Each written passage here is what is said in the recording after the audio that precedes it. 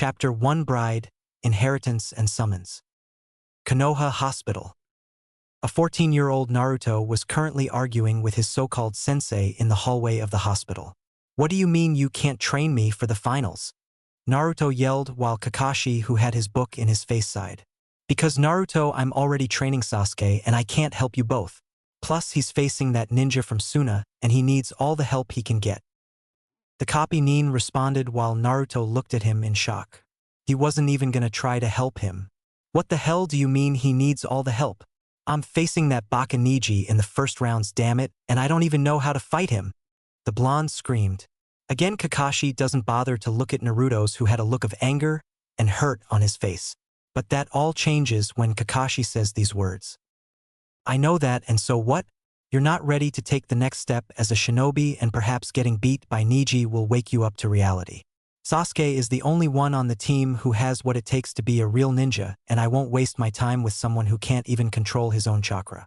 I'm sorry, Naruto, but you have no talent, nor do you deserve to be a ninja," he said, but failed to realize that Naruto was trembling in rage with his head down. His eyes became slitted as he realized that Kakashi didn't give a shit about him. He was just like the other villagers and teachers, minus Irika, in the academy that ruined his academics. "The only reason you're a ninja in the first place is because the Sandaime felt sorry for you and Dash," he said until smack. Naruto smacked the book out of Kakashi's hand, shocking the Jounin, and saw the look on Naruto's face. His eyes were filled with anger, hatred, rage, and hurt. If looks could kill, then Kakashi would be dead right now. Naruto just looked him with a dark expression on his face. He was clenching and unclenching his hands, trying to keep himself from socking his sensei in the face. "Is that so? I have no talent as ninja, huh? I'm not ready to take the next step as a ninja just because I'm not like Sasuke," he said, raising the tone on his voice.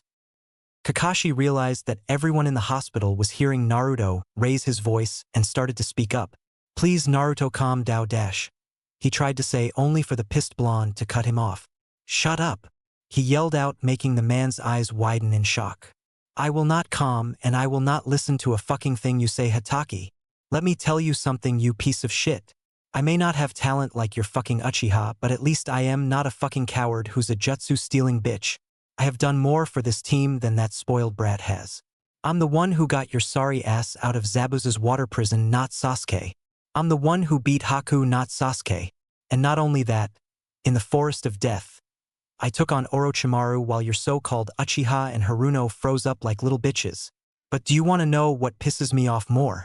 he growled out while Kakashi looked at Naruto with the same shocked expression. "You didn't follow your own damn motto. Those who break the rules are trash, but those who abandon their comrades are lower than trash.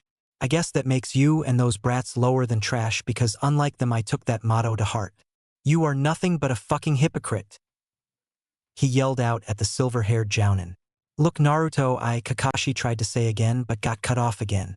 "Save your bullshit for someone who cares, asshole, because as of now I'm done with this team. So go ahead and train that fucking brat. I don't need your training. I'll find someone who will train me, and then not only will I kick Niji's ass, I'll kick Sasuke's and that Tanuki from Suna's ass also. If I don't make Chunin, then I'll ask for a team transfer. I'm pretty sure Guy would make a better sensei than you. After all, he trained a dead last that kicked Sasuke's ass and almost killed Gaara. Even if he is a little odd in the head." He then walks off while the doctors moved out of his way because they didn't want to face his wrath. Kakashi tried to grab Naruto's shoulder only for the blonde to swipe at his hand with his now clawed hand. Kakashi slowly backed away from the snarling blonde. "Touch me and I'll rip your fucking hand off, you son of a bitch. I can't believe you of all people was my father's student," he said, and again walked off, leaving a wide-eyed Kakashi in the hallway. Little did they know, Mei Terumi, the Godame Mizukage of Kirigakure, was watching and couldn't help but smile when she saw her so-called deceased fiancé was still alive, but frowned when she realized that the council lied to her about him dying with the yondaime who arranged a marriage with her and his son, and also growled when she saw his sensei brush him off. "Don't worry, my maelstrom. If he won't help you, then I will," she said, and shunned Shins out of the hospital. Naruto was now in a forest, no longer wearing that black jumpsuit, but a black one with fingerless gloves, sitting under a tree branch with a blank expression on his face. "I should have known that bastard wouldn't teach me anything. Hell, the only thing he did teach me was tree walking while going to train the Uchiha in private. That fucking asshole. No talent, my ass. I was the one who saved his sorry ass from Zabuza when he trapped him in that water prison while that team and Haruno wanted to run away like little bitches. He then closes his eyes and falls asleep. I'll show him no talent when I kick Niji's, Sasuke's, and that Sand Nin's ass in the finals and make Chunin. It's time I stopped playing the fool and show Konoha what I can really do. He mumbles. He then finds himself in his mindscape, which was in the form of a forest. He opens his eyes and finds himself resting his head on the lap of a red-eyed woman who in his eyes looked like a goddess. She wore a ruby-red kimono with flowers on it and had flawless skin. She smiled back at Naruto, who did the same as well. Kit, we have to find a way to get rid of that seal the Hibi put on you in the Forest of Death, Kyubi said while Naruto nods. I know, Kyuchan. It's been screwing up with my chakra control, and I can only stay in contact with you for a few minutes, so what do we do? Naruto asked. Kyubi thought about it and was about to speak until a voice spoke. Simple, my other half. We must become one again. That's when another version of Naruto appeared, but there's a difference. Instead of being 5 feet 3 inches, he was 5 feet 6 inches and was built like an athletic swimmer. There was hardly any baby fat on his face, and the whisker marks on his face were gone, and he also had deep blue slitted cerulean eyes and canines that jutted from his upper lip. His hairstyle and facial appearance was similar to the Yandame's, Minato as a kid. He also wore a black jumpsuit. Hello, my other half. How many years has it been? Naruto's other half said while he smiles. 7 years. He started to say but felt a pull in his mindscape by the seal. Look, we only have a few seconds before I'm pulled out by that accursed seal. We need to become one again, Naruto said while his other half nods. Hi, let's do this. The other half replies and reaches his hand out, as does Naruto. When their hands grasp each other, their bodies glow. Kyubi's eyes widen in shock when a white light surrounds them and the white orb grows larger and larger until it covers the entire mindscape. Outside Naruto's body. Naruto's resting body is surrounded by a blue cocoon made of chakra, and it slowly grows white. After a few minutes, cracks then started to surround the cocoon, and then it shattered, and there stood the new and improved Naruto wearing a new outfit. He was now 5 feet 6 inches, wearing a dark blue long-sleeve jacket with pockets on it and a silver line going down the sleeves. He also wore black ANBU-styled pants with a silver line going down the middle and ANBU-styled sandals that stopped below his knees. He also wore a black muscle shirt that hugged his body and wore it like a second skin, and it showed off his chest and abs. On the back of his jacket was the picture of the Kyubi in a crouching position, as well as the 5 elemental kanjis for water, wind, lightning, fire, and earth. He also had black fingerless gloves on, and they had metal plates on them. He also had crimson highlights in his bangs.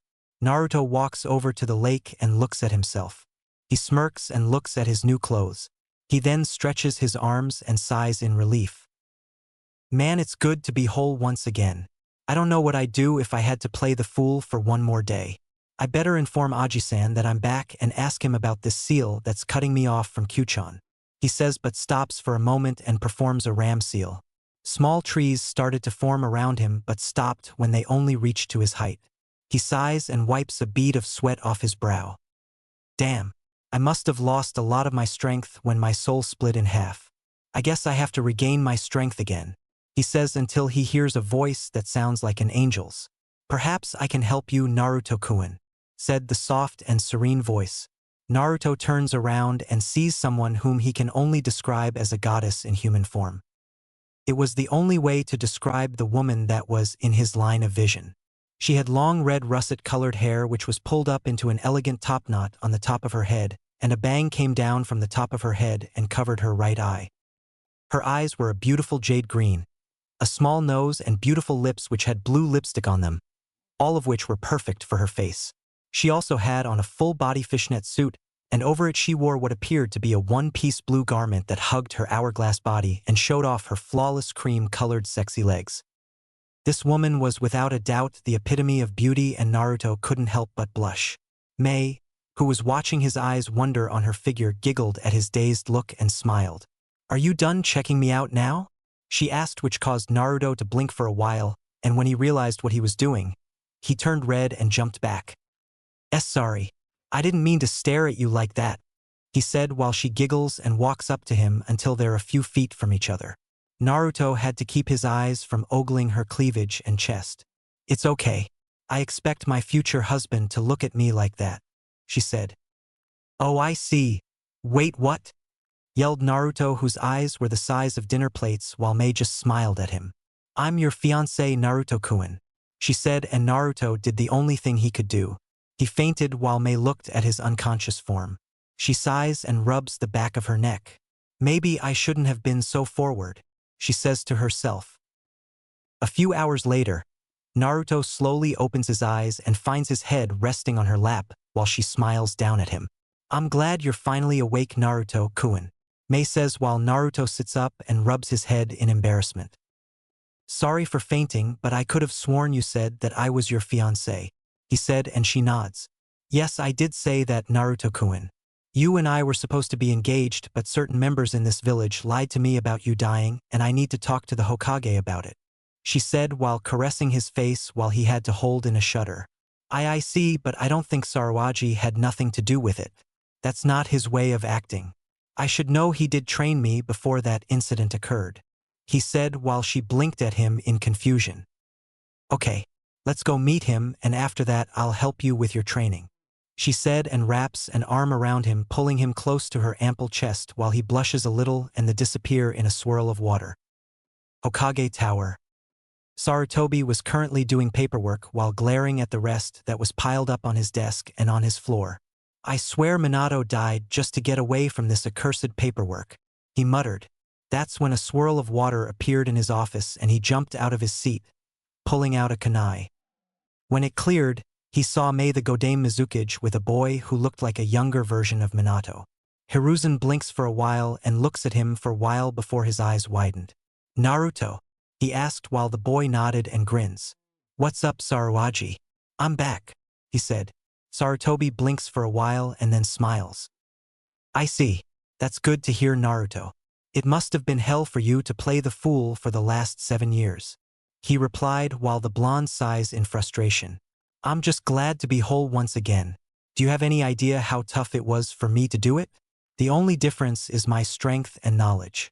I lost half of it after what happened to me when I was 7, he replied while Sarutobi nods. I see. Mizukage Dano, I apologize for ignoring you. What can I do for you? He asks while Mei has a serious expression on her face. You can start by explaining why you sent me a false document stating that my fiancé died along with his father, Minato Namikaze, during the Kyuubi attack 14 years ago, and cancelled the arranged marriage? She asked in a dark tone. An action like can be considered an act of war, Mei growled out while Sarutobi looked at her with a look of confusion on his face. I'm sorry, Mizukage Dano, but I don't recall sending you a document in cancelling an arranged marriage, he replied while Mei raised an eyebrow while Hiruzen smirks. I may be old, Mizukage Dano, but I'm not senile. Do you happen to have the documents with you? He asked while she nods and pulls it out of her garment and hands it to Hiruzen, who takes it. He opens the paper up and looks at it. When he looks down at the Hokage signature, his eyes widen then narrow. He then looks up at the Mizukage. I'm sorry to say, Mizukage Dano, but this isn't my seal of approval. This seal is a fake, he says, and her eyes widened. What? But I could have sworn, are you sure? I mean, the elders of this village had an ANBU with a blank mask sent this. Naruto's and Sarutobi's eyes widen when she said elders and an ANBU with a blank mask. Naruto's eyes narrow, as does Sarutobi's. I'm going to kill that crippled bastard and his flunkies, Naruto said in a dark tone.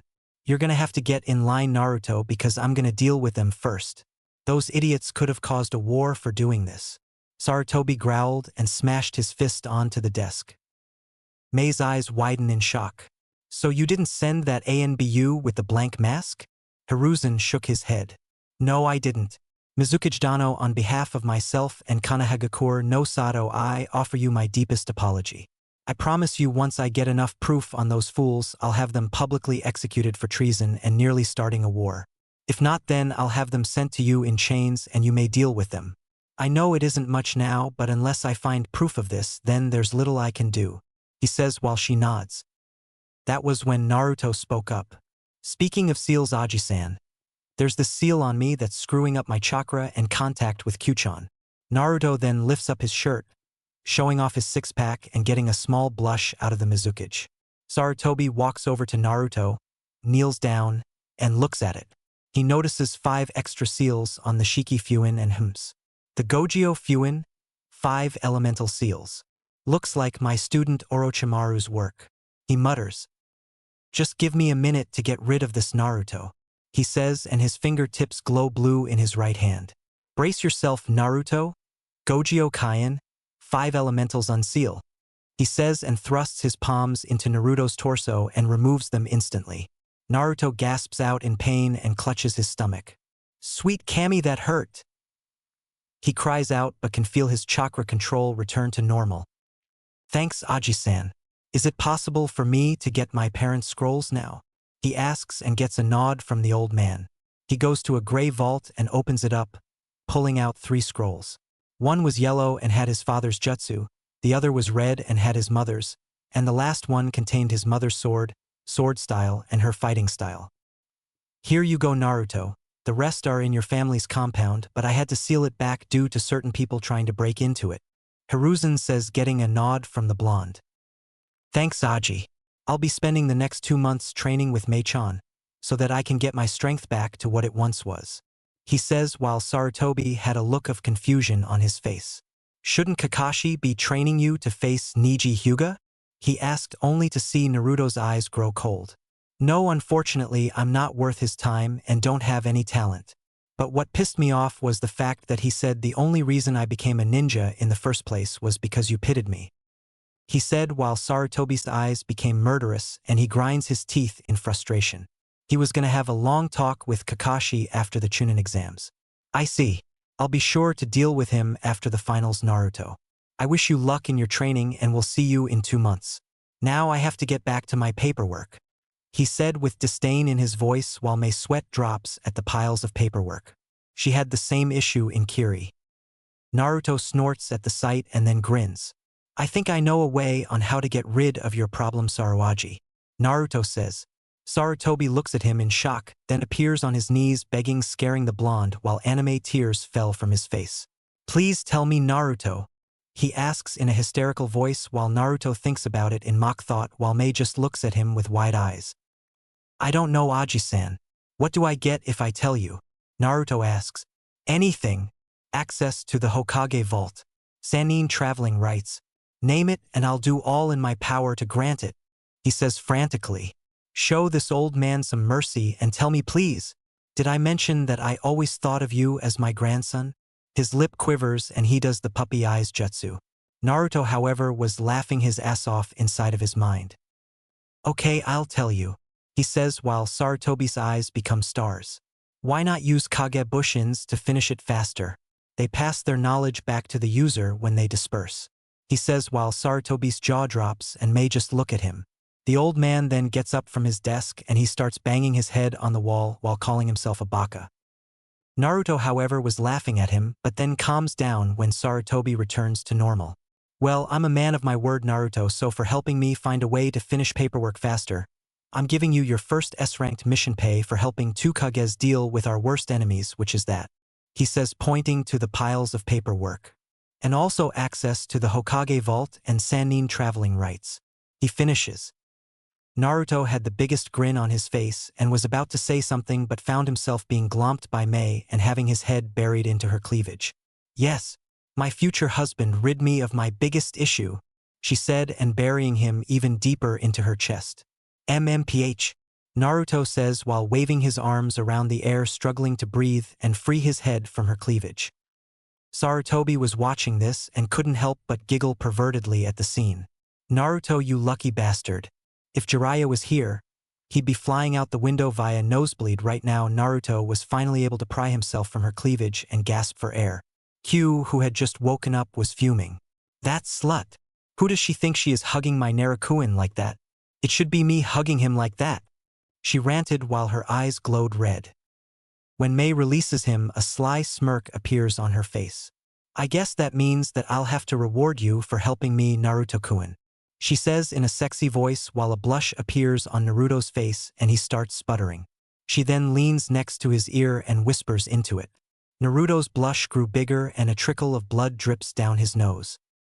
Mei-chan, he says while she giggles and sets him down. She then winks at him, grabs his hand, and leads him out of the Hokage tower while swaying her hips in his line of vision. Naruto just kept his eyes on her ass and drool escapes from the side of his mouth. Q, however, was grumbling. Her ass isn't that great. Mine is way cuter. Naruto snaps out of his daze and speaks to her in his mind. Q-chan, are you jealous? He asks and she HMPS. Please, why would I, the queen of the Makai realm, be jealous of a ninjen? I know my ass is hotter. How come you don't stare at mine like that? She asks with a pout on her face. An evil smirk appears on his face. Because I have another reason for wanting your ass. He says, sending pictures in his mind of him violating her ass. She sees them, blushes and hides her ass with her tails. Hentai. Oh well, I can't blame you for wanting to do that to me. Think you can convince Mei-chan to let you do that to her? She asks with a sly grin on her face which causes Naruto to nearly fall on his face. What? He yells out loud, getting Mei's attention. Is something wrong, Naruto-kun? She asks while they head to the forest again. Naruto looks at her and shakes his head. No, Q-chan is being perverted. She mentioned something about me doing something to you. He says and rubs the back of his head while looking away. Mei raises an eyebrow and stares at her fiancé. You doing what to me? She asks and Naruto gulps and motions her to lean over and she does. He whispers into her ear and after a while she blushes at the thought. Naruto moves his head away from her and she just stares at him for a while. She then grins pervertedly at him. So you like to give it a try, Naruto-kun? She asks and he gives her a shocked look. Eh? Mei-chan, are you serious? We barely know each other. He protests while she laughs. I know.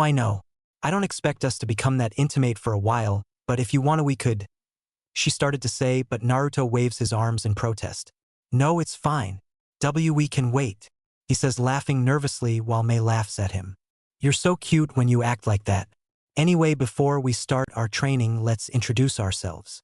She says getting a nod from Naruto. I'm Mei Terumi, soon to be Mei Terumi Namikaze, Godame Mizukage if Kirigakure. My likes are my fiancé, village, green tea and hot springs. My dislikes are men who think women are only good for breeding, traitors, and the elders of Konoha who lied to me about the death of my fiancé. My hobbies are relaxing in hot springs, swimming, and performing tea ceremonies. My dream is to get married, have children, and know what it's like to be loved by a real man, she says while Naruto blushes. My name is Naruto Namikaze Senju. My likes are training, ramen and dango, Irika-sensei, Aji-san and Q-chan. My dislikes is most of the village, Team 7, Uchihas, rapists, and the civilians and elders of the council.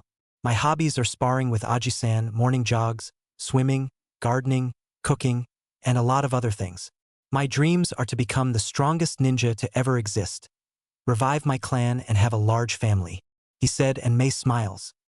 So does that mean you'll have to take on more than one wife? Mei asks and Naruto nods.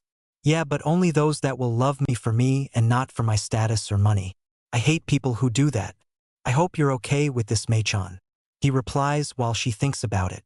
I'm fine with it. However, I want to be the one who bears your first child, understand? She asks and he nods with a blush on his face. Sure. Mei smiles and kisses him on the forehead. Oh, I also have this for you. No one has held this contract for a long time and is considered to be very powerful. She bites her thumb, performs a few seals and then slams her hand onto the ground. Kuchios no Jutsu. Summoning Jutsu. In a puff of smoke, a large silver-white scroll appears and on top of it was the head of what looked like a silver dragon with fangs. This Naruto-kun is the contract for the Akuhei, Hydra, clan. They're a clan who are of a higher group of serpents, but they're related to dragons. I found it in a cave off the shores off Mizu no Kuni. Once you sign this, you'll be sent to their realm to meet their leader, so try not to upset her or she'll kill you.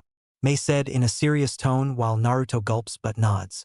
The scroll opens up and reveals a list that only had one name in it, but it was smudged so Naruto couldn't tell whose name was on it.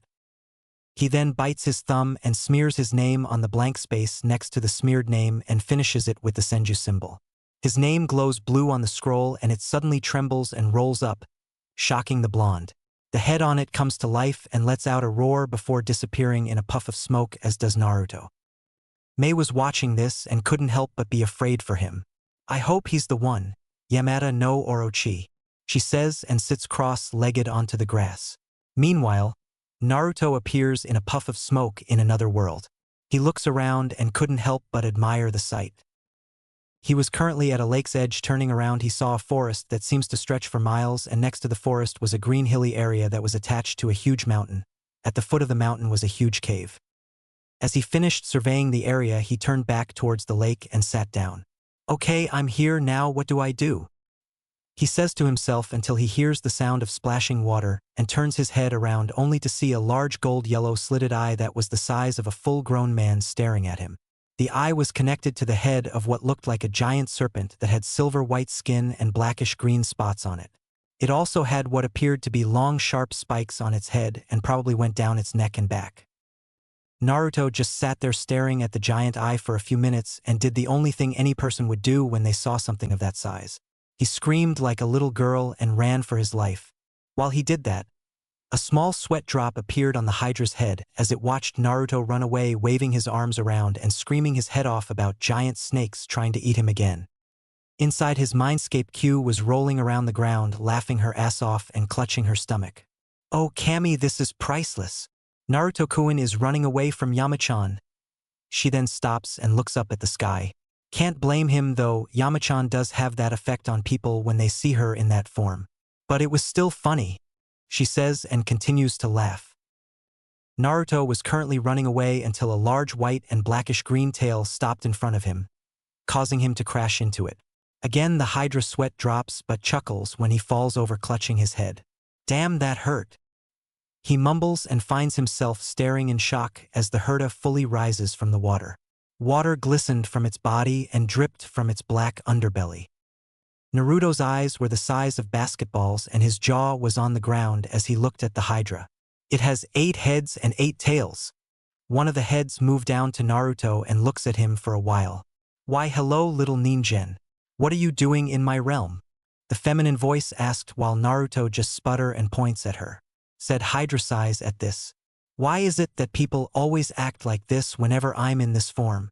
she thought, and then decides to show her true form. She glows white and starts to transform. As she shrunk, her heads melded together and became one head while her tails resided into her body, and she became smaller and more human-shaped. When the transformation started to end, there was a flash of bright light which temporarily blinded Naruto. When his eyesight returned to him, he was met with the most beautiful woman he had ever seen in his life.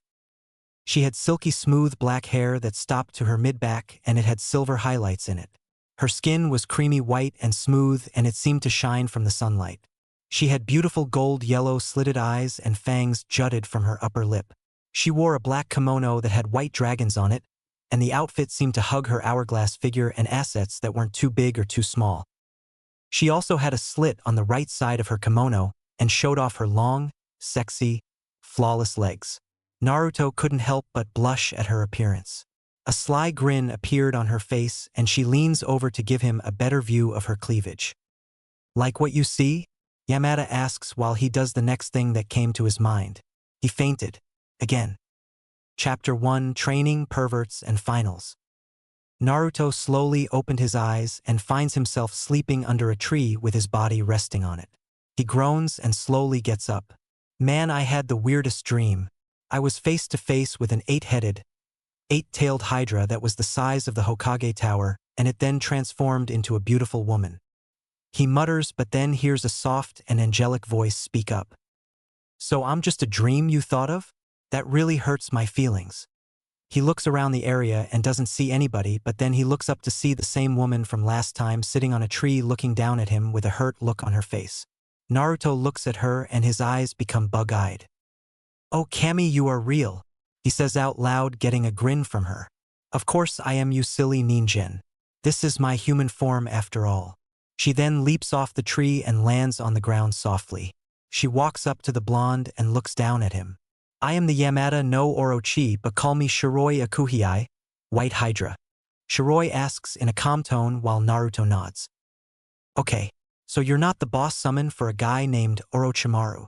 Naruto asks while Shiroi blinks in confusion and then shakes her head. No, I've never heard of him. Why? She asks. Because he's a Sannin for the snakes. He answered, but shivered when he saw the dark look in her eyes. Light green chakra swirled around her and she let out a hiss. I see. So that traitorous bastard Manda has a summoner? I should have killed that power-hungry fool when I had the chance a long time ago. He had the nerve and audacity to try and overthrow me. The Yamada no Orochi, she hissed out and cracked her knuckles.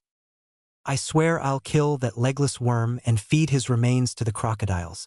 Anyway, I'm sorry for scaring you. She paused for a moment until Naruto rubbed the back of his head nervously and spoke up. Sorry, Shiroi-chan. I'm Naruto Namikaze Senju. He said, but didn't notice the small blush appear on her face. Naruto, I know you signed the contract for my clan, but I must ask you this. What will you do with me as your boss summon, and why should I even let you summon my kin? Shiroi asked in a serious tone. Naruto looks at her with an expression that represented a strong will and determination. Shiroi-chan, I give you not only my word, but I swear on my clan's honor and title that I'll never abuse the power of you and your kin. I will treat you like I treat my comrades and not as tools, and I wish to fight by your side as an ally, he said while Shiroi looks at him for a while and then smiles. Your eyes hold no lies or ill intentions. Very well, Naruto Namikaze Senju. I, Shiroi Akuhiai, the Yamada no Orochi and leader of the reptile clan, grant you the right to summon me and my kin. Now hold out your right arm. She orders and he does. Her fangs extend and she clamps them down on Naruto's wrist. Said blonde winces in pain while he felt a burning sensation go through his wrist and forearm. The pain dies down and she lets go of his arm. Naruto looks at his right arm and sees the tattoo of an 8-headed hydra wrapped around his arm. He looks at Shiroi for a while, then bows to her, getting a look of surprise from the hydra. Thank you, Shiroi-chan, for giving me the honor to summon your kin, he says, and she smiles. You're welcome, young Namikaze. The last couple of people who tried to force me under their command were crushed, poisoned, melted by my acid, or eaten, though I had to cut back on eating ninjan because they give me heartburn, she said while Naruto chuckles nervously. Remind me to never piss you off, Shiroi-chan. He replies while she laughs lightly and does a dismissive wave. Don't worry. Also, to summon me you must wipe your blood on top of the tattoo. There are also other members of my clan. They are the sea serpents, the crocodiles, hydras, and Komodo dragons. She explains and he nods. I also have a gift for you, she says and walks over to the lake and stretches her hand out. Ripples appear around the water and with a splash, a katana with a deep blue hilt, white diamond-shaped patterns that has a white diamond on the end of it. The guard was black and carved in the form of a hydra coiling around the blade. It was in a black and red sheath that had a white dragon wrapped around it with its maw opened. She grabbed the sword and walked over to Naruto. She then held it out with both of her hands in front of the blonde, who looked at it for a while and at her. She nods for him to take it and he does. When he unsheathes it, he gasps at the blade's beauty. It was a silver blade and there seemed to be no scratches or any sign of markings on it. He could also see his reflection off the blade, and the sun's rays shining on it only made it more dazzling. This sword is beautiful, he says, and Shiroi nods while smiling. Thank you, Naruto-kun. This sword is called Shinkan no Akuhiai, Fang of the Hydra. I had it forged from my fangs and scales and forged in the white flames of a dragon and cooled in Susanu's lake. Try channeling your chakra affinity into the sword, she says, and he nods. He channels his lightning affinity into the blade, and suddenly lightning runs up the blade and the blonde's eyes widen in shock and awe. Wow, so I can channel my chakra and elemental affinity through the blade? This is awesome. He then stops channeling chakra into the sword, sheathes it, and then hugs Shiroi, whose eyes widen in surprise but returns it, and they then let go of each other. So how do I leave this place, Shiroi-chan? Naruto asks. Just imagine yourself back at your previous location, she replied. Naruto pictures the forest of Konoha and Mei and he disappears in a puff of smoke. Konoha Forest. Mei was sitting in the same spot where Naruto disappeared from, But then she jumps up on her feet when a puff of smoke appears, and when it clears, Naruto is seen with a sheathed katana in his left hand. He then finds himself being glomped by Mei and his head buried into her cleavage. "Naruto-kun, you're back. I thought Yamada no Orochi killed you," she cried out while the blonde let out an MMPH. After freeing himself, she lets him go and he smiles at her. "Now Naruto, you said you needed to get your original strength back, right?" she asks and he nods. "Yeah, when I was 7 I had an accident where I was working on a seal that'll let Q-chan come in and out of the seal without killing me. I wrote the wrong sealing symbol on my father's jutsu and it resulted in my chakra and Q's to go haywire. I came so close to dying that day, but luckily Sarawaji was there and placed chakra compression seals all over my body," he said, getting a look of horror from her face while he continued. "He had to call in my Kyofu, Jiraiya the Gamma Sennin, to repair my seal. While that happened, Q-chan had to separate half of my soul in order for me to recover and also turn me into a Hanyu that day." He saw Mei was about to speak up and he just chuckles. "No, I didn't gain fox ears or a tail. I gained those when I turn 18. I did gain claws, fangs, and other abilities I don't feel like explaining out in the open. If that incident hadn't happened, I would be at least as strong as an ANBU, but now I'm only on par with a high Chunin level Nin, so I need to gain it back as soon as possible." He finished explaining and she nods. "So what affinities do you have?" Mei asked while Naruto pulled out a piece of white paper and focused his chakra into it. First it split in half, then it got soaked up on one side, wrinkled up in the other and burned and turned to dust on the other sides. Mei's eyes widened in shock as she saw that he had an affinity for all 5 main elements. Being the container for the most powerful bijou in the elementals and a Hanyu does have its advantages. "I gained wind from my father, water and lightning from my mother, and fire from Q since it's her major affinity. I gained earth from one of her tails but also gained a few sub-elemental affinities." He pulls out another chakra paper, focuses even harder on it. A plant grows out of one side and the other side is molten. Maize looks at the paper and her eyes were bigger than dinner plates. "Why, you have the same sub-element like I do. And you also have Mokutan." She then squeals out loud and pulls him into a hug, then nuzzles his cheek. "My future husband is so amazing." She then lets go of him and he then destroys the 2 papers. "The last thing I need is for those bastards in the council knowing this. So Mei-chan, after we finish training, do you want to go to the hot springs?" he asks his future wife, getting a smile from the young Kage.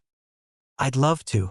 We can go in the co-ed side and wash each other's backs, Naruto-kun," she says in a seductive tone while Naruto rubs the back of his head, blushing. "Sure, I'll wash your back, Mei-chan," he replies, and the both start to laugh. That's when Naruto spoke up.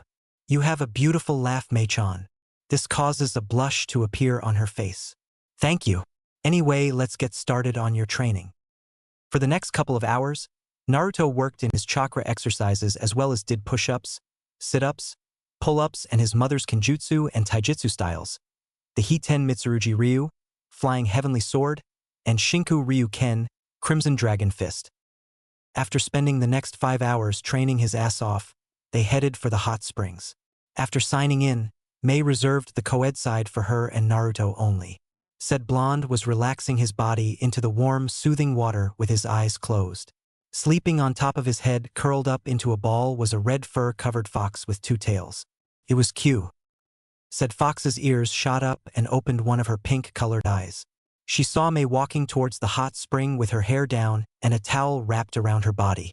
A grin appears on her face and she jumps off of Naruto's head and into the hot spring, swimming away from him, and later leaps on a warm rock, shakes the water off and falls back asleep. Naruto feels 2 arms wrap around his neck and a chest pressed up against his back. He turns his head to see Mei smiling at him and she kisses him lightly on the lips. Said blonde returns it and gets a good look at her body. The towel hugged her flawless body like a second skin and showed off every single curve her body had. Naruto wraps one arm around her waist and pulls her onto his lap, getting an eep and a look of surprise from Mei. Naruto smirks at her and pulls her body close to his. "Are you comfy, Mei-chan?" he asks while she smiles and rests her head on his shoulder. Naruto inhales her scent and she smelled like exotic fruits. Mei shivers a little but lets out a sigh and closes her eyes. "Well, don't you two look cute together?" Q says telepathically while Naruto rolls his eyes at her. Look Q, I'm not ignoring you anything, but I'm trying to spend time with my fiancé. I promise I'll make it up to you when we go back to the apartment. Q looks at Naruto and grins. Fine. When we get back to your apartment, you have to let me sleep with you in my human form. She says, giggling inside her mind while Naruto blushes and glares at the grinning fox. He then gets an evil glare on his face, making Q, who's in her fox form, twitch. If I were you Q, I'd watch my backside when sleeping with me. I might end up doing something to it that'll make you scream my name. Q shivers and gives him a heated glare. Try it and I'll change your gender, you perverted Hanyu. She growled while Naruto snickers at her expression, but then his eyes widen and then narrow when he hears a giggle from the distance. Mei-chan, Naruto says. The Mizukage opens her jade eyes and looks at him. Yes, there's a pervert nearby. He whispers into her ear, making her eyes widen a little. Would you be so kind and send him here so that I can deal with him? She asks. Naruto nods and gently removes her from his lap, then gets up, acting like he's leaving the hot spring. On the tree branch, a man with long white spiky hair, wearing a green gi, a red vest, red geta sandals, and a headband with the kanji for oil, was peeping on Mei, who got up and looked like she was about to remove her towel with a telescope. He was Jiraiya, the Gamma Sennin. Right now he was giggling like a madman when he saw Mei about to remove her towel. Oh yeah, I hit the jackpot with this one. My next book is gonna be a huge hit, he says as a small drop of blood falls from his nostril. Little did he know that Naruto, who was now in a pair of shorts, was behind him crouching and grinning like a Cheshire cat. He puts his two hands together and extends his index and middle fingers and aimed them at Jiraiya's ass. Konoha Taijutsu no Ugi, Senin Goroshi. He yells, startling Jiraiya was too slow to react and ended up having a pair of chakra-enhanced fingers shoved in his ass, resulting in a girly scream from Jiraiya, who was clutching his butt in pain and was sent flying into the hot springs, creating a big splash, soaking Mei, whose eyebrow was twitching dangerously. Steam was coming off of her skin while Jiraiya, who was rising out of the water, was growling. When I get my hands on whoever did that, he started to say until he froze up from the murderous intent. He felt behind him and slowly turned his head to see an angry Mei glaring at him with her icy jade eyes. Jiraiya gulped and started to laugh nervously. Now Mizukage Dano, I can explain. He started to say until he heard her crack her knuckles loudly and walked over to him slowly. Shut up and I'll make this as painless. Actually, I won't, she said as her shadow loomed over the now whimpering Jiraiya. Naruto was in the changing room with his clothes on and his katana strapped to his back, leaning against the wall. 3, 2, 1. He says to himself, and suddenly the sound of girly screams and fists making contact with a body were heard all over Konoha. Hiruzen was in his office reading his Ika Ika book while his shadow clones were doing the paperwork. He then heard a scream coming from the hot springs and sighs. When will you ever learn, Jiraiya? He mumbles. Please, not the face, not the face. No, not there either, please. Naruto winced when he heard the sound of a foot making contact with a groin. Oh, Kami, my manhood! The Toad Sage screamed out while Q, who walked into the room, saw Naruto and leaped on the top of his head. Shouldn't you go help your Kyufu, Naruto-kun? I don't think he'll enjoy having his jewels melted off by your fiancé, Q asked while the blonde shrugs. Not now. Let Mei-chan beat the crap out of him for a while, he says and strokes her back with a finger, getting a purr from the fox. 10 minutes later, the beating stops and Naruto walks back into the hot spring section and sweat drops at the beaten, broken, bloody, and twitching form of Jiraiya. Mei-chan was massaging her sore knuckles and mumbled something about perverted old fools and melting off their balls with lava. Naruto chuckles at this and walks over to Mei and then places his hands around hers and they glow green. Is that better, Mei-chan? Naruto asks his future bride, who smiles and kisses Naruto on the lips. Yes, it is, she says. They then notice Jiraiya groaning and getting up from the beating he just suffered. Oh, Kami, I haven't been beaten that badly since Minato caught me peeking on Kushina, he mumbled while popping his back in place. Naruto's eyes twitched dangerously when he heard that. What was that, Kyofu? Do I need to let Mei-chan here melt your balls off? He growled out, only for Jiraiya to turn around and see Naruto glaring at him. Gaki? Wow, what happened to you? The last time I saw you, you were a chibi version of your dad. he said with a goofy grin on his face. A small smile appears on his face. I hit a growth spurt. That, and I was finally able to become whole again, he said, causing Jiraiya's eyes to widen a little but return to normal. I see. He then looks at the Mizukage and back at Naruto, and a grin appears on his face. So do you mind explaining what you're doing with the Mizukage Gaki? He asks, and Naruto mutters about perverted godfathers being nosy. If you must know, she's my fiancé, he says, causing Jiraiya's jaw to drop. Did you just say that she is your fiancé? Naruto groans and nods while rubbing the back of his head. Jiraiya then finds himself bowing down before his godson, chanting, I am not worthy, while Mei and Q sweat drop. I'm never gonna leave my children/kits alone with that man, they both thought, while Naruto sighs at how he was acting. Jiraiya then places his hands on his godson's shoulders, while anime tears fell down his face. I'm so proud of you, kid. 14 years old and you already have an older woman, a Kage no less, as your future bride. He ranted on until Mei coughed out loud, getting their attention. Please don't corrupt my future husband Jiraiya-sama or I'll have to kill you, she said in a sweet tone, making the man shiver at the tone. Don't worry, I don't plan on it. Yet. So Gaki, do you need any help with your training? I already have Mei-chan helping me, but I could use your help with Fuinjutsu and get me back to my original level of strength. Also, do you think you can help me with the Rasengan? He asks and gets a nod from Jiraiya. Sure, I was actually planning on teaching it to you when I came back and let you sign the Toad contract. Thanks, but Mei-chan already gave me a contract for the Akuhei Hydra clan, but I could use the Toads as a support summons, he said, and Jiraiya's jaw dropped again and saw the tattoo of an 8-headed 8-tailed Hydra on his right arm. Damn Gaki, you're gonna be one hell of a ninja if you have that clan as your summon, and sure, I'll let you use the Toads as a support summon. Naruto grins while Mei walks in to get changed. I also heard from the old man that you tangoed with a white snake in the forest of death. Are you okay? He asks in a serious yet sincere tone, and Naruto nods. Yeah, despite the fact that I was eaten alive by a snake and then fought said summoner and got my chakra screwed up by a seal, the team slammed into my gut while my teammates froze up like a bunch of bitches. Other than that, I'm fine. Speaking of seals, do you know the Gogyo Fuin 5 elemental seal? Jiraiya blinks at Naruto for a while but nods. Yes, I do. Why? He asks. I might need to use it in the finals because there's guy from Suna who's a container like me, only his seal makes him unstable. I know he has the Ichibi no Tanuki Shikaku sealed inside him due to the fact that the demon is a sand apparition. Naruto explained, and Jiraiya rubs his chin for a while and grins. I see. So are you facing him first? Jiraiya asks. No, I'm facing a prick named Niji Hyuga, Naruto answers. But I already know how to beat that idiot due to the fact that the Hyugas only use their Byakugan and Juken style, but Gaara is gonna be tough for me even when I gain my strength back. He can manipulate sand to the point where it protects him and attacks his opponents. He also has a final defense called Suna no Yoroi, sand armor, and it is stronger than steel. But it's also his weakness. In order for him to keep his armor strong, he needs chakra. His taijutsu is non-existent, and I doubt that he knows genjutsu, Naruto explained while Jiraiya smirks. Great. So we have 2 months to get you ready to face the Hyuga kid and the Tanuki raccoon dog kid. But let me ask this first, Gaki. What did your sensei Kakashi teach you? Because the old monkey just glared at me and told me to ask you. Jiraiya replied, only for Naruto to frown and narrow his eyes.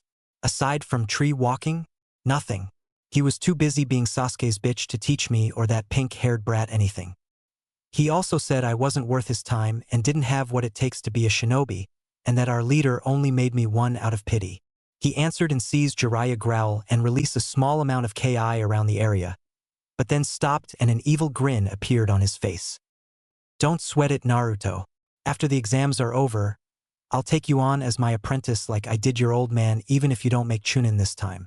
Also, how far can you go when using the Hiraishin no Jutsu? The Toad Sage asks, causing Mei's eyes widen in shock and awe. Why, you know the Hiraishin too? She asks, and Naruto nods. Yes, I do, but not to my dad's level. The farthest I can go is 50 miles per hour, and I can only use 4 kunai at a time. Last time I tried to use more than, for I almost threw up my stomach. He mumbles while Q, who was in fox form, snickers. Jiraiya's jaw dropped at this, but then a huge grin appears on his face. Man Gaki, you are full of surprises. I knew Sensei was helping you with your skills when you were younger, but damn. Well, I should get going. You and your fiancé meet me at Training Ground 26. It's the one with the huge waterfall and Lake Jiani, he says and disappears in a puff of smoke. Mei then walks over to Naruto and smiles. I have to go to Naruto or else my bodyguards will get worried. I'll be at the Golden Leaf Hotel, she replies, getting a nod from Naruto. Mei then wraps her arms around his neck and kisses him fully on the lips for a few minutes and then ends it with Naruto just staring at her. She giggles and disappears in a swirl of water. Q leaps off Naruto's head and morphs into her human form, wearing a black shirt and red pants, and started to stare at a dazed Naruto in size. She then grabs his cheeks and stretches them out until Naruto cries out in pain. Itai! Q, what's wrong with you? He cried out, rubbing his sore cheeks while she glares at him and huffs, crossing her arms against her chest. You were in a daze, Baka. Anyways, it's getting dark. I'm hungry and tired, and you promised to sleep with me while I'm in my human form, she said with a cheeky grin on her face while Naruto groaned. Fine, Q-chan, but don't try anything funny, he said in a playful tone while her grin grew. And if I do? She asks but eeps when he pulls her against his body. I'll give you a reason to watch your backside, you sly vixen. He growled in her ear and squeezed her ass. She squeaks and frees herself from his grip, glaring at the grinning blonde. Keep your hands off my ass or I'll make you regret it, you pervert, she growled, showing off her canines, but Naruto just smirks at her. I'll try, Q-chan, but you know how my hands wander while I'm sleeping, he says, making her twitch. He then walks over to her and again wraps his arms around her and kisses her on the lips for a while. She then looks at him and smiles a little. Can I at least cope a feel, Q-chan? I know you like it when I massage your cheeks, he says in a husky tone, causing her to grumble but gives in. Fine, but I want to give you something in return, she says, and he blinks for a while until she leans into his ear and whispers something into his ear. Naruto's eyes widen and a tint of pink appears on his face while she giggles and licks her lips. She sees the look of shock on his face and she grabs his hand and shins them to his mother's apartment. Midnight, Naruto's bedroom. Naruto and Q were engaging into a tongue battle while in their underwear on the bed. Naruto was wearing a pair of black boxers while Q was wearing a red bra and panties and was on top of him. After 5 minutes of tongue wrestling, they stopped for air, panting heavily. Q grins evilly at the blonde, whose eyes widen but return to normal. So are you ready to do that to me, Q-chan? He asks while she nods and giggles pervertedly as she watches the tent in his boxers grows. Oh, I'm gonna enjoy this, Naruto-kun, she says and grinds her waist against his friend, getting a groan from Naruto. Not as much as I am, you horny vixen, he says while her grin became bigger. Lime scene with a small lemon. Q starts to kiss Naruto's chest and makes her way down to his abs. She places her hands on his waist and kisses his stomach for a while. Naruto's heart was beating even faster as he watched her make her way to his crotch. She then stops and slowly opens up the slit from his boxers, causing his erect member to pop out. She licks her lips slowly and puts her hands around his cock and blows on it. Naruto's bites his lip while his member twitches slightly. Damn it, Q-chan, stop teasing me, he growls out, and she looks up at the frustrated blonde and chuckles. As you wish, Naruto-kun, she says and moves her mouth toward the head and licks it with her tongue. Naruto's lets out a groan as he felt her tongue move around his anatomy. She then takes it into her mouth and starts to bob her head up and down. Oh, Kami, Naruto says out loud as he feels her hot breath and tongue increase the sensation he was getting. He then hears Q make sucking noises and his breathing gets faster. Oh my, Q-chan, he mutters out while she places her hands on his waist and makes more suckling noises. Naruto couldn't take any more, so he moves his hands to her head and forces it even further down her throat. Q chalked out when Naruto does this but doesn't stop. Q-chan, he cries out and then came into her mouth. Q swallows his seed and slowly removes her mouth from his cock. She looks up at Naruto, who was panting heavily while she licks her lips. Not bad.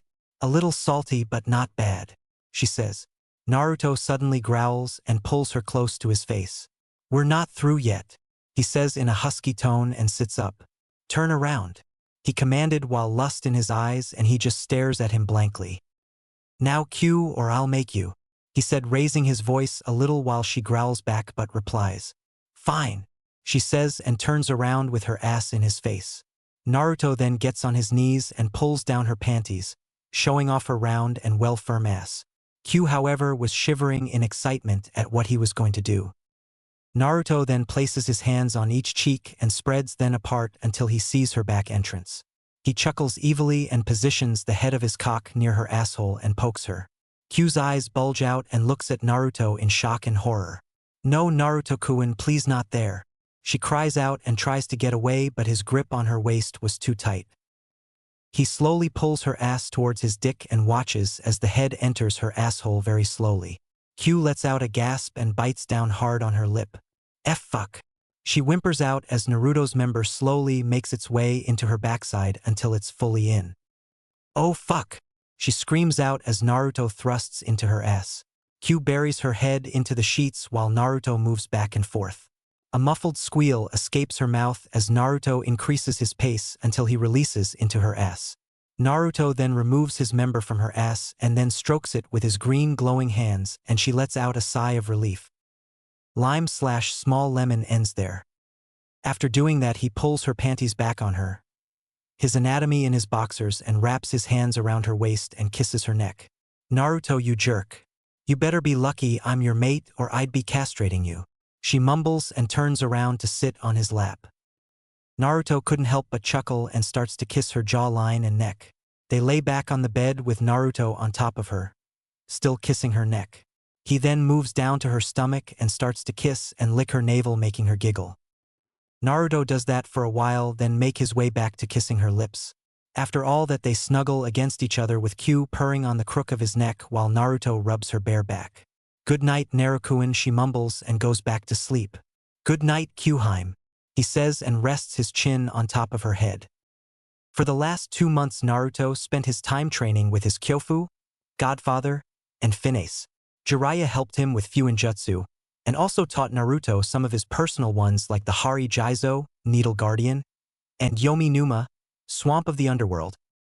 He also helped Naruto with the Rasengan, and to his shock, Naruto managed to master it in a week. Mei also helped him with his Yoton element and taught him a few Sutun Jutsu. For the rest of the second month, Naruto worked on his mother's Kenjutsu and Taijutsu style. 2 months later, Chunin Exam Stadium. In the Kage booth, the Hokage and Kazekage, Orochimaru in disguise, were sitting and waiting for crowd to settle down. The genin that didn't make it to the finals were sitting with the crowd. I wonder where Sasuke-kun and Naruto are? They're not here with the other finalists. Ino replies while Sakura scoffs. Who cares about that blonde baka? He's nothing compared to Sasuke-kun and Neji and their geniuses, she said, not caring if the Hyuga killed Naruto or not in the finals. Ino looks at Sakura in shock. Sakura, he's your teammate. I know he's not as smart as Sasuke-kun, but have some faith in him, Ino said, and Choji nods while eating a bag of chips. Shikamaru looks around and frowns when he doesn't Naruto or Sasuke. Troublesome, those two are missing, and so is that Doka guy. Stop looking around, kid, and face the audience. In this main tournament, you guys are the stars, said a Senbon chewing jounin named Genma. At the Hokage booth, a jounin appears next to Sarutobi and whispers into his ear. Hokage-sama, Naruto Uzumaki and Sasuke Uchiha still haven't showed up yet. What do we do? He asks. Then Sarutobi looked out of the corner of his eye to see Mei and 2 of her bodyguards coming up. Don't worry. I am sure that Naruto Uzumaki is fine, but keep a lookout for Sasuke Uchiha, he says, getting a nod from the jounin who shuns away. Mei sits down next to the Hokage with her guards flanking her. Hello, Mizukage Dano. I trust that the long journey was not too long? He asks with a smile, and she smirked. Not at all, Hokage Dano. Hello, Kazekage Dano. The Kazekage nodded his head in respect to her. But inside, Orochimaru was panicking about her presence. Curses! Another Kage is here? I might have to cancel the invasion. I can't take on both Sarutobi and the Mizukage, he thought in his mind. Sarutobi turns his head to Mei and whispers, Mei-san, do you know where Naruto is? She smiles at him and says, Don't worry. He's just preparing for a flashy entrance. Sarutobi chuckles at her response. Just like his father. Now then, he then stands up while the crowd gets quiet. Thank you, everyone, for coming to Konoha's Chunin exams. We will now start the main tournament matches between the 8 participants who made it through the preliminaries. Please stay and watch until the end. The Kazekage then spoke up as Hiruzen started to sit down. If it's 8, then 2 appear to be missing. Sarutobi said nothing, and while that happened, Genma pulled out a piece of paper. There's something I would like to tell you before the matches. Look at this. Everyone peered at the matches to see that it was even. There are some minor changes to the tournament, so check again who you are fighting. Shikamaru thought, I had an extra match. Did that Dosugai forfeit? Gaara's hand began to twitch as he waited and said, okay, this is the finals. The secrecy is different, but the same rules from the prelims still apply. Got it? Now will Naruto Uzumaki and Niji Hyuga step forward. Niji stepped forward with a smug look on his face, and suddenly a swirl of water, wind, and ice danced around the arena, shocking everyone but Mei, who was smiling under her hat. After that, a hooded figure wearing a dark blue cloak appeared in the middle of the whirlwind, and then it died down. Genma looks at the figure, who grabs the cloak and flings it off, shocking everyone in the stadium. It was Naruto Uzumaki, but what shocked everyone was his appearance.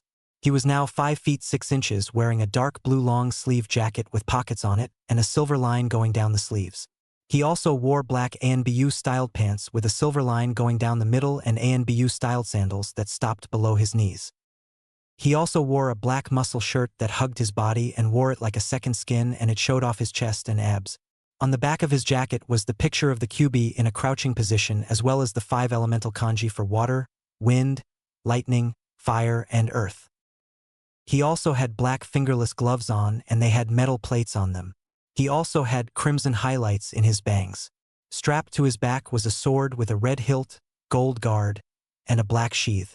It was Naruto's mother's sword, the dragon sword, and on his right hip, he had another katana strapped. It had a deep blue hilt, white diamond-shaped patterns that has a white diamond on the end of it. The guard was black and carved in the form of a hydra coiling around the blade. It was in a black and red sheath that had a white dragon wrapped around it with its maw opened. It was the Shinkan Akuhei. Around his neck was what looked like a Magatama jewel that was attached to a necklace, Eye of the Dragon from Ninja Gaiden. Oh my god, that's Naruto! Ino shouted out, while Sakura couldn't believe that this was Naruto and thought that it had to be a trick. Sarutobi chuckles at this. Most of the girls, both civilian and kunoichi, were blushing at the new and improved blonde genin. Tenten's cheeks were red, and she couldn't help but admire his swords. Temari was also blushing and couldn't help but look at his chest and abs. Whoa, he went from shrimpy to hottie in less than 2 months. I wonder if I can get him on a date after this, she said to herself while her cheeks burned red. Shikamaru's eyes were wide as well, but he chuckles and mutters troublesome blondes. Gaara looks at him too, but had a feeling that this blonde kid from the exams was dangerous, and smiles darkly. Perhaps you'll be the one I prove my existence to, Uzumaki. He thought, but was wondering why Shikao was quiet. Naruto looks at Genma and grins. Am I late, Proctor-san? Naruto asks while the Jounin chuckles and shakes his head. No. Actually, you're just in time for your match against Niji Hyuga, he says while the blonde nods. Good. So can we get started? I have a Chunin flak jacket with my name on it and a prick's ass to kick, he says, ignoring the glare Niji was giving him. Genma nods and looks at the other genin. The rest of you go to the stadium and wait for your match, he said as they walked away. One moment, Proctor. Oi, Temari-san, he yells out, getting her attention. He then removes his swords from his back and right hip and holds them out to her.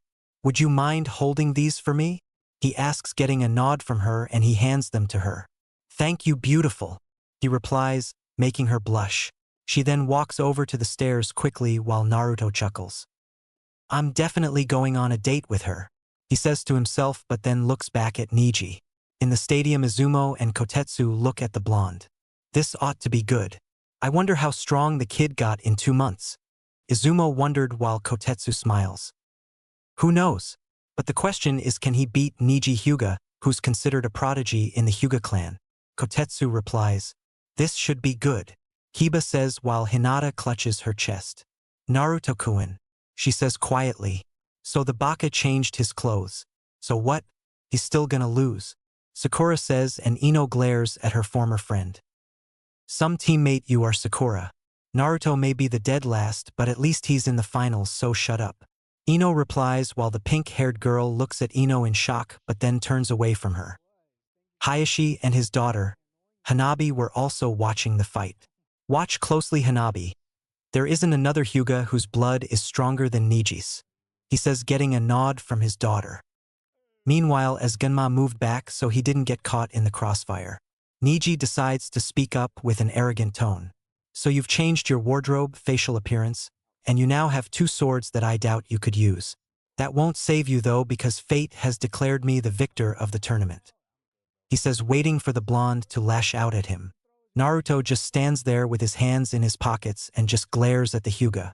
He then removes his hands from his pockets and tilts his neck a few times, getting a few crack noises out.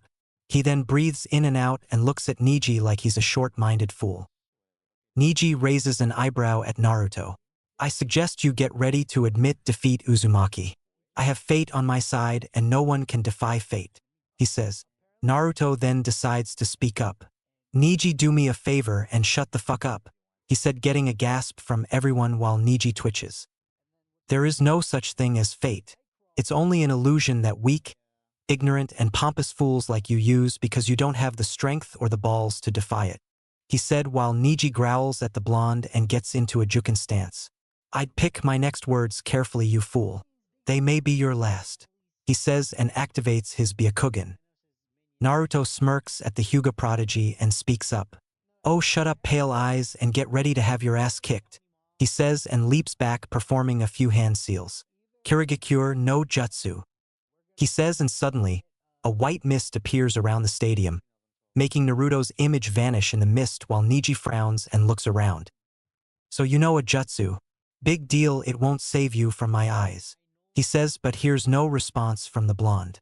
The mist gets thicker and Niji gets frustrated because his eyes can't seem to trace Naruto. What's the matter, dead last? Can't face me like a true shinobi? He taunts, but his eyes widen and he ducks as a barrage of shuriken move past his head. He gets up and looks around for Naruto.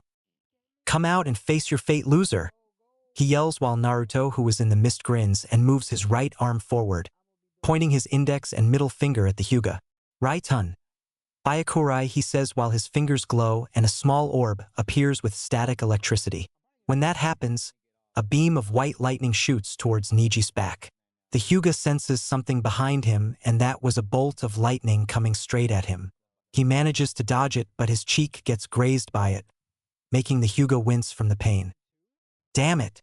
If that attack had hit me, it would've, he started to think, only for Naruto to appear on his right with his fist cocked back and swings at Niji. He ducks and gets ready to perform a palm strike to the blonde's chest, only for Naruto to sidestep and grab the Hyuga's wrist. He twists it slightly and delivers a chakra-enhanced kick to his chest, sending the Hyuga flying through the mist. Niji manages to flip in midair and lands on the ground, skidding back a couple of feet and coughs a few times. Lucky shot, he mutters. I heard that, girly boy, Naruto says in the mist. The mist suddenly clears and Naruto is seen twirling a Fuma shuriken in his hands at a slow pace. Niji just frowns and charges. Naruto smirks at the prick and twirls the windmill even faster until it's a spinning buzz saw. He then tosses it at Niji full force. The Hyuga leaps over it and lands on the ground again and charges at Naruto full speed. Naruto's eyes widen, and before he could do anything, Niji strikes him in the chest with a palm strice and he gasps out, shocking everyone. Ha! Told you he'd lose, Sakura says. Niji smirks at the shock expression on Naruto's face, but his smirk becomes a frown when Naruto says one word. Fool. He then bursts into water, surprising and shocking Niji. What? A Mizu Bunshin? Water clone? When did he cries out, but then the windmill shuriken turned into a puff of smoke, revealing Naruto in the air with another spinning windmill in his hands. Hey Niji! Naruto yells out, and the prick turns around to see Naruto with another windmill shuriken in his hands. Said blonde then throws it and performs a few seals. Kage Fuma shuriken no jutsu, he cries out, and the one Fuma shuriken becomes 20. But Naruto isn't finished there.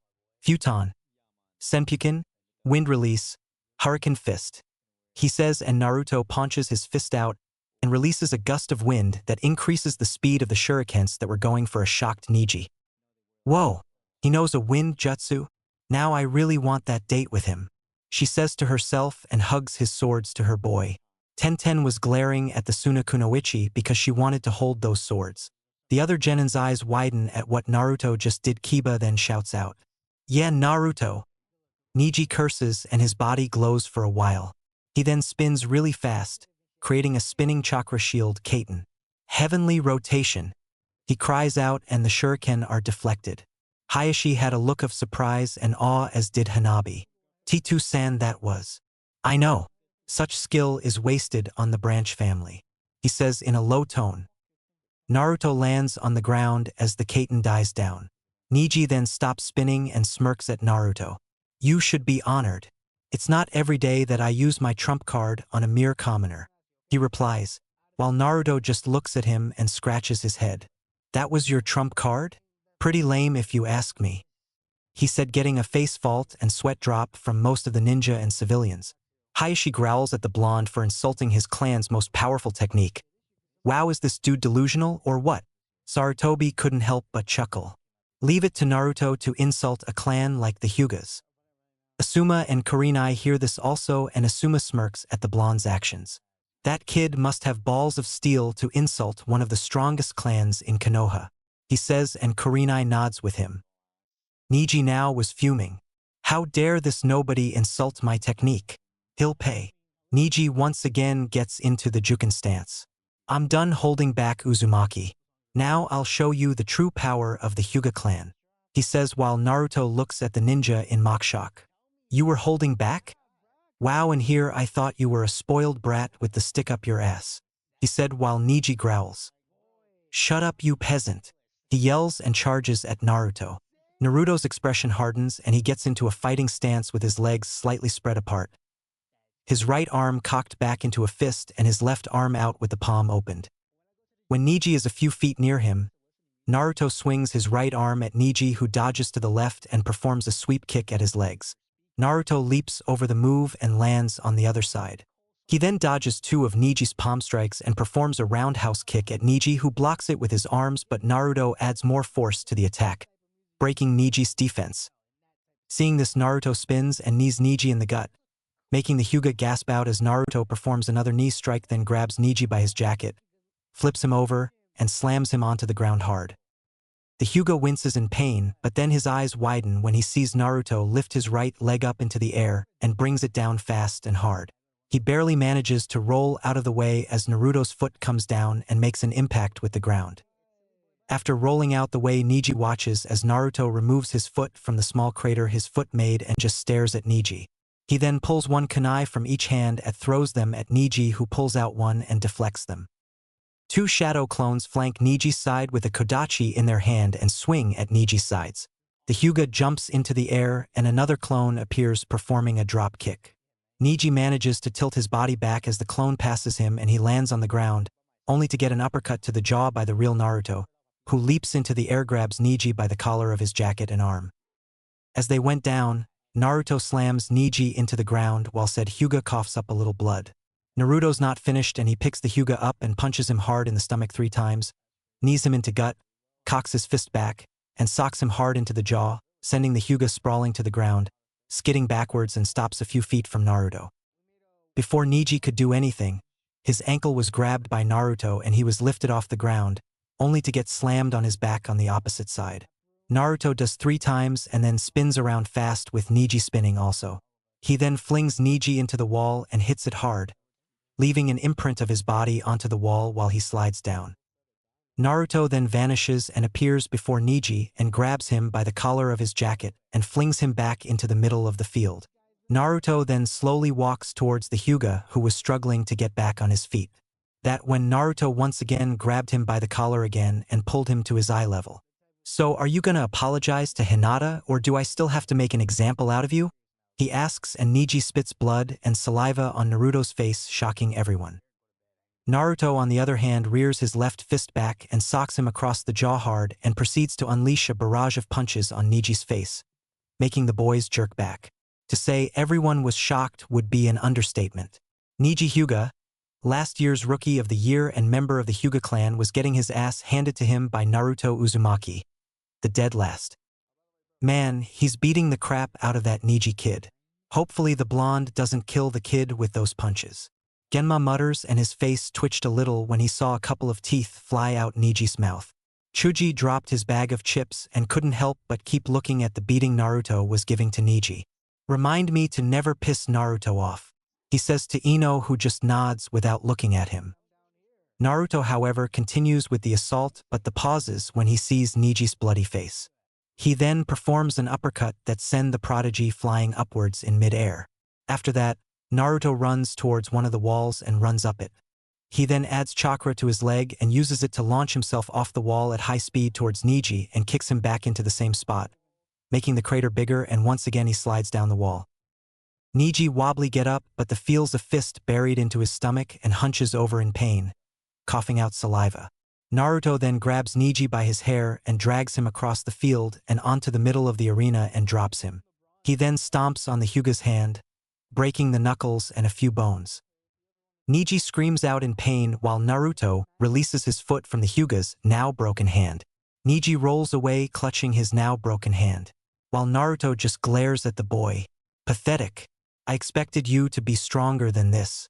Boy, was I stupid in getting worked up with kicking your ass. So much for the Hyuga clan being the strongest clan in Konoha if their prodigy is this weak and pathetic. But do you know the most embarrassing part? You got the shit beat out of you by the dead last. Ironic, isn't it? Your clan always preaches about how their bloodline makes them invincible. Such foolishness and arrogance is not needed in our ranks.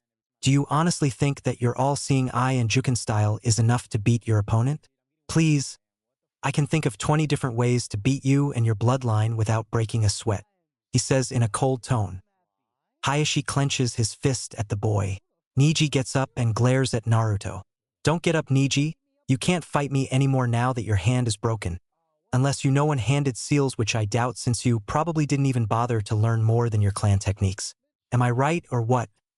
He asks only to get silence, and he chuckles.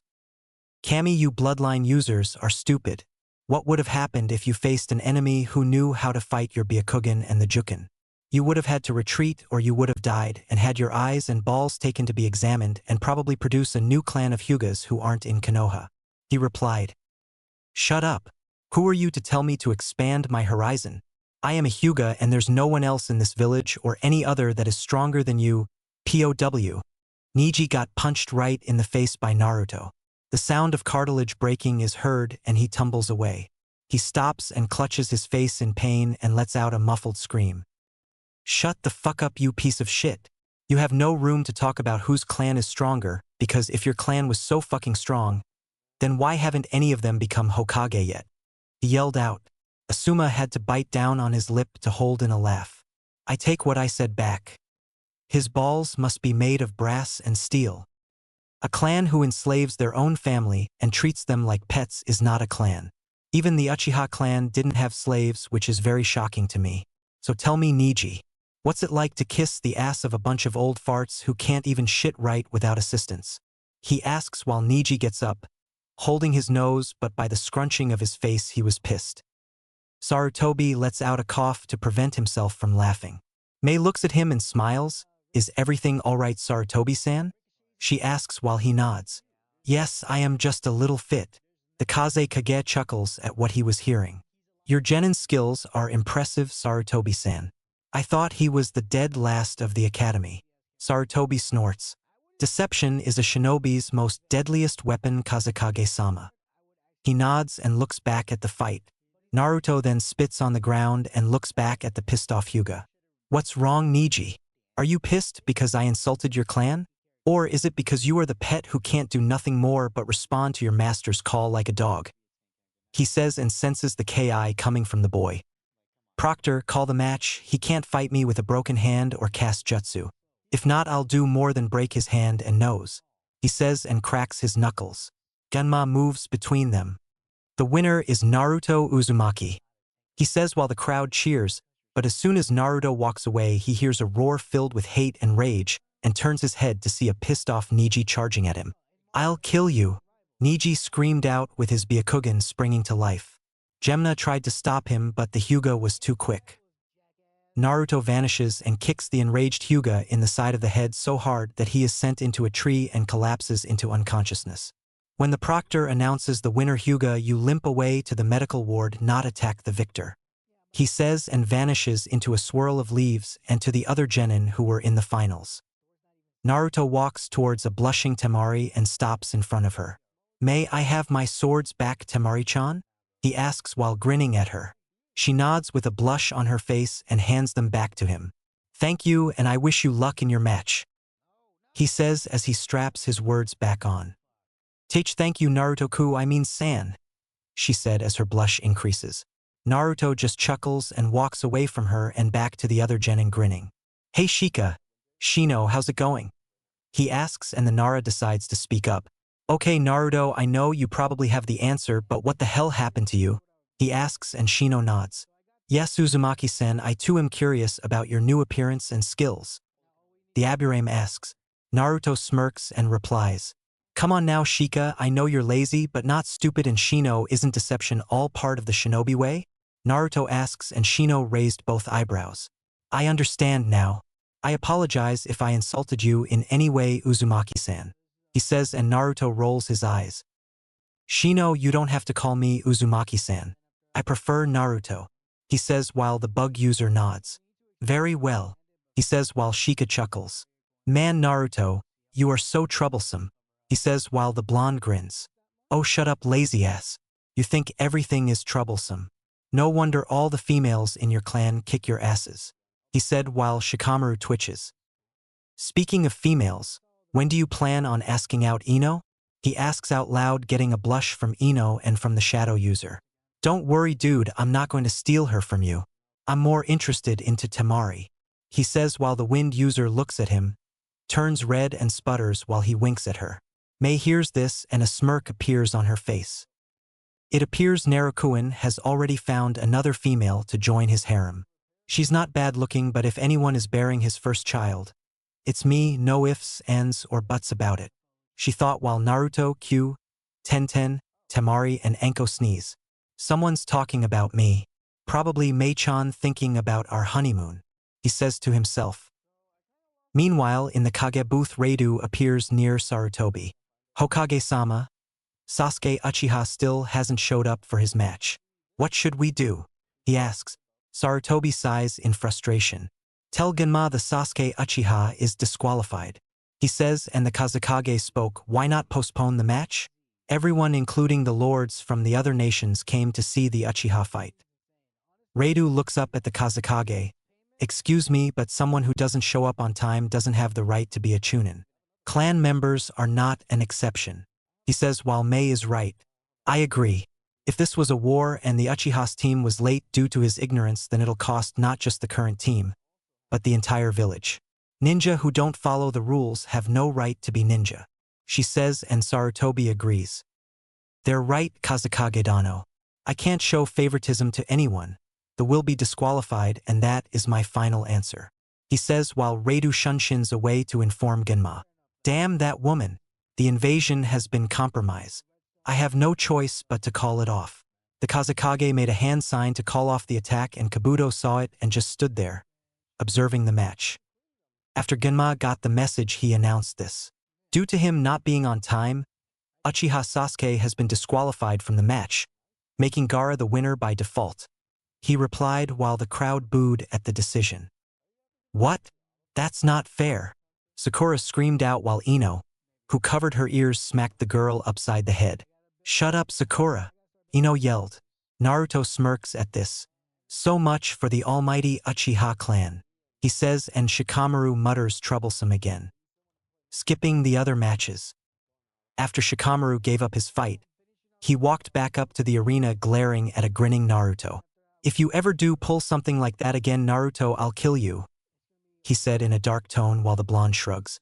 "Not my fault you're lazy," he says, and then appears next to Temari, who eeps. Naruto chuckles and puts an arm around the blonde kunoichi, who blushes when she felt the muscles in his arms.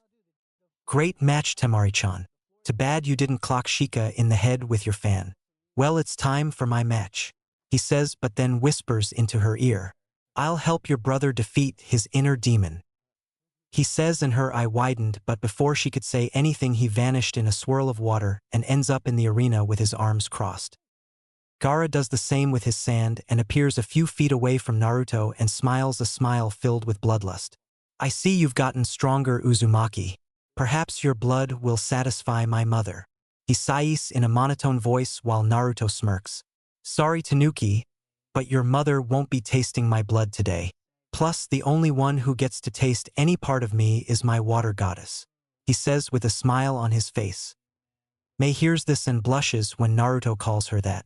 Jinam was about to start the match until they were interrupted by swirling leaves, and in the middle of it were Sasuke and Kakashi. Naruto narrows his eyes at the man and at Sasuke.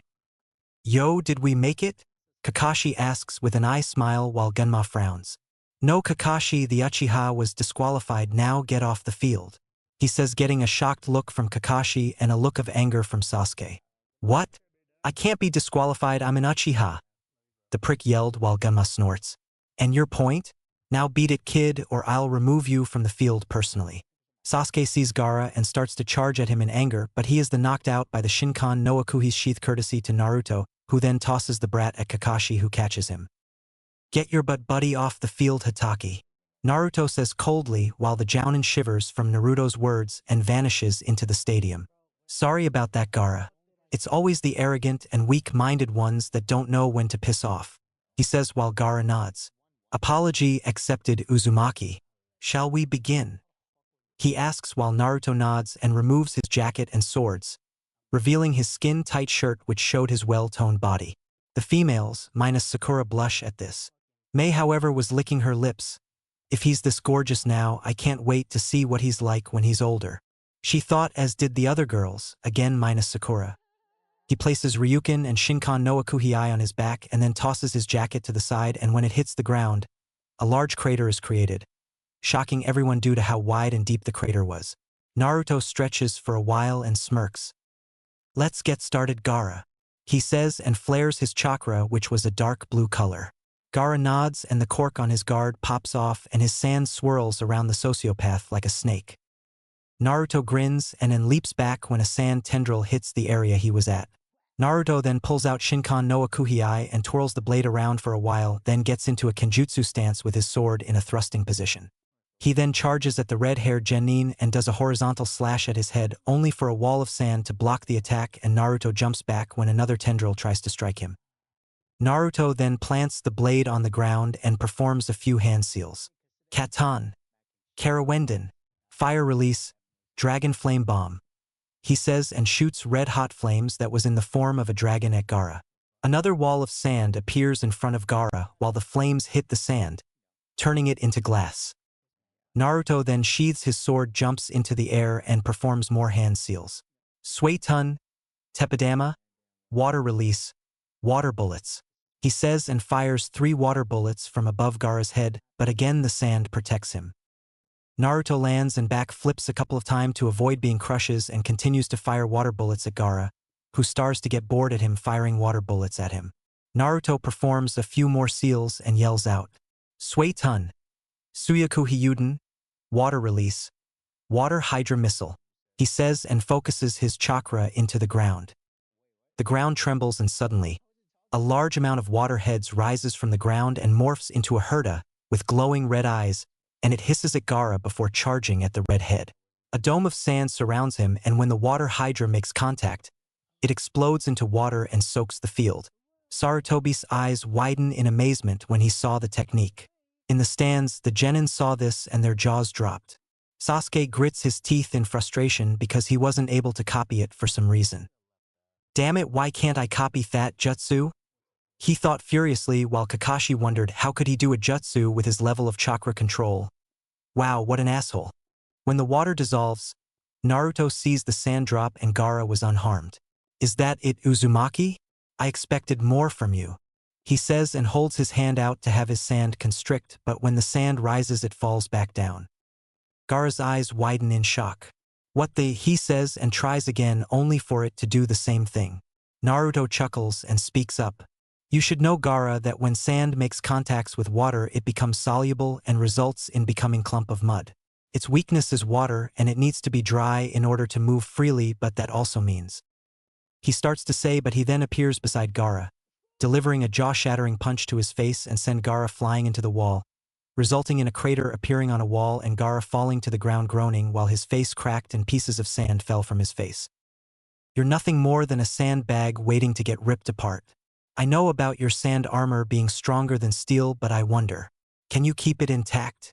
He says and charges at Gaara, who growls out and sends a wave of dry sand at Naruto, who leaps over it and shoots out a jet stream of water from his mouth, making the sand soggy, and then fires a second stream at Gaara's Suna no Yoroi, sand armor.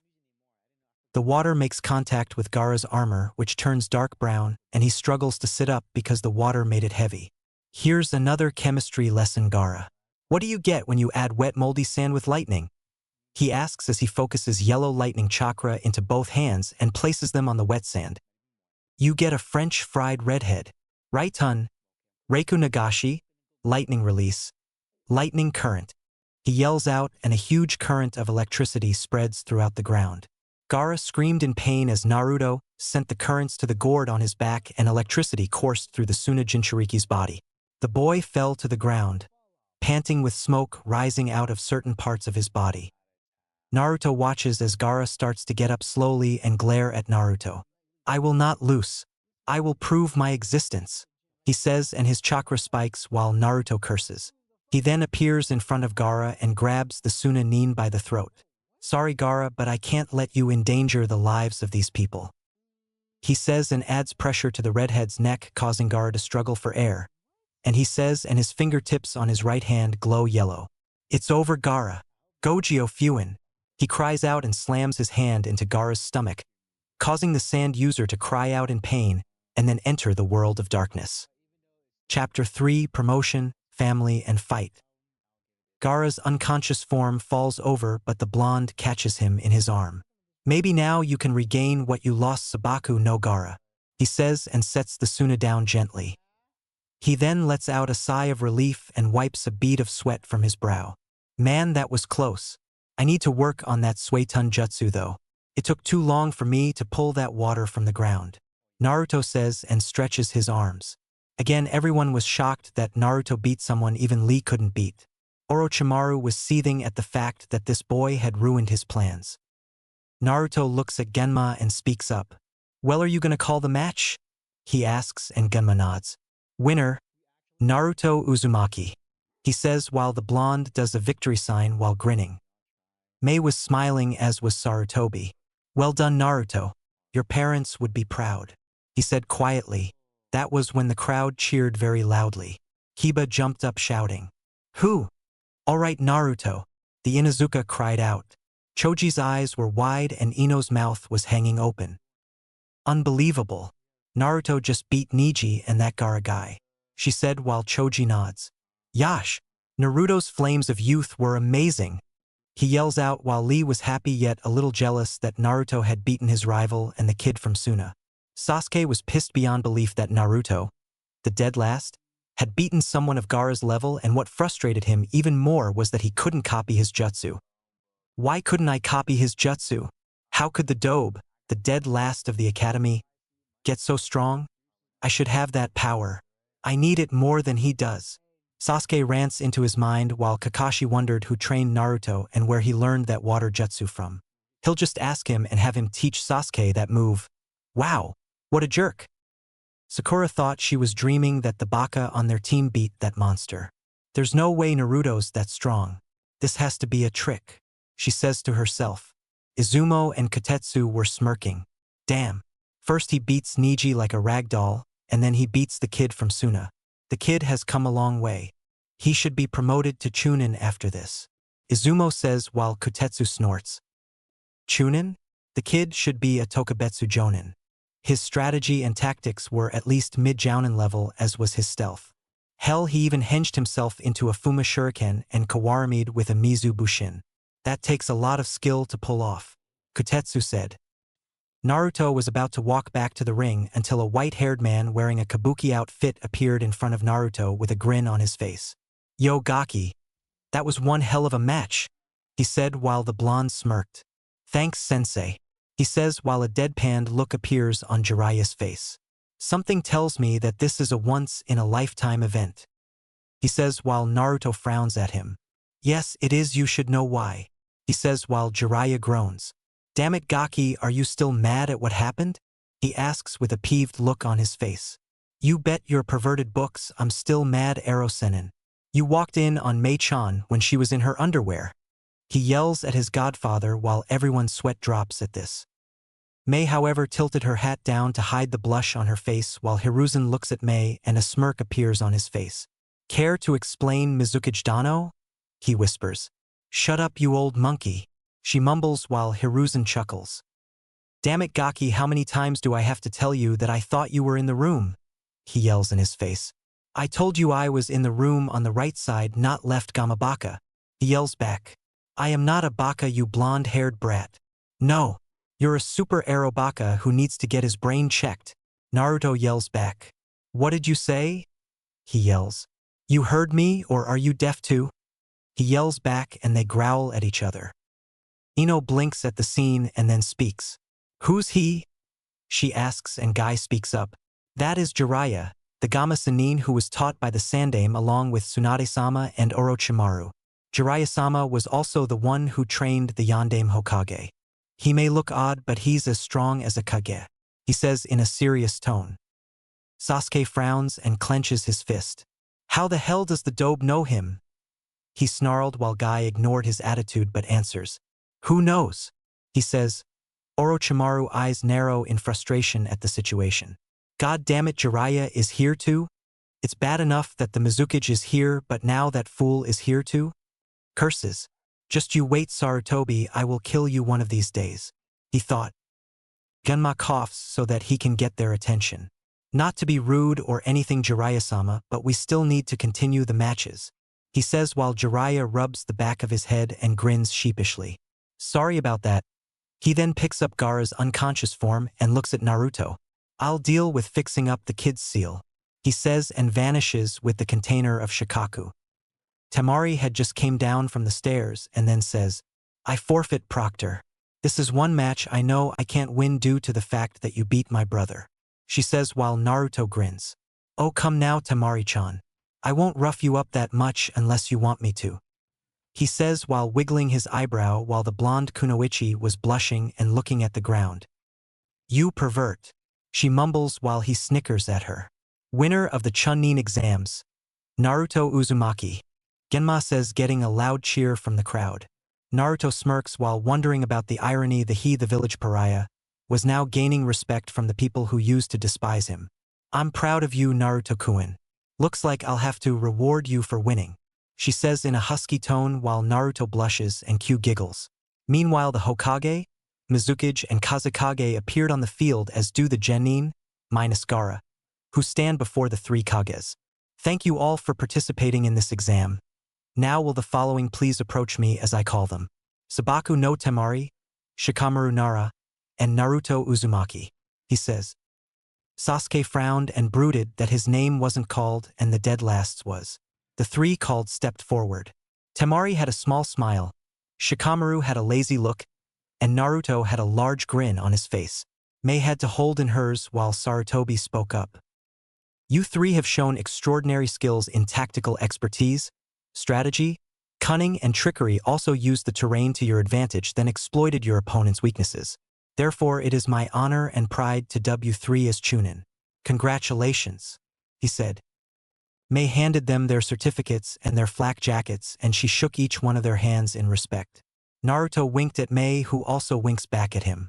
"Now to the rest of you, don't give up and try to do better next time. This concludes the Chunin exams. We will see all of you in 2 years," he says. The people who came leave from their seats while Shikamaru groans. "Troublesome. Now I have to do more work," he says while Naruto smirks. "It's either that or deal with your mom, and if I remember, she knocked you and your dad out of the house with a frying pan because you left the deer's pen open," he says while the Nara pales. Didn't Yoshino-san put you in a coma because you ate one of her pastries? He asks while the Naruto twitches. How should I know? I had amnesia when I woke up from being in it for 2 days. He said while Naruto blinks at him for a while. Dude, it wasn't for 2 days, it was for a week. He says while Shikamaru raises an eyebrow at him. And how would you know? He asks and Naruto snickers. I was there when it happened. I was helping your mom clean deer antlers. He says while the Nara walks away mumbling about blondes being too smart and moms with short fuses. Naruto saw Temari walk up to him and speak. I still can't believe you beat Gaara like that, she said while Naruto smiles at the blonde. You sound like you were worried about me, Temari-chan, he says while she crosses her arms against her chest smirking. Yeah, I was fearing for your life. Anyway, what happened to you? You went from a loudmouth shrimp to a hot blonde, she asks while he rubbed the back of his head. Well, he started to say until he heard Sakura screech out his name. Let's take this to the medical ward. Erosenin should be done with your brother's new seal, he says and wraps an arm around her waist, making her blush as they Mizu Shunshins to the ward to avoid the Banshee and the Brooder. Medical ward. Jiraiya wipes the sweat that was on his head with his arms, finally finishing making Gaara's new seal. Naruto appears with Temari behind the sage, who turns around and to see his godson. Hey Gaki, who's she? He asks and Temari steps forward. I'm Sabaku no Temari, the daughter of the Kazekage and Gaara's older sister. Is he all right? She asks with concern and walks over to her sleeping brother and panics. Why is he sleeping? If he falls asleep, the Shikaku will. She cries out, but Jiraiya places an arm on her shoulder. Relax, I already knew about his sleeping problem. Don't worry. Shikaku won't be bothering him at all, he says and gets up and pops his back. Well, I'm off to get a little R&R, Naruto. I'll see you later. Ja, he says and disappears in a puff of smoke. Gaara slowly opens his eyes and sees Temari looking at him with a concerned look on her face. Kankuro had walked in and Naruto explained what happened. Temari? He asks while she reaches for his hand and places it in hers.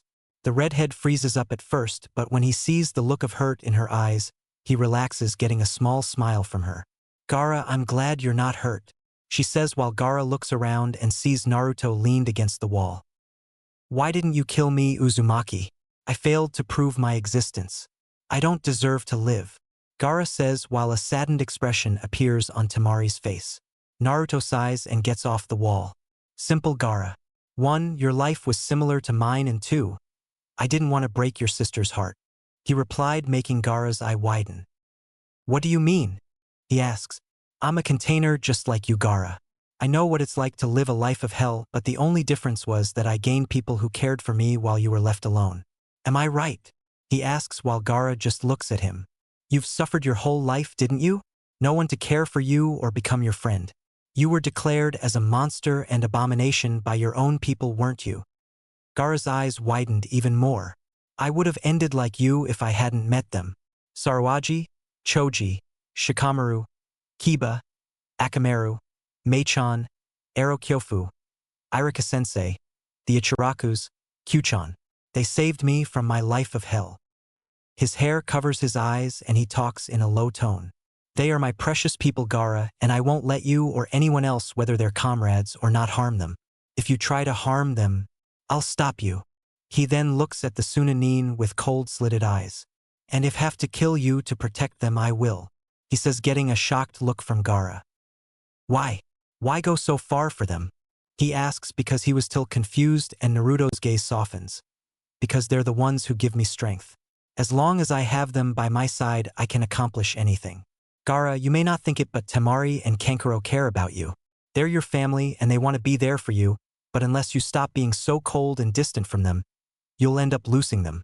Naruto says while Gaara looks over at Temari and Kakuro, who look back at their little brother with sympathy in their eyes. Temari increases her grip on Gaara's hand a little and her eyes become glassy. Don't push them away, Gaara. Let them in and I promise that you won't regret it, he says while Gaara thinks about what he said. So he gains his strength from people who are important to him, huh? Perhaps. Perhaps I can too.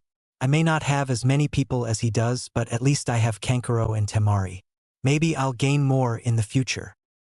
Naruto Uzumaki. Thank you, he says and looks at his siblings. Kankuro. Temari. I'm sorry, he says. Tears form around Tamari's eyes, and she lets go of his hand and pulls her brother into a hug. While sobbing quietly, Gaara's eyes widen at the hug but relaxes and rests his head on her shoulder. Kankuro walks over to them and places his hand on his sister's shoulder and on Gaara's back. Don't sweat it, Gaara. We're family no matter what, he says. A family, huh? I like that, he says with a true smile on his face and falls asleep on his sister's shoulder. Temari places him back down gently and then gets up and walks over to Naruto. She then hugs the blonde Chunin. Thank you, Naruto-kun. Thank you for helping my brother and bringing my family back together, Sei says and hugs him even tighter. Naruto blushes in embarrassment but returns it. You're welcome, Temari-chan, he says. She lets go of him and kisses him on the cheek. Kankuro smirks at this and Naruto rubs the back of his head. Oh, and Kankuro, do us a favor and stop wearing your sister's makeup. People might take it the wrong way and think you're gay, he says with a cheeky grin and shins away, leaving a pissed Kankuro and a laughing Temari. Stupid Gaki, it's war paint, he mumbles. Meanwhile, Mei was on the roof of the Golden Leaf Hotel and felt a pair of arms wrap around her waist. She smiles and turns her head to see a smiling Naruto who lets go of her and walks beside her, holding his hand into hers. Congratulations on your promotion, Naruto-kun, she said while he smiles. Thanks. I owe it all to you, my Unabara no Megami, goddess of the sea, he says while a tint of pink appears on her face and tightens her grip on his hand. I just helped you with your training, that's all, Naruto-kun. I didn't do that much, she says, but Naruto leans over and kisses her on the cheek. Yes, you did, Mei-chan, and I'm eternally grateful for your help, he replies while she looks at him with a loving smile on her face. Thank you, Naruto-kun. Your parents would be proud of you. I know I am. I just hope this engagement between us will turn out great. I really want this to work, Naruto-kun, she says, and he smiles at her. It will, Mei-chan. I'm positive it'll work out. I know this seems to be rushed, but I feel like I've known you for a long time, he says, and she nods in agreement. She was about to say something until he saw Kakashi appear looking at Naruto. Naruto, Kakashi said while the blonde just gave Kakashi an icy glare that made him nervous. Mei just looks at him with a blank expression, but on the inside she was furious that this fool interrupted their moment. What do you want, Hataki? Can't you see that I'm talking to the Mizukage right now? He said in a cold tone, making the copy Nin flinch but remain stoic. I just came to tell, he started to say but was cut off. I'm not interested in hearing any of your stupid-ass excuses, nor do I have the patience to deal with your bullshit, so what the hell do you want? He said, making his tone even harsher. Kakashi cringed at the sound of his voice. Where did you learn those jutsu and where did you get those swords? He asks while Naruto's eyes narrowed. That's none of your fucking business, he answers while Kakashi decides to pull rank. I asked you a question, Chunin, now answer it, he ordered, and Naruto's eyes flash red for a moment and was releasing Ki on the Nin until the Mizukage placed a hand on Naruto's shoulder and speaks. I suggest you leave, Jounin. I was in the middle of having a conversation with this young man until you decided to be rude. Mei spoke up while Kakashi gave her a lazy look. With all due respect, Mizukage Dano, I don't have to listen to you because you are not the Kage of this village, he says, but instantly regrets saying it when he feels murderous intent coming from Naruto and Mei. What the fuck are you doing, you idiot? She's a VIP in the village and you dare talk to her like she's a fucking commoner? Are you trying to get us in trouble, you dumbass? Naruto snarled and was a few seconds from punching this idiot in the face for talking to his fiancée like that. You shouldn't talk like that in front of the Mizukage, Naru. Shut the fuck up, you dumbass baka. I'll talk anyway. I want now, get the hell out of my sight, you trash, before I dub you as a threat to our client and have you arrested, and stop staring at her chest before I beat the shit out of you and get you demoted, the blonde yelled while Kakashi narrowed his eyes at Naruto. What did you call me? He says in a low tone. I called you trash because that's what you are. I'm not gonna tell you again to leave, Hataki. Naruto growled and flexed his hands. Kakashi frowned at the blonde. Naruto, I know you're mad that I didn't train you, but Sasuke, he said, but was interrupted by Mei. Had what it took to be a shinobi and deserved to move up into the ranks. You also said that you won't waste your time with someone who can't even control his own chakra, and said he didn't have any talent and shouldn't even be a ninja. Did you not say that, Jounin? Mei said while Kakashi paled when he looked at her. How did you? I was in the hospital when I heard you neglect your student. You could have given him a scroll or a few books on how to improve his chakra since you were too lazy and stupid to help a subordinate. You know what? I bet you were hoping that the Hyuga would kill him during the finals, she said while the Jounin's eyes widened. And no, I am very disappointed with you, and I am sure the Hokage is too, since I reported to him how insensitive one of his Jounin were. He was very displeased with your actions and told me that he will deal with you accordingly, she said with a smirk on his face while Kakashi turned as white as a sheet. He was about to say something else, but Mei snaps her fingers, and 4 of her personal Anbu appeared around her and Naruto with their ninjados drawn. Leave or I'll consider you a threat to my life and have my Anbu kill you, she said, and Kakashi shunshins away.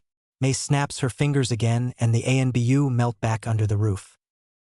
Naruto lets out a frustrating sigh and brushes his hair back. Mei sees this and wraps her arms around him and kisses him on the forehead. Are you okay, Naruto-kun? Mei asks him, but he nods. Yeah, I'll be fine.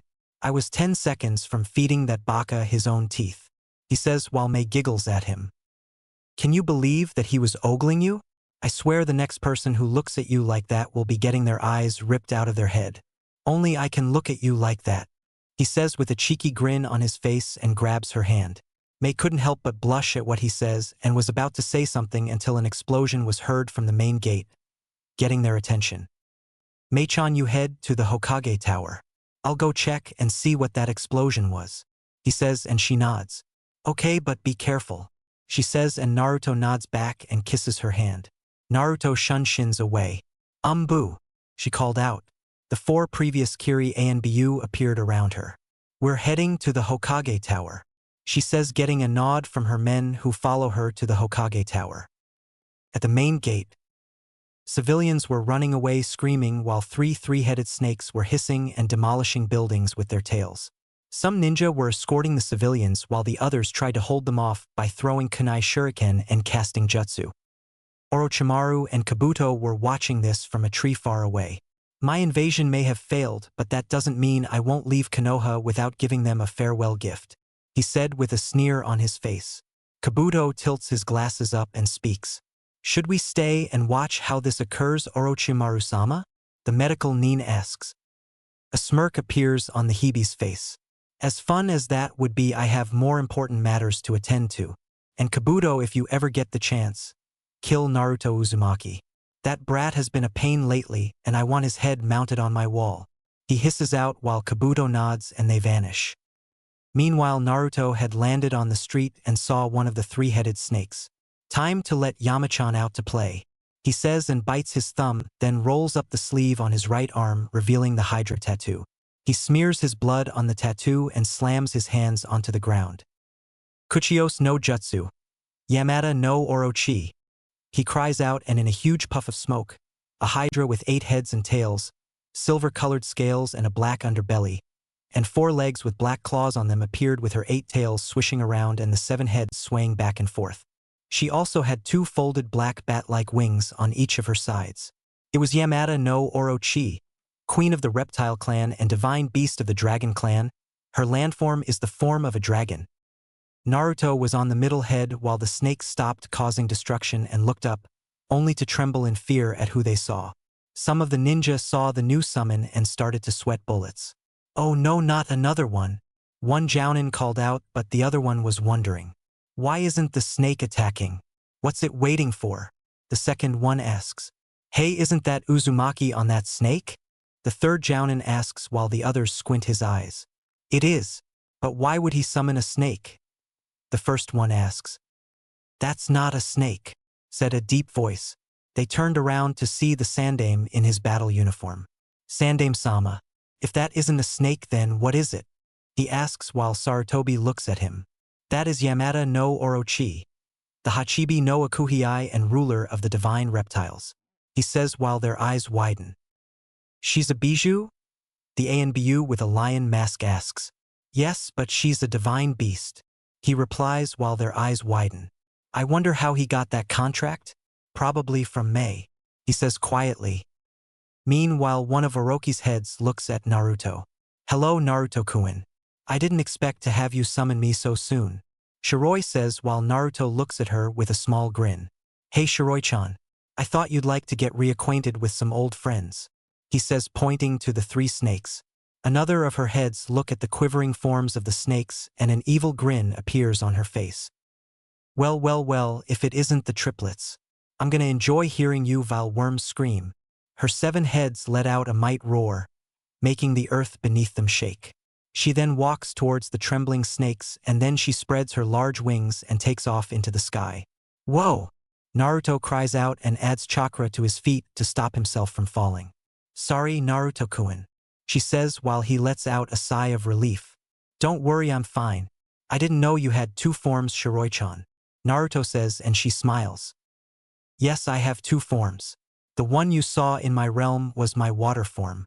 This is my land form, she says while Naruto nods. Cool. But I think your human form is way better, he says while a tint of pink appears on her face. We can flirt later, fox boy, but now we have some bugs to exterminate, she says getting a nod from the blonde.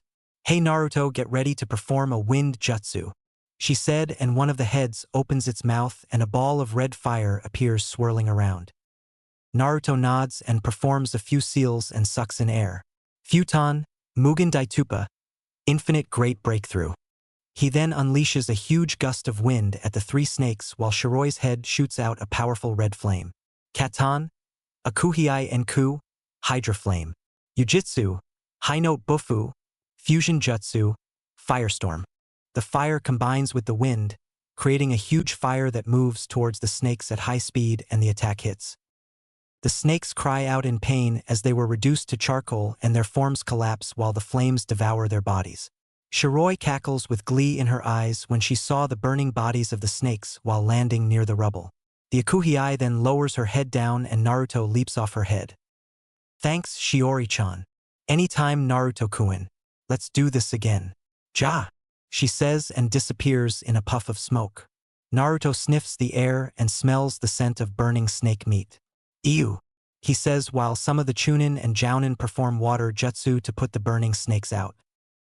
That was when Jiraiya appeared out of nowhere grinning and pats the kid on the back. Nice bonfire gaki, he says and the blonde looks at his godfather. Where were you, Kyofu? Naruto asks while Jiraiya shrugs. Just went to swat a few flies. Anyway, thanks for dealing with those snakes. I was on my to help you, but when I saw Yamada I figured you had the situation under control and let you increase your rep, he says while Naruto chuckles at the man. Thanks, he started to say until he heard a voice Ho didn't want to hear. Hey Dobe! Sasuke yells with Sakura following behind him. Naruto smacks his head when he saw those 2. Oh Kami, he mutters while Jiraiya raises an eyebrow when the Uchiha approaches him. I saw you riding on that creature and performing that jutsu. Where did you get them? He demanded. None of your business, Uchiha, now piss off, he says while the Uchiha frowns. I wasn't asking looser, now tell me where you got that creature. Those swords and those jutsu now, he yelled. Yeah, Baka, tell Sasuke-kun where you got those at. Sakura screamed and Jiraiya winced from her voice. Naruto suddenly appeared in front of Sasuke's face and grabbed him by the collar of his shirt, shocking the Uchiha and releasing Ki on the boy. Now you listen here, you jutsu-stealing cock-sucking emo, he said, making the brooder's eyes widen. I don't have to tell you shit. I'm a Chunin, you bitch, and I can have your shinobi license suspended or have you removed from the program permanently for ordering me around, and the last time I checked, only the Hokage can order the ninja around and you little boy are not the Hokage. Now get the fuck out of my sight before I break you in half, he said and throws the Uchiha into the street. Sasuke gets up slowly and glares at the blonde Chunin and gets ready to pull out a kunai until he felt a kunai pressed against his neck and realized that the Naruto in front of him was a clone who disperses and the real Naruto was behind him ready to slit his throat. Attempting to attack a fellow ninja is considered a B-class felony, and by all rights I can have you thrown in jail for a long time. I'm letting you off with a warning, Uchiha, but if you try to do this again I will kill you, he said in dark tone while Sasuke shivered in fear. Now Genin, get your sorry ass out of my sight, he said and disappears in a puff of smoke, then appears next to Jiraiya with a murderous look on his face. Sasuke decided to be smart for once and leaves. Sakura was about to yell at Naruto for threatening her Sasuke-kun until the blonde gives her an icy glare to. You leave to you slut. Go stalk your faggot of a boyfriend and suck his dick because that's all you're good for. Bait and being a slut now piss off before I hurt you. He growled. Tears well up in Sakura's eyes and she runs away from the sight. Naruto spits on the ground and then walks away with Jiraiya following him. Damn Gaki, if looks could kill you and your father would win big time.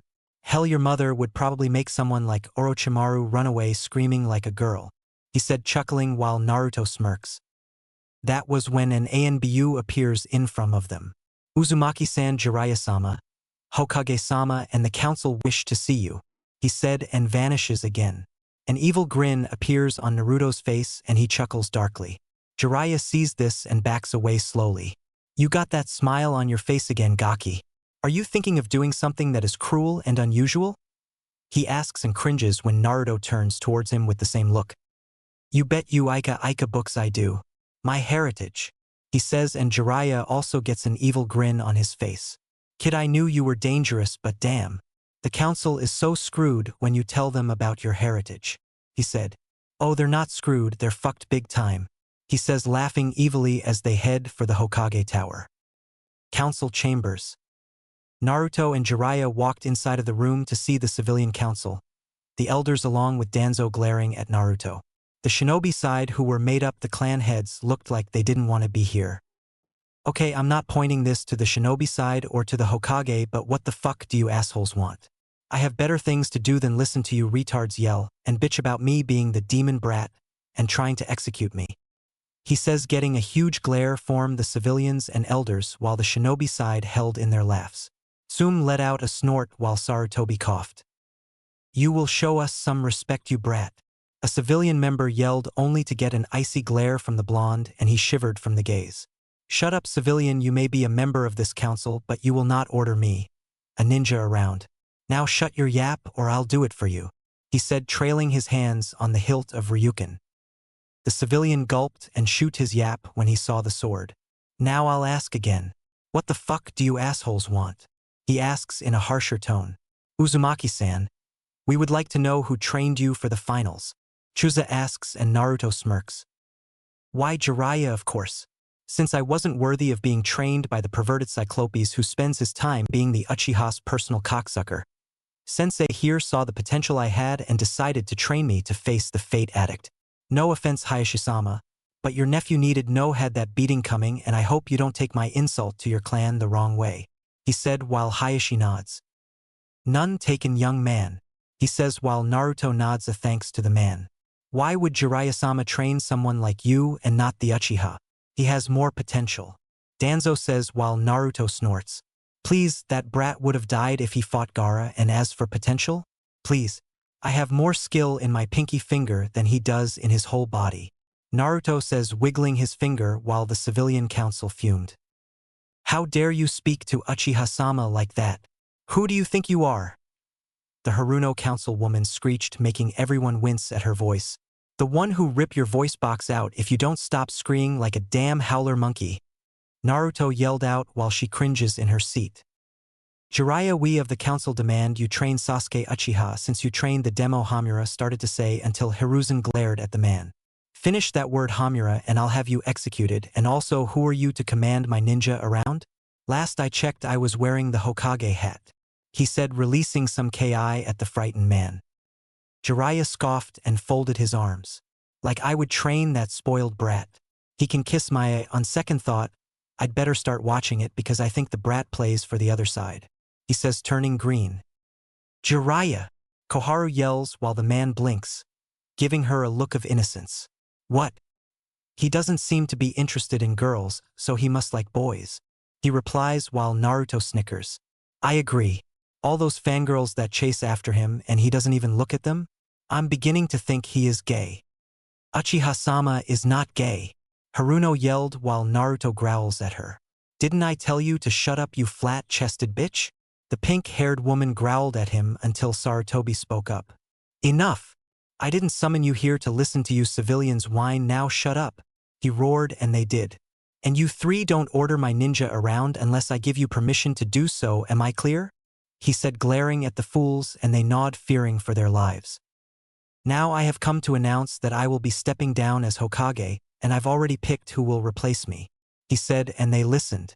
Danzo fumed because he wanted to be Hokage, but he can't since he already competed for the title. It better not be me, sensei. I have better things to do than be a paper pusher and listen to people fight like 5-year-olds. Jiraiya said, digging into his ear with his pinky finger, while civilians and elders fumed at him, while the shinobi side snickered. Hiruzen chuckles and says, "No, Jiraiya, it's not you, it's my other student, Tsunade Senju." Danzo was sweating inwardly. Tsunade was the granddaughter and grandniece of the Shodame and Nidame and was practically royalty. Tsunade-sama? She hasn't set one foot into the village since the Third War ended, Inoichi said while Jiraiya smirked. Oh, I think I can convince Tsunade to return since her nephew is still alive and was lied to by certain members of this council, he said in a dark tone while the elders sweated inwardly. The clan head's eyes widen when Tsum speaks up. She has a nephew? Who is he, and is he in the village? Jiraiya and Naruto smirk. You're looking at him, he says and places his hand on the Gaki's head. Tell them my full name, Kyofu, he says with a dark grin on his face. The civilians looked like they were seeing the Shinigami. His full name is Naruto Namikaze Senju, he says while the civilians turn white, the elders pale, and the clan head's eyes widen. Why, you mean a civilian says only for Naruto to cut him off? That's right, asshole. I'm the son of the Yondaime and Yellow Flash Minato Namikaze and Kushina Uzumaki Senju the Red Whirlpool. I guess that makes my status on par with the daimyos, he said as his grin grew and the civilians yell out in outrage. You lie. You are not related to our Kages. I refuse to believe that the demon brat is the son of the— He never got the chance to finish and ended up having a blade shoved through his mouth and killed by Ryuken. Naruto pulls his sword out of the now dead councilman's head and wipes the blood off with the dead man's clothes. Does anyone else want to break the Sandaime's law? He asks in a cold tone, making the civilians and elders cringe in their seats. I didn't think so. Also, speaking of my inheritance as the last heir of the Senju and Namikaze clan, I'm demanding that the civilian council make retributions to me for treating me like shit, as well as those who were under your payroll. The orphanage that I was kicked out of when I was 4? I'm having the employees that treated me like crap fired and executed, and it now belongs to me. The same with those who kicked me out of stores, restaurants, and other markets will have their things confiscated and given to me, and the same goes with the businesses that I own under my father's name. And also the academy teachers who tried to neglect my training. They're gonna get fired and thrown in prison with their chakra sealed away forever. Failure to comply with my demands will result in me taking everything you own by force and then executed, he said in a cold tone while the civilians trembled in fear. Most of their businesses did come from the Namikaze and now they were screwed. If you think my demands were merciful, just wait until Tsunade Obasan gets back here. I now own you bastards, and if you even think about stepping out of line, I'll kill you, he replied while Haruno frowned at the blonde. Also, why was it that my fiancé was lied to about my death? Koharu Hamura. Danzo? Naruto asks, giving the old fossils an icy cold glare. Said elders were sweating inwardly. What are you talking about? Koharu asks, only for Naruto to narrow his eyes. Don't play stupid with me, you ancient relic. I have proof that you bastards committed treason and nearly caused Konoha to go to war with another nation, he says while they gulp. Naruto then turns his head to the door. You can come in now, Mei-chan, he says, and the door opens, revealing the Mizukage walking towards Naruto. She places her hands on the sides of his face and then kisses him fully on the lips while everyone watches in shock as Naruto returns it and places an arm around her waist and pulls her closer to his body. A grin appears on Jiraiya's and Sarutobi's face, while the elders cursed inwardly. Q was watching the scene while eating popcorn. This is getting good. Damn, how long can Naruto-kun and Mei hold that kiss for? She thought as they kept at it. Meanwhile, Mei and Naruto ended the kiss and smiled at her. Did you miss me, Mei-chan? Naruto asks while she smiled back. I sure did, Naruto-kun, she says in a seductive tone. He looks at everyone while keeping his arm around her waist. Everyone, this is my fiancé, Mei Terumi the Godame Mizukage, or should I say Mei Terumi Namikaze, he says. Danzo was now livid. Damn it! Now Hiruzen knows that I sent my root members to her. He thought while Sarutobi smirked at the war hawk. That's right, you fool. You can hide your drones from me, but I can now remove your 2 pawns. If you try anything, I will have you killed. The god of shinobi thought as he saw the look of fear in Danzo's face. Now that Naruto's inheritance has been revealed, he'll be receiving everything from both the Namikaze and Senju clan estates. Not only that, but everything that he has demanded from certain members on this council will be given to him, and if you fail to do so, I'll have you removed from the council, your possessions taken by force, and your families living on the streets," he said with a stern look on his face. Naruto and Mei grin at the civilians who were gulping in fear. They had wronged an heir who belonged to not one, but 2 clans, and they were paying the price for it. Sarutobi then looks at Koharu and Hamura. "And as for you two, how dare you deceive another Kage by sending a document I didn't approve of and forge my seal of approval? Do you idiots realize that an action like that would have caused a war between us?" he yelled at his former teammates. "We did what was necessary, Sarutobi. We couldn't allow the boy to be in another village," Hamura said, not caring that he could have started a war that he was sure Konoha would win, and Koharu nodded. "You and the Yondaime were being foolish in trying to make peace with a weak village like Kiri. We do not need to associate ourselves with barbarians like her," she said, glaring at the Mizukage, but they instantly regretted it when Naruto grabbed them by their throats and lifted them off their seat and near his face. Naruto's eyes were now crimson and his fangs became longer. Both elders were struggling from his grip while he tightened his hold on their necks, making them choke. "How dare you talk to my fiancé like that, you pieces of shit? I should kill you both right now for all the hell you've put me and my family through, but I'm not, because I'll be hurting your grandchildren. If you value your lives, I suggest you shut up from now on, or I'll send you on a one-way trip to meet the Shinigami. Do I make myself clear?" he says, making them nod in pain, and drops them on their asses. Sarutobi then snaps his fingers and 4 ANBU appear. Place Koharu and Hamura under house arrest for treason and for interfering in clan and foreign affairs. You two are no longer my advisors or permitted to come to council meetings unless I say so. Be lucky Naruto is merciful, because I know Tsunade won't be when she gets her hands on you, he says while the ANBU drag the struggling elders away. "Naruto, I don't doubt your power or anything, but do you think it's wise for your heritage to be known?" Tsume asks while Naruto looks at her. "If you're concerned about IWA knowing, then I'm not worried. I doubt they want to start another war with us, since the last thing they need is a second yellow flash crippling their forces," he says with a smirk on his face. "Plus, we're allies with Kirigakure and Sunigakure, and speaking of Suna, what's going to be done about them?" Naruto asks. "We should wipe them off the map. They plotted an invasion with an S-class criminal who was from this village and shouldn't get away with it," Danzo said while Naruto glared at him. "Shut up, you old fool. If we did that, then that'll make us look bad to the other villages.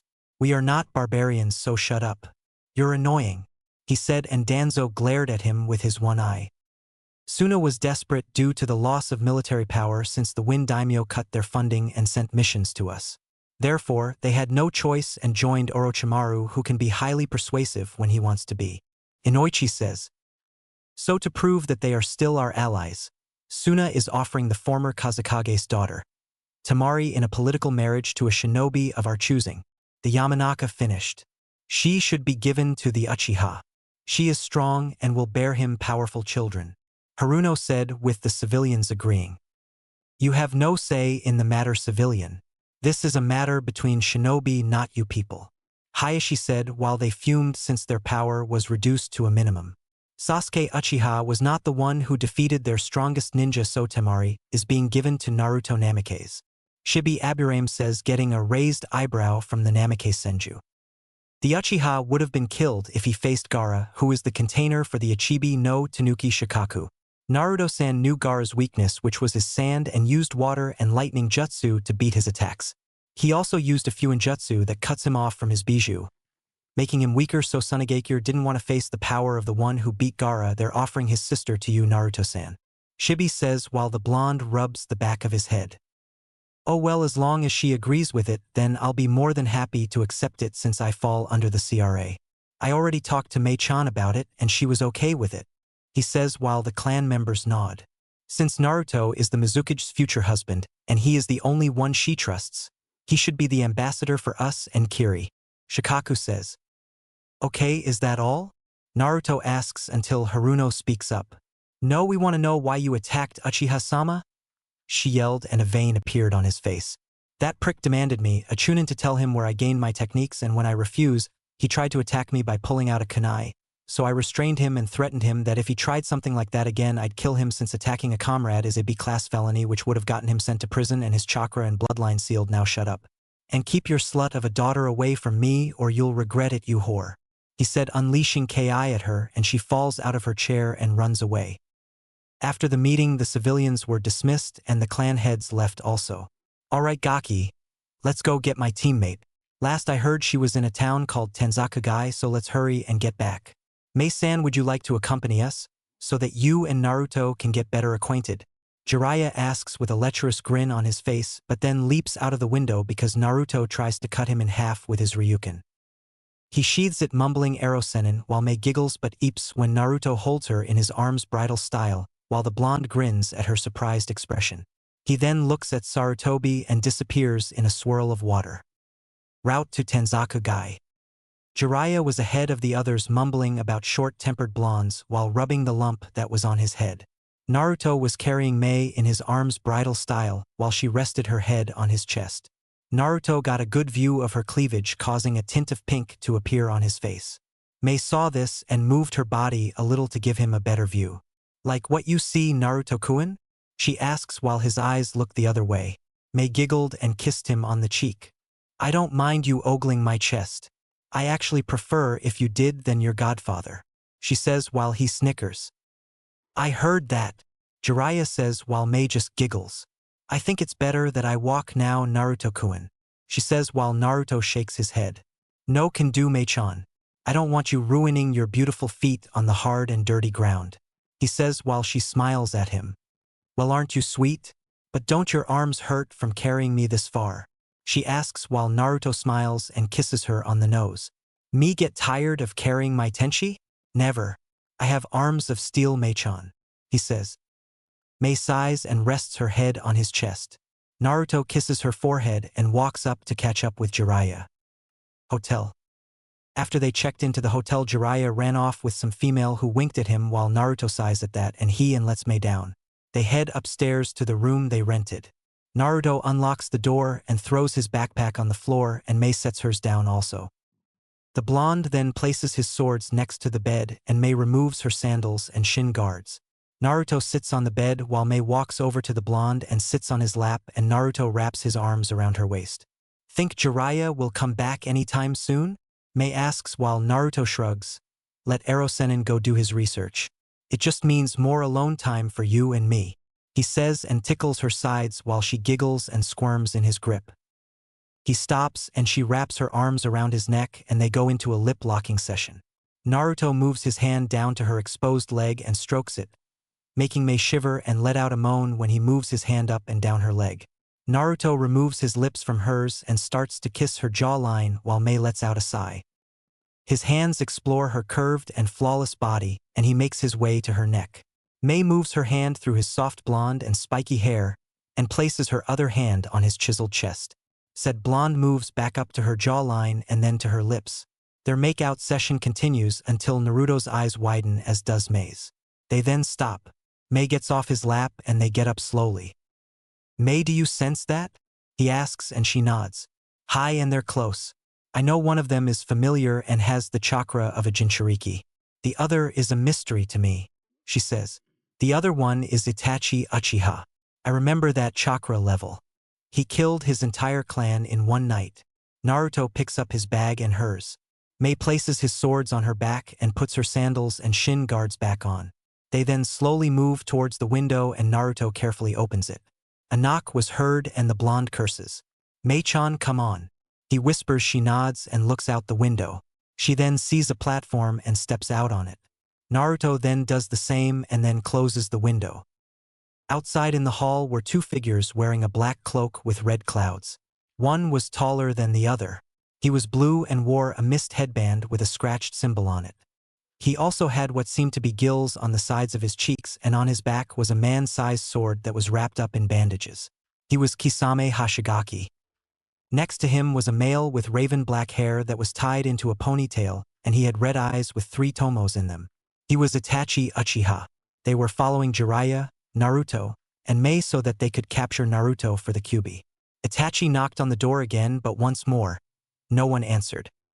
Kisame was getting impatient and growled. "Fuck this," he said, and kicked the door off its hinges and walked in. Itachi did too and looked around for any source of chakra. He narrowed his eyes at the window for a while and spoke up. "Let's go, Kisame.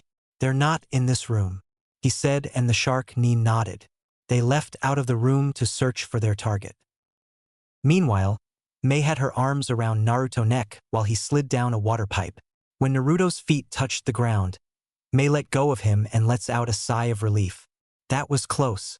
We should find Jiraiya and leave as soon as possible.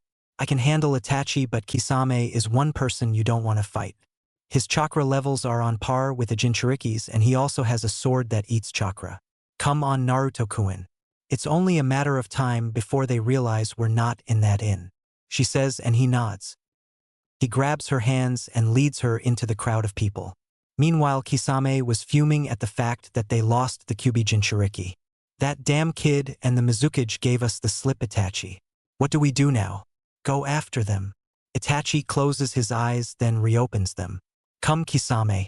It appears that we're on a hunt," he says, and the shark grins. Mei and Naruto were currently leaping from roof to roof until the blonde Chunin curses. "Shit, they already realized that we gave them the slip and are heading our way. Mei-chan, let's head to that clearing in the forest. We can't fight those guys in the town, otherwise everyone here will get caught in the crossfire," he said. Mei nods and they head to the forest. Itachi and Kisame were following them, and the Kiri-nin grinned. "So they want to take this fight away from civilization, eh? I can't wait to get reacquainted with Mei. Who would have thought that she of all people would become a Kage?" he said, placed his hand around the hilt of his sword. "Don't get cocky, Kisame. We don't know the extent of Naruto's abilities, and that could get you killed. Same goes for the Mizukage, don't get too excited," he said while Kisame grunts. "You sure know how to ruin my fun, Itachi," Kisame grumbled while a small smirk appeared on Itachi's face while they increased their speed. Forest clearing. Naruto and Mei land in the clearing of the forest. Naruto throws off the backpacks and Mei tosses him Ryuken and Shinkan no Akuhi. Naruto places both blades on his back and cracks his neck. That's when Itachi and Kisame appeared a few feet away from them. "So you guys finally caught up. It's been a while, Itachi, or should I say Mongoose-san," he says while a small smirk appears on Itachi's face. "So you remember my Anbu name and Naruto-kun? You've gotten taller," he says in monotone. The blonde smirks at this. Mei, however, frowns when she sees Kisame grinning and stroking the hilt of his sword with his fingers. "Why, hello, Mei-chan. I heard you are now the Mizukage of Kirigakure. Congratulations. How is Chijuro doing?" he asks while she scoffs at him. "He's fine, but I don't think you came all this way just to talk about the good old days, did you?" she asks, getting a chuckle from the shark man. "No, I didn't actually. We're here for the brat, so if you could just hand him over, please do. I don't want to shave off that pretty face of yours," he says, showing his sharp white teeth. Mei narrows her eyes at the monster of the mist. "If you think I'll let you touch Naruto-kun, then you better think twice," she says while Kisame lets out a sigh. He then removes the bandaged sword from his back and slams the blade on the ground hard, creating a small crater. "You always were the stubborn one in the group, Mei. Now I have no other choice but to use force," he says and grins evilly. "Naruto-kun, we can do this the easy way or hard way. Come with us and she won't be harmed," Itachi says, making Naruto narrow his eyes and pull out Shinkan no Akuhi. "I have a better suggestion. I kill you and tuna fish over there and collect the bounties on your heads," he replies while Kisame growls at being called that name. "Watch your mouth, brat, or I'll cut off your arms and legs," he says. Itachi sighs and looks at Naruto. "Apparently I'll have to use force," Itachi says and opens his eyes fully, revealing a fully mature Sharingan. Naruto's eyes become as cold as ice and he twirls his sword around twice. "I know I can't beat you, Itachi, but I can at least injure you," he says, and his sword glows white. He then deos a vertical slash, creating a crescent chakra wave at the missing nin.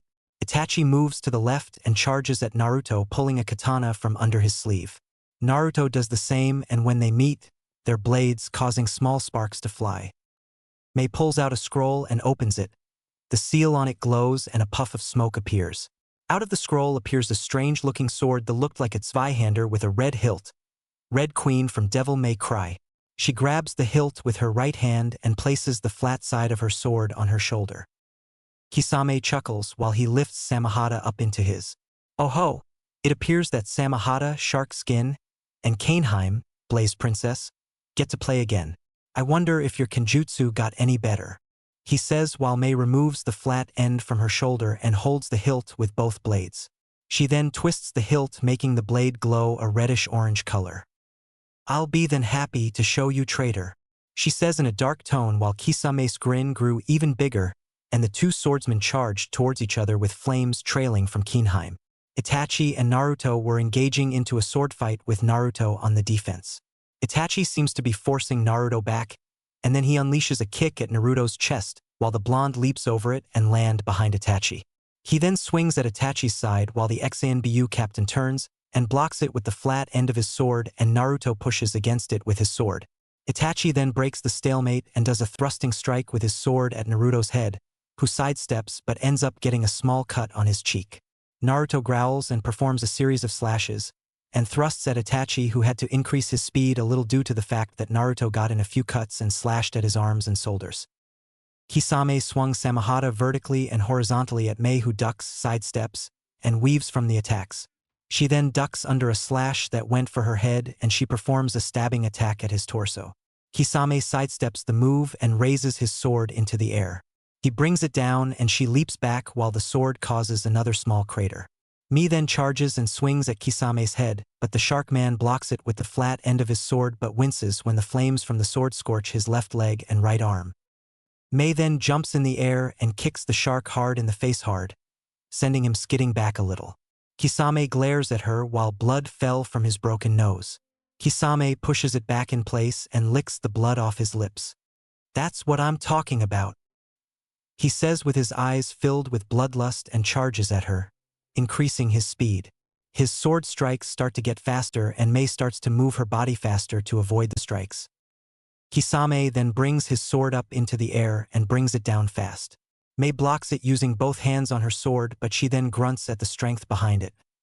Damn it, I forgot about his strength. I can barely hold it off, she said while gritting her teeth while Kisame grins as the tip of the sword makes its way to her left shoulder. Have you forgotten, Mei? My blade Samahata doesn't cut, he says as his grin grows wider. Kisame then jerks the blade backwards while the bandages on the tip of the sword are torn apart by a bunch of sharp purple blades that extend and rip the flesh off her shoulder and some of her arm. Mei cries out in pain as the flesh on her left shoulder and arm were shaved off by a bunch of blades. It shaves the flesh from your bones, he says and cackled like a madman. Mei drops Kaneheim and clutches her now bleeding arm while stepping backwards. Naruto, who was pinned by Itachi to a tree from the strength of his sword, saw Mei on her knee clutching her left arm. Emi-chan, he screams out and then lets out a growl and increases his strength to push Itachi off, who was surprised by his increase of strength. Get the hell out of my way, he yells and kicks Itachi away, who lets out a grunt, and Naruto leaps over the Uchiha and runs towards Kisame, who had Samahata in the air again, and bites his thumb, then performs a few hand seals. This time I'll shave that face of yours off, he says and brings the blade down, and Mei rolls to the side a while the sword hits the ground. Kisame smirks and does it again. Mei jumps back only for her arm to throb, and she clutches it even harder. Damn it, he must have hit a nerve in my arm, she says. Kisame appears in front of her and brings the sword down on her head. Mei's eyes widen when she realizes she won't be able to make it. That was when the ground exploded and a black Komodo dragon appears out of it and opens its maw that was filled with razor-sharp teeth and snaps at Kisame's arm. The shark Nin jumps back in order to avoid having his arm bitten off by the monitor lizard. Said creature hisses while green saliva dripped from his maw, which hit the ground. Steam rose from the ground. Naruto appeared before Mei and helped her up.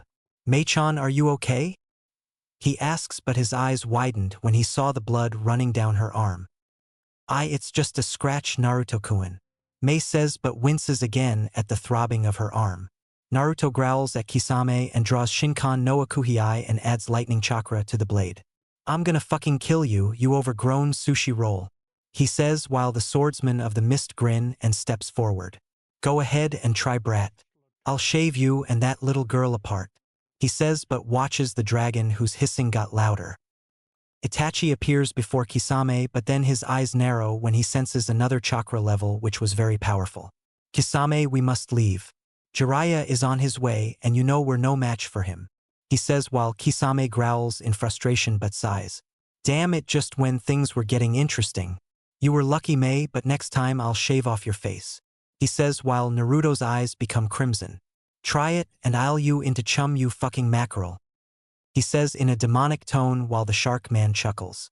Sorry kid, but you're 10 years from being on my level, he says, and they leap away when a long pink tongue comes at them but then retracts into a horse-sized toad that leaps and lands near Naruto and Mei. Jiraiya then appears near the toad and looks around for Itachi and Kisame and then sighs. He sees Naruto with a first aid kit opened and was healing Mei's left shoulder and arm with green chakra.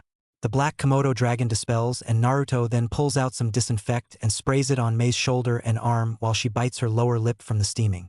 He then pulls out some bandage wrap and starts to wrap it around the end of her shoulder and down to her forearm.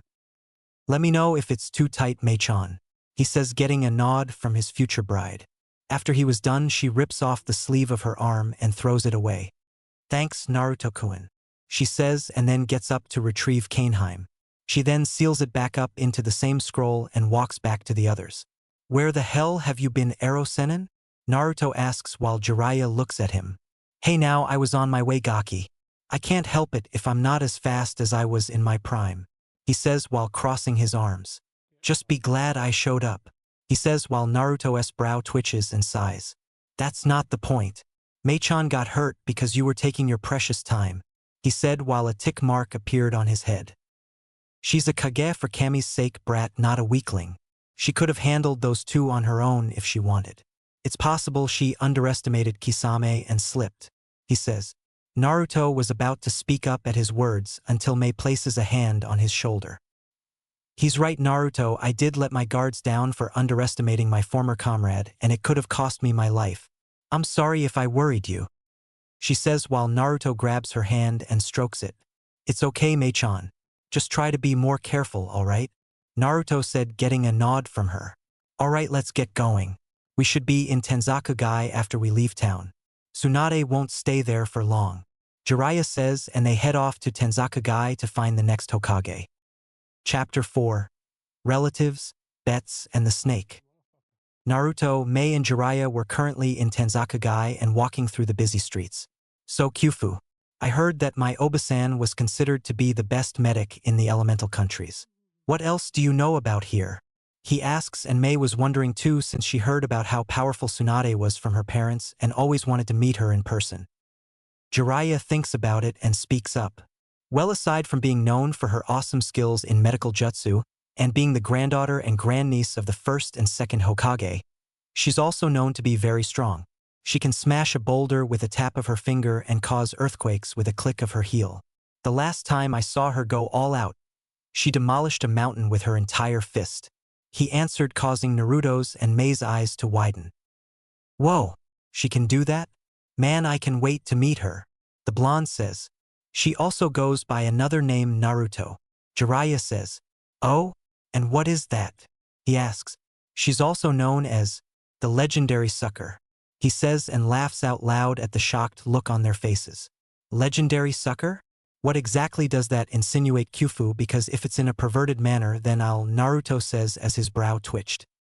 Jiraiya looks at the look on his face and rolls his eyes. No, not in that way, Gaki. What I meant was that she sucks at gambling. I mean, seriously, she has a debt that's the size of the Hokage mountain, he states, and Naruto face faults but gets back up. No way. No one's luck can be that bad, Naruto yells, but Jiraiya grins. Sorry kid, but it's true. Her luck is so terrible that she even lost a bet to an 8-year-old, he states, and Naruto's jaw drop. Please Kami, don't let that trait get passed on to me, he mumbles, and Jiraiya laughs out loud at that.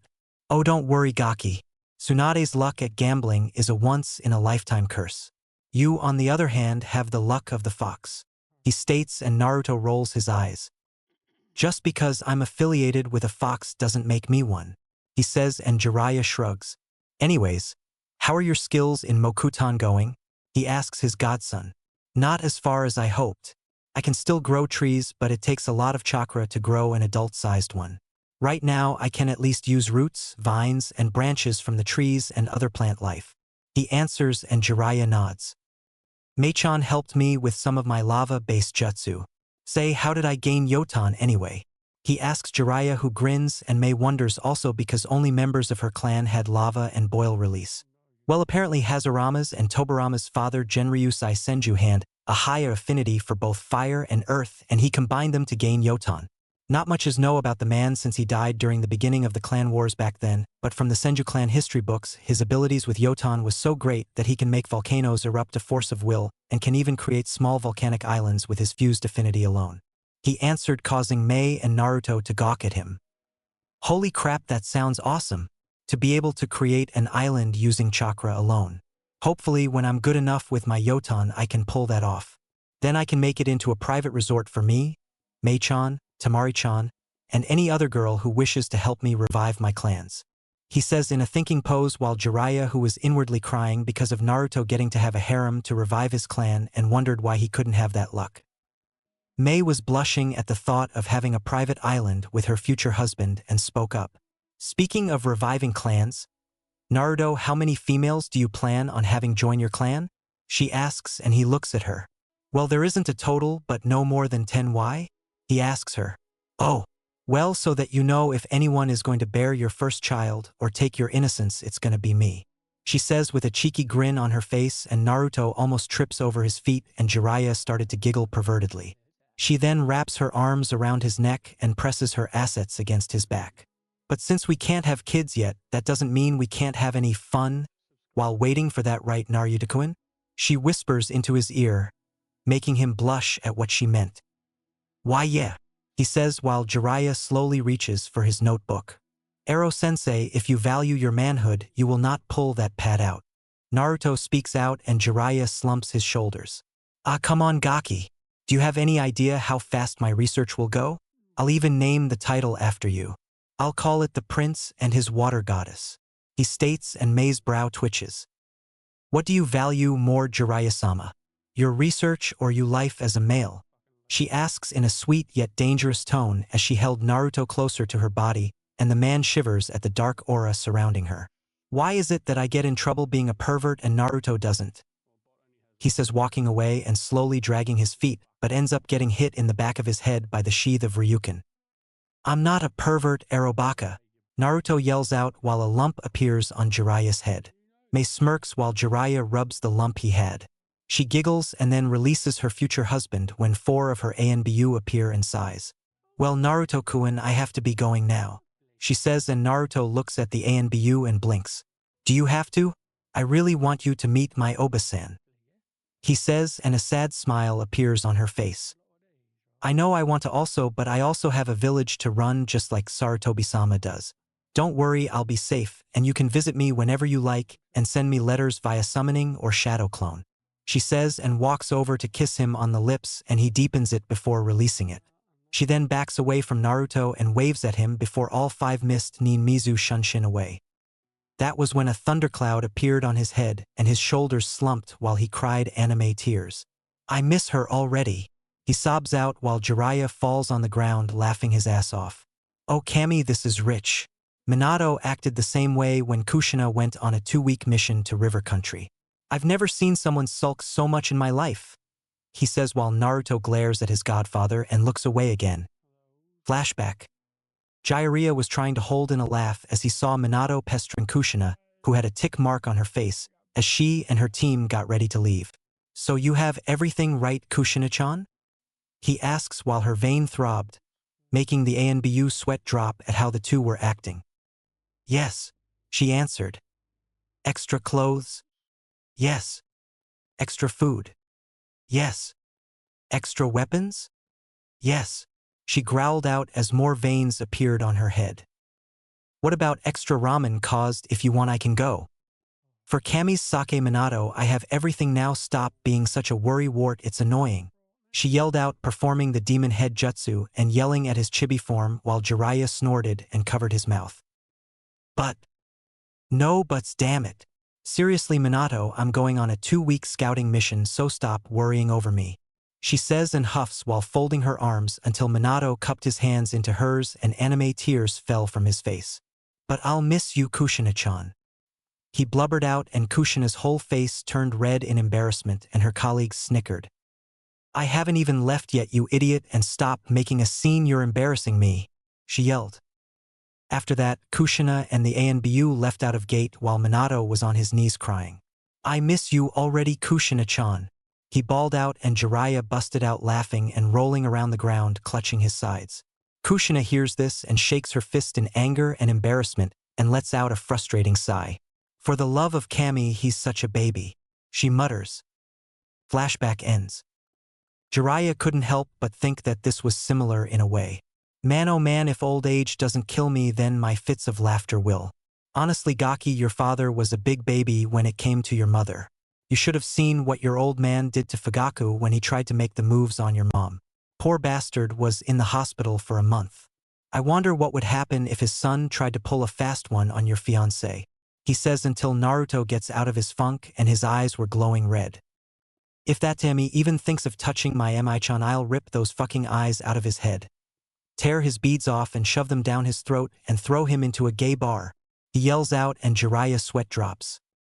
Yep, just like Minato. He says as his sweat drop got bigger when he saw the kanji for death hovering over Naruto's head and could have sworn he saw the faint image of the Shinigami hovering over his godson. Alright Gaki, we wasted enough time, so let's go and find. Run. Run away. That monster destroyed the castle. A civilian cried as he and some others ran past Naruto and Jiraiya.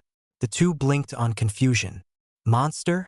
What the heck is he? Naruto starts to say until his eyes widen as he catches a whiff of what smelled like snakes. Kyufu. I smell a snake coming from that direction, and it's not that Proctor's scent from the Chunin exam. It's stronger and there's 2 of them, he says. So Orochimaru is close by. Let's go check it out, Gaki. He says and Naruto nods while they head to the ruined castle.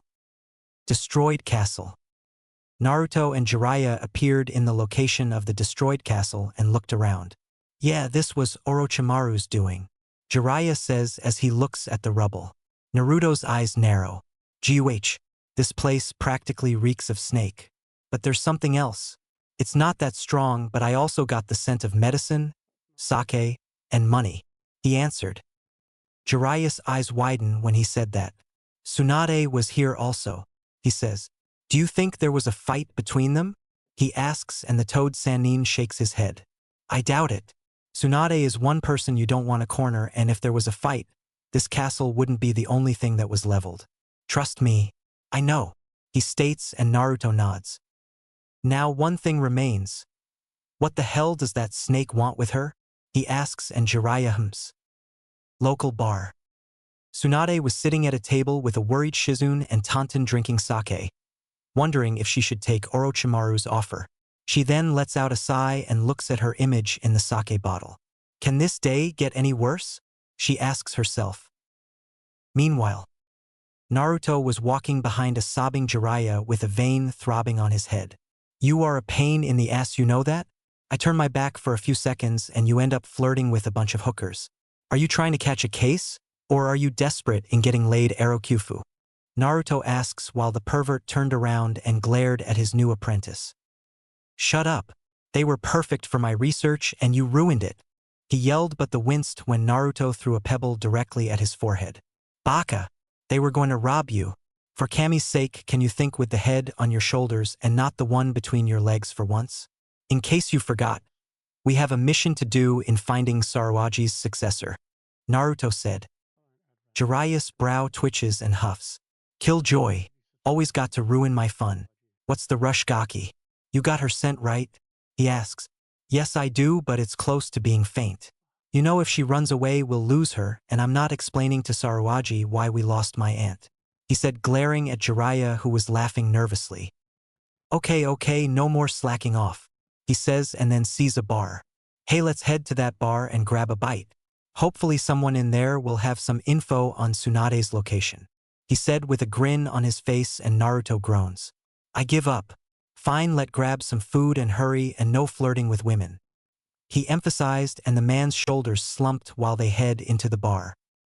Jiraiya was the first to enter and saw a few people eating, drinking, or chatting. Naruto walked in and winced while his nose twitched. Man, this place reeks of alcohol. Are you positive that bars are a good place for information? He asks.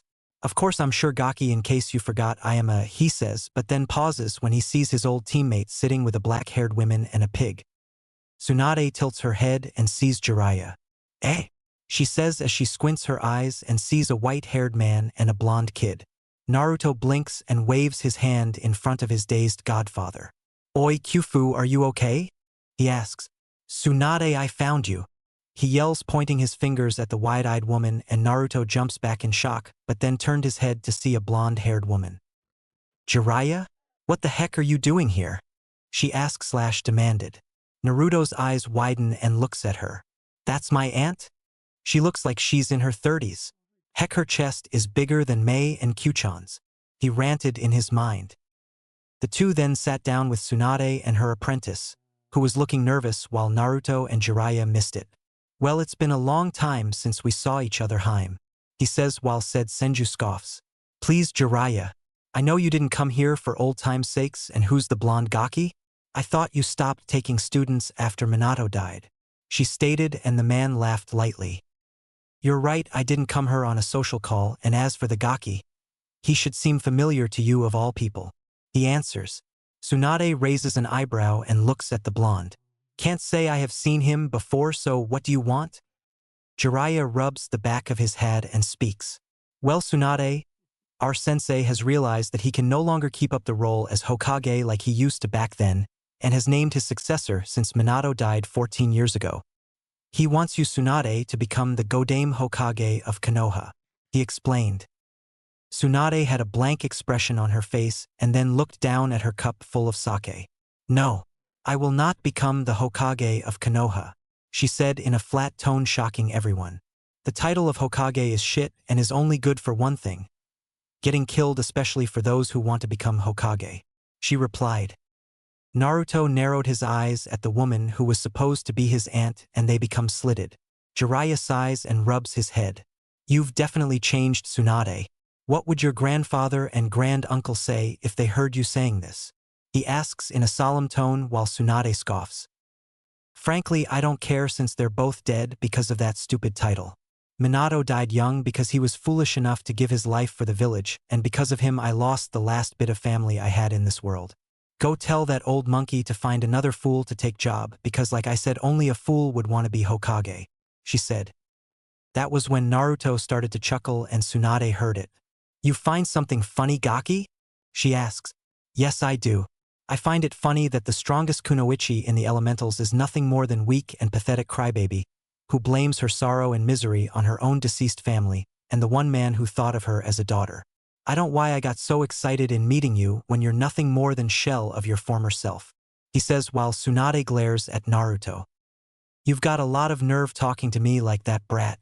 Who the hell do you think you are? She growled out, only for Naruto's expression to change from humorous to pissed, and his eyes were cold and slitted.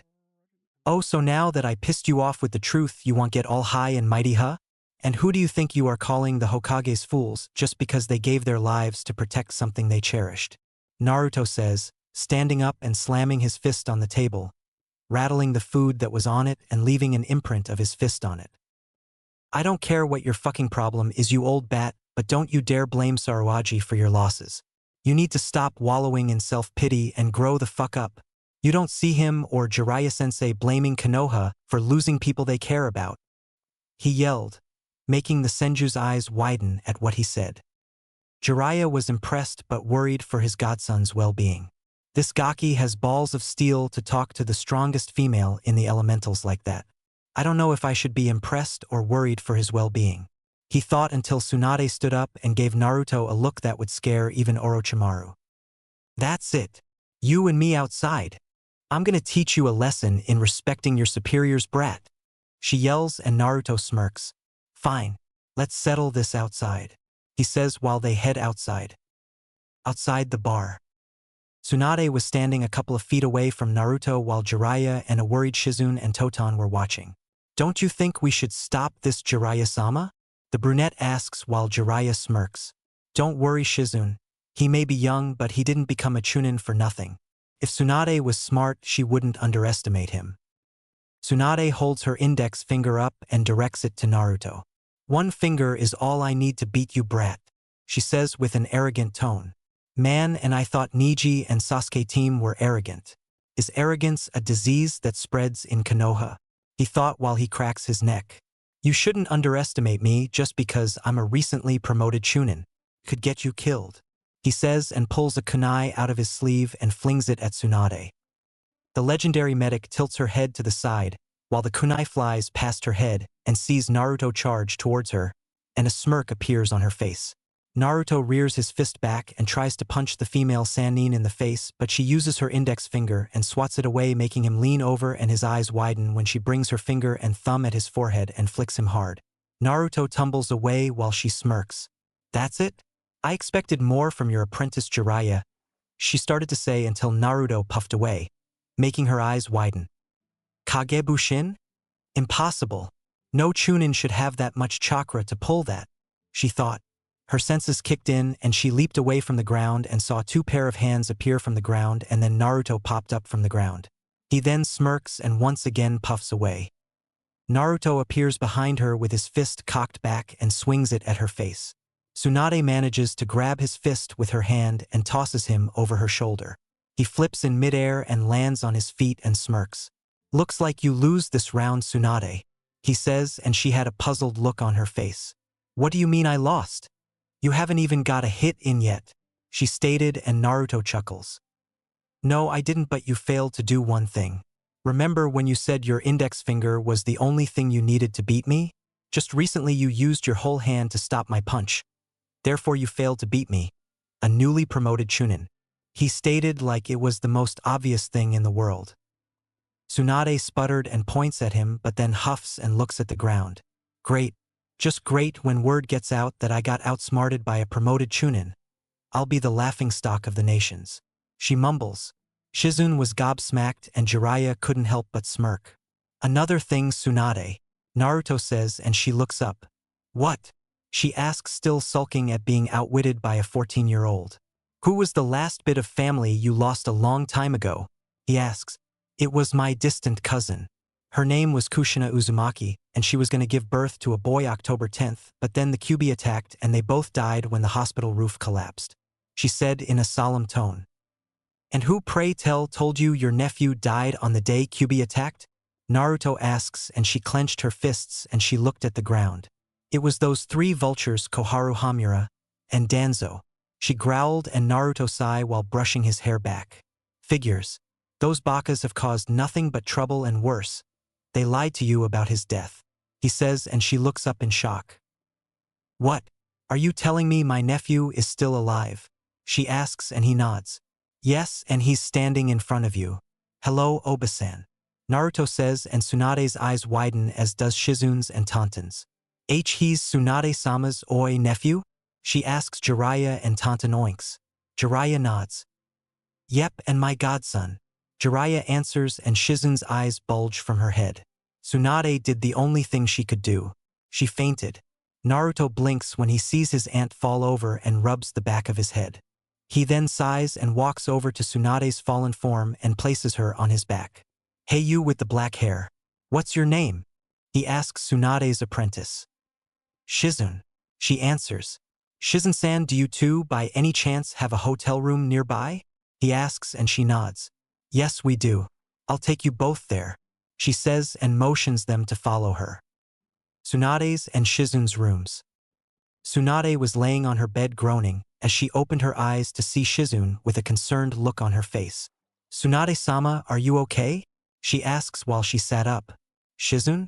Where am I? The female Senju asks. In our hotel room.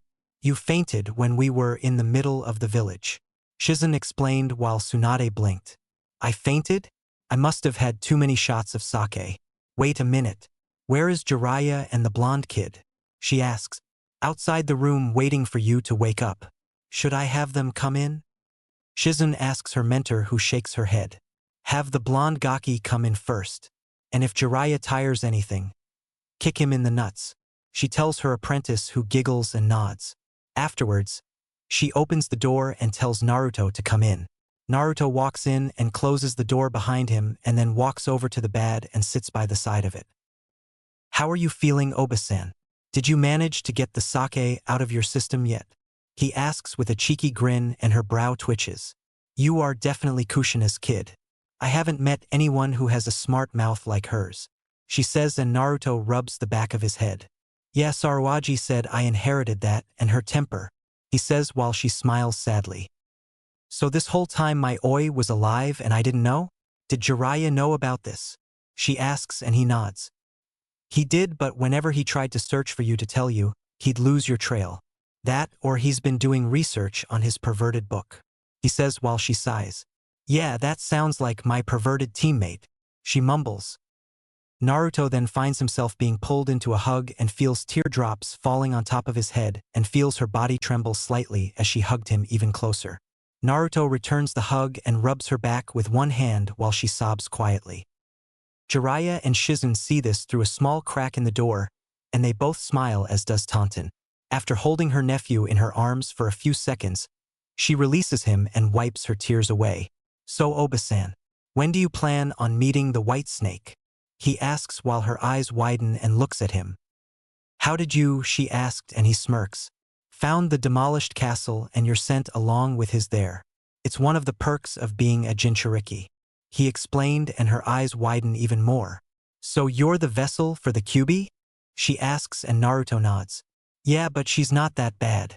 A little cranky and sadistic, yes, but not evil like a certain Uchiha and Snake, he growled while she looks at him wondering what Uchiha he's talking about. Anyway, when do you plan on meeting that pedophile? Naruto asks. In a week. Why? She asks. That faggot shoved his fingers into my gut and summoned some snakes to attack Konoha. I could have sworn he felt me up when he cut me off of Q during the Chunin exam, he says while shivering at being violated by a pedo. Tsunade's brow twitches and then smirks. Say, Naruto, how would you like to make a bet? She asks, and the blonde blinks. Sure, what did you have in mind? He asks. Jiraiya taught you some techniques, correct? Did he happen to teach you one of your father's jutsus? She asks, and Naruto nods. Yeah, he taught me some of his personal techniques and the Rasengan. Why? He asks, and she grins. How far are you in using the Rasengan? She asks, and Naruto holds his right hand up and chakra swirls into a ball of spiraling and compressed energy. I finished mastering it in 2 weeks during my training for the finals, and now I'm working on my own version of the jutsu by shaping it into a weapon like a shuriken and hopefully work on throwing it. I got the shape down, but throwing it is like trying walk on air. Impossible, but I'm pretty sure I'll get it done, he says while she had an odd look on her face but then smirks. All right then, I'll give you until the end of the week to complete this other version of the Rasengan. If you win, I'll give you this, she says, and holds out a necklace with a green gem on it. Naruto blinks and looks at it. What is that? He asks, and she smiles. This Naruto belonged to your great-grandfather, the Shodame Hokage. It's kind of like an heirloom in our clan. This alone can buy 3 mountains and a gold mine, she states, and his eyes widen. Damn. ABD, what if I lose? He asks, and her grin grows. You have to give up all the money in your father's vault to me. So do we have a bet? She asks. Naruto looks at her hand and grins while shaking it. You've got yourself a bet, Obasan, he says until he sees the door open and Shizun fall over, as does Jiraiya. Tsunade-sama, are you serious? What are you thinking, placing that necklace in a bet? With your nephew, no less. / are trying to kill the only family you have left, she yelled while Jiraiya groans and stands up, rubbing his back. Naruto blinks and looks at his aunt for an explanation. To make a long story short, I lost Dan and Nawaki when I gave them the necklace, and it is believed that the necklace is cursed and kills people, she says while Shizun gapes like a fish. Naruto raised an eyebrow and snorts. Curses are nothing but bullshit, just like fate and destiny. I really don't believe in that crap, so I have nothing to worry about, he answers. But But Shizun stammers while Naruto gets up and walks towards the door. Oigaki, where are you going? Jiraiya asks and Naruto looks at him. To train. I have a bet to win and a snake's ass to kick in less than a week, so my schedule will be pretty tight. See ya later, Oba-san. Shizun-san. Naruto says as he shins out of the hotel. Jiraiya does the same while Shizun lets out a big sigh. Tsunade looks at the necklace and grips it. Grandfather, Uncle, Nawaki, Dan, I am betting your hopes and dreams on this boy. Please let him succeed and prove me wrong. He's all I have left in this world. She begs in her mind while praying that Naruto does win the bet they just announce. Chapter 5. Ninja Battle Royale PT-1. Tenzaku Gai Forest. Naruto was panting heavily in the middle of the charred and destroyed forest. Sweat was dripping from his face as he looked at the tree that was currently demolished. Damn it, not good enough. It needs to make a clean cut, not demolish it. He says as he straightens himself up and wipes the sweat off his face. He then sits down and crosses his legs with a peeved expression on his face. Come on, Naruto, think. You want to make the blade thin enough to the point where it can cut through its target cleanly while keeping the core balanced. Hey Q-chan, do you have any suggestions? Naruto asks the vixen. You could try adding less chakra into the core, but make sure it's balanced enough to rotate and move along with the blade. The blade should have more chakra added into it so that it can be stretched out. That way, even if the person dodges the attack, the velocity and speed that the blade is going will suck that person into the vacuum and the rotating blade will tear the target apart. She explained. Naruto thought about it for a while and slapped himself on the forehead. Kami, I'm such an idiot. Why didn't I use that method sooner? He said in a frustrated voice. Simple. It's because you're a blonde. Q said with a grin on her face, which caused Naruto to face fault and get back up looking pissed. Fuck you, Q, he yelled out loud while she giggled. Maybe later, Foxy-kun, she said while Naruto mumbled about horny vixens being jerks. Now that just might work. I'll give it a try tomorrow though because I am tired as hell. Naruto says as he gets up and then he performs a series of hand seals and plants them on the ground. Trees shot up and replaced the ones he destroyed and then walked away only to see a bug-eyed and gobsmacked Shizun. Why you can use Mokuton? She asks as she pointed at the trees. Naruto smirks at her expression and nods. Yep, I've been able to do that since I was 5, but I had to keep it a secret from certain parties on the council. He said while she stared at the trees. But I thought only the Shodame could pull that off. No one else in the Senju clan was able to perform Mokuton after he died, so how were you able to pull it off? She asked. Oh, that's simple. When my roommate was sealed into me by my old man, her yukai caused the dormant gene for the wood-based Kekkei Genkai to activate, and when I was working on my chakra control exercises with Saruaji when I was little, I poured too much into the ground and grew a tree the size of a full-grown man. Afterwards, I trained in using it in secret, he explained. Shizun snapped out of her stupor and spoke up. Look, Naruto-kun, I know you and Tsunade made a bet on the necklace, but She tried to explain, but he cut her off. And I told you that I don't believe in that superstition crap, Shizun-chan. The only person that decides when I die is either Kami-sama or me. I don't believe in stuff like fate or destiny. I make my own path, and anyone that tells me otherwise can piss off. He said in a serious tone while she remained silent and took the info in. So you're not afraid to die? She asks, and he shook his head. Nope. Death is a natural part of order, so I don't fear it, unlike a pale-faced boy chaser we all know and hate. He said, brushing his hair back, and walks past her. So are you coming back to the hotel or what? Because I don't think it would be wise for a pretty lady like you to stay out at night all alone, he said. Shizun blushed when he called her pretty but shook it off and glared at him. Hey, I am not weak. I was personally trained by Tsunade-sama herself, she yelled, following behind him. I never said you were Shizun-chan, but you got to remember we're not the only ninja roaming these forests, he said. Oh, she says as they made their way back to the hotel. Hotel room. Naruto kicked the door to his room open and flopped down on the bed. Ah, so soft, he said, burying his head into the pillow. Shizun was about to speak up until Jiraiya popped out of nowhere with a grin on his face. Yo Gaki! He yelled, causing Naruto to jump out of his bed and hit the ground while Shizun leapt back with a scalpel in her hand until she saw Jiraiya and put it away.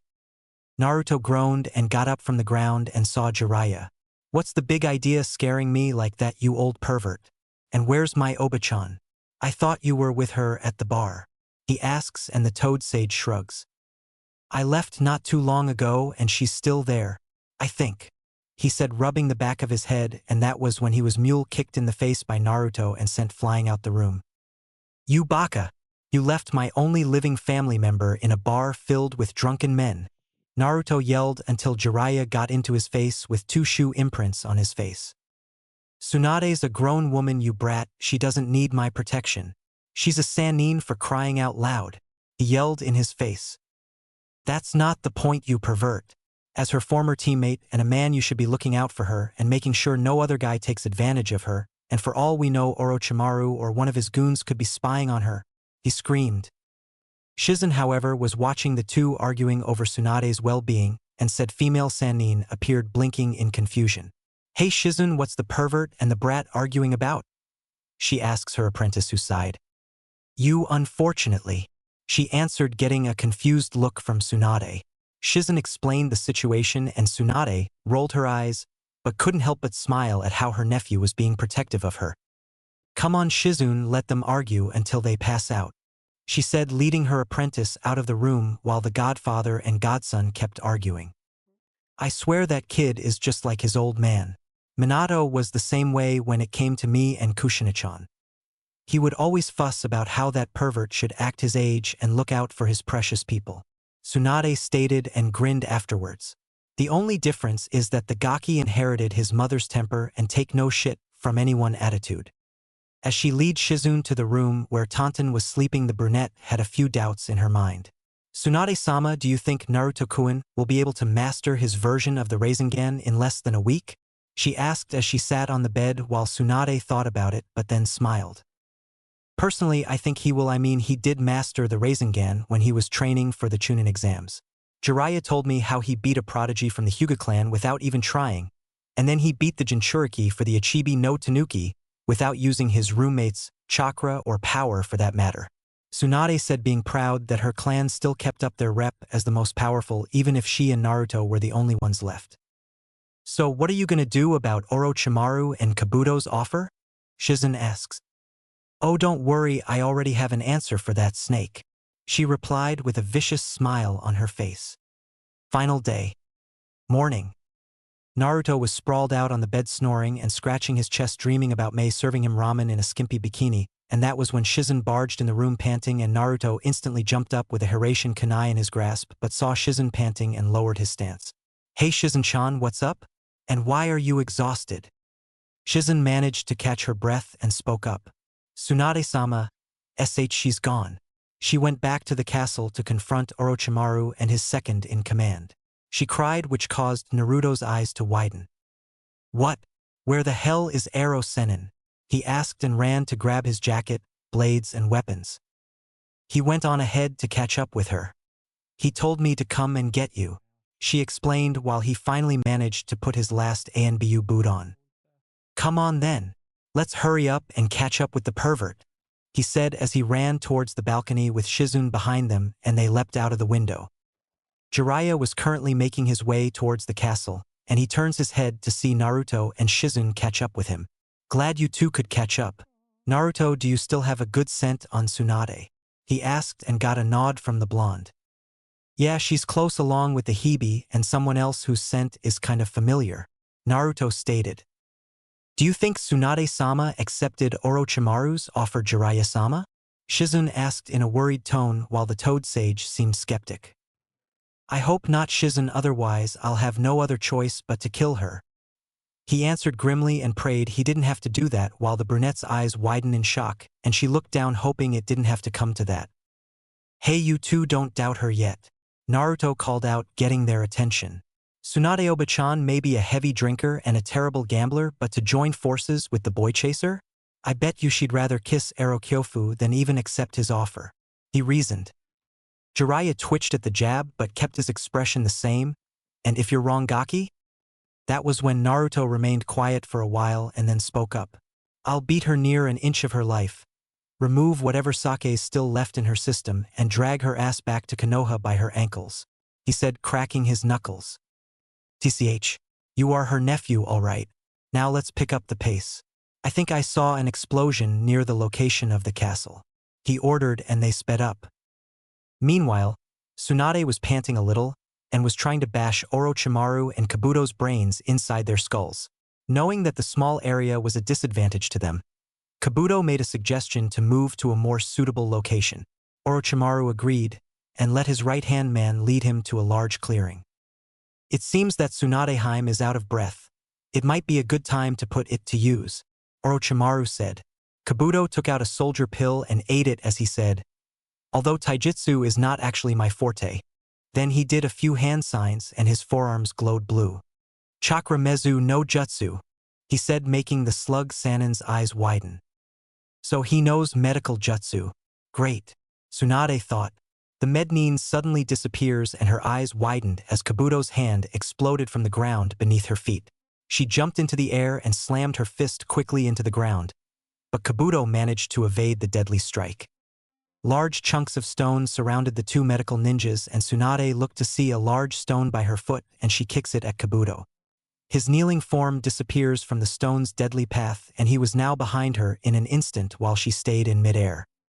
Kabuto tapped her bicep and abdomen only to leave Tsunade with an opening as she touched down on the ground. She slammed her shoulder into Kabuto's chest, making him slide back a few inches from her while she winced in pain. "Ouch," Tsunade says, inspecting her arm. "Damn, he cut my muscles," she thought to herself and glared at the smirking spy.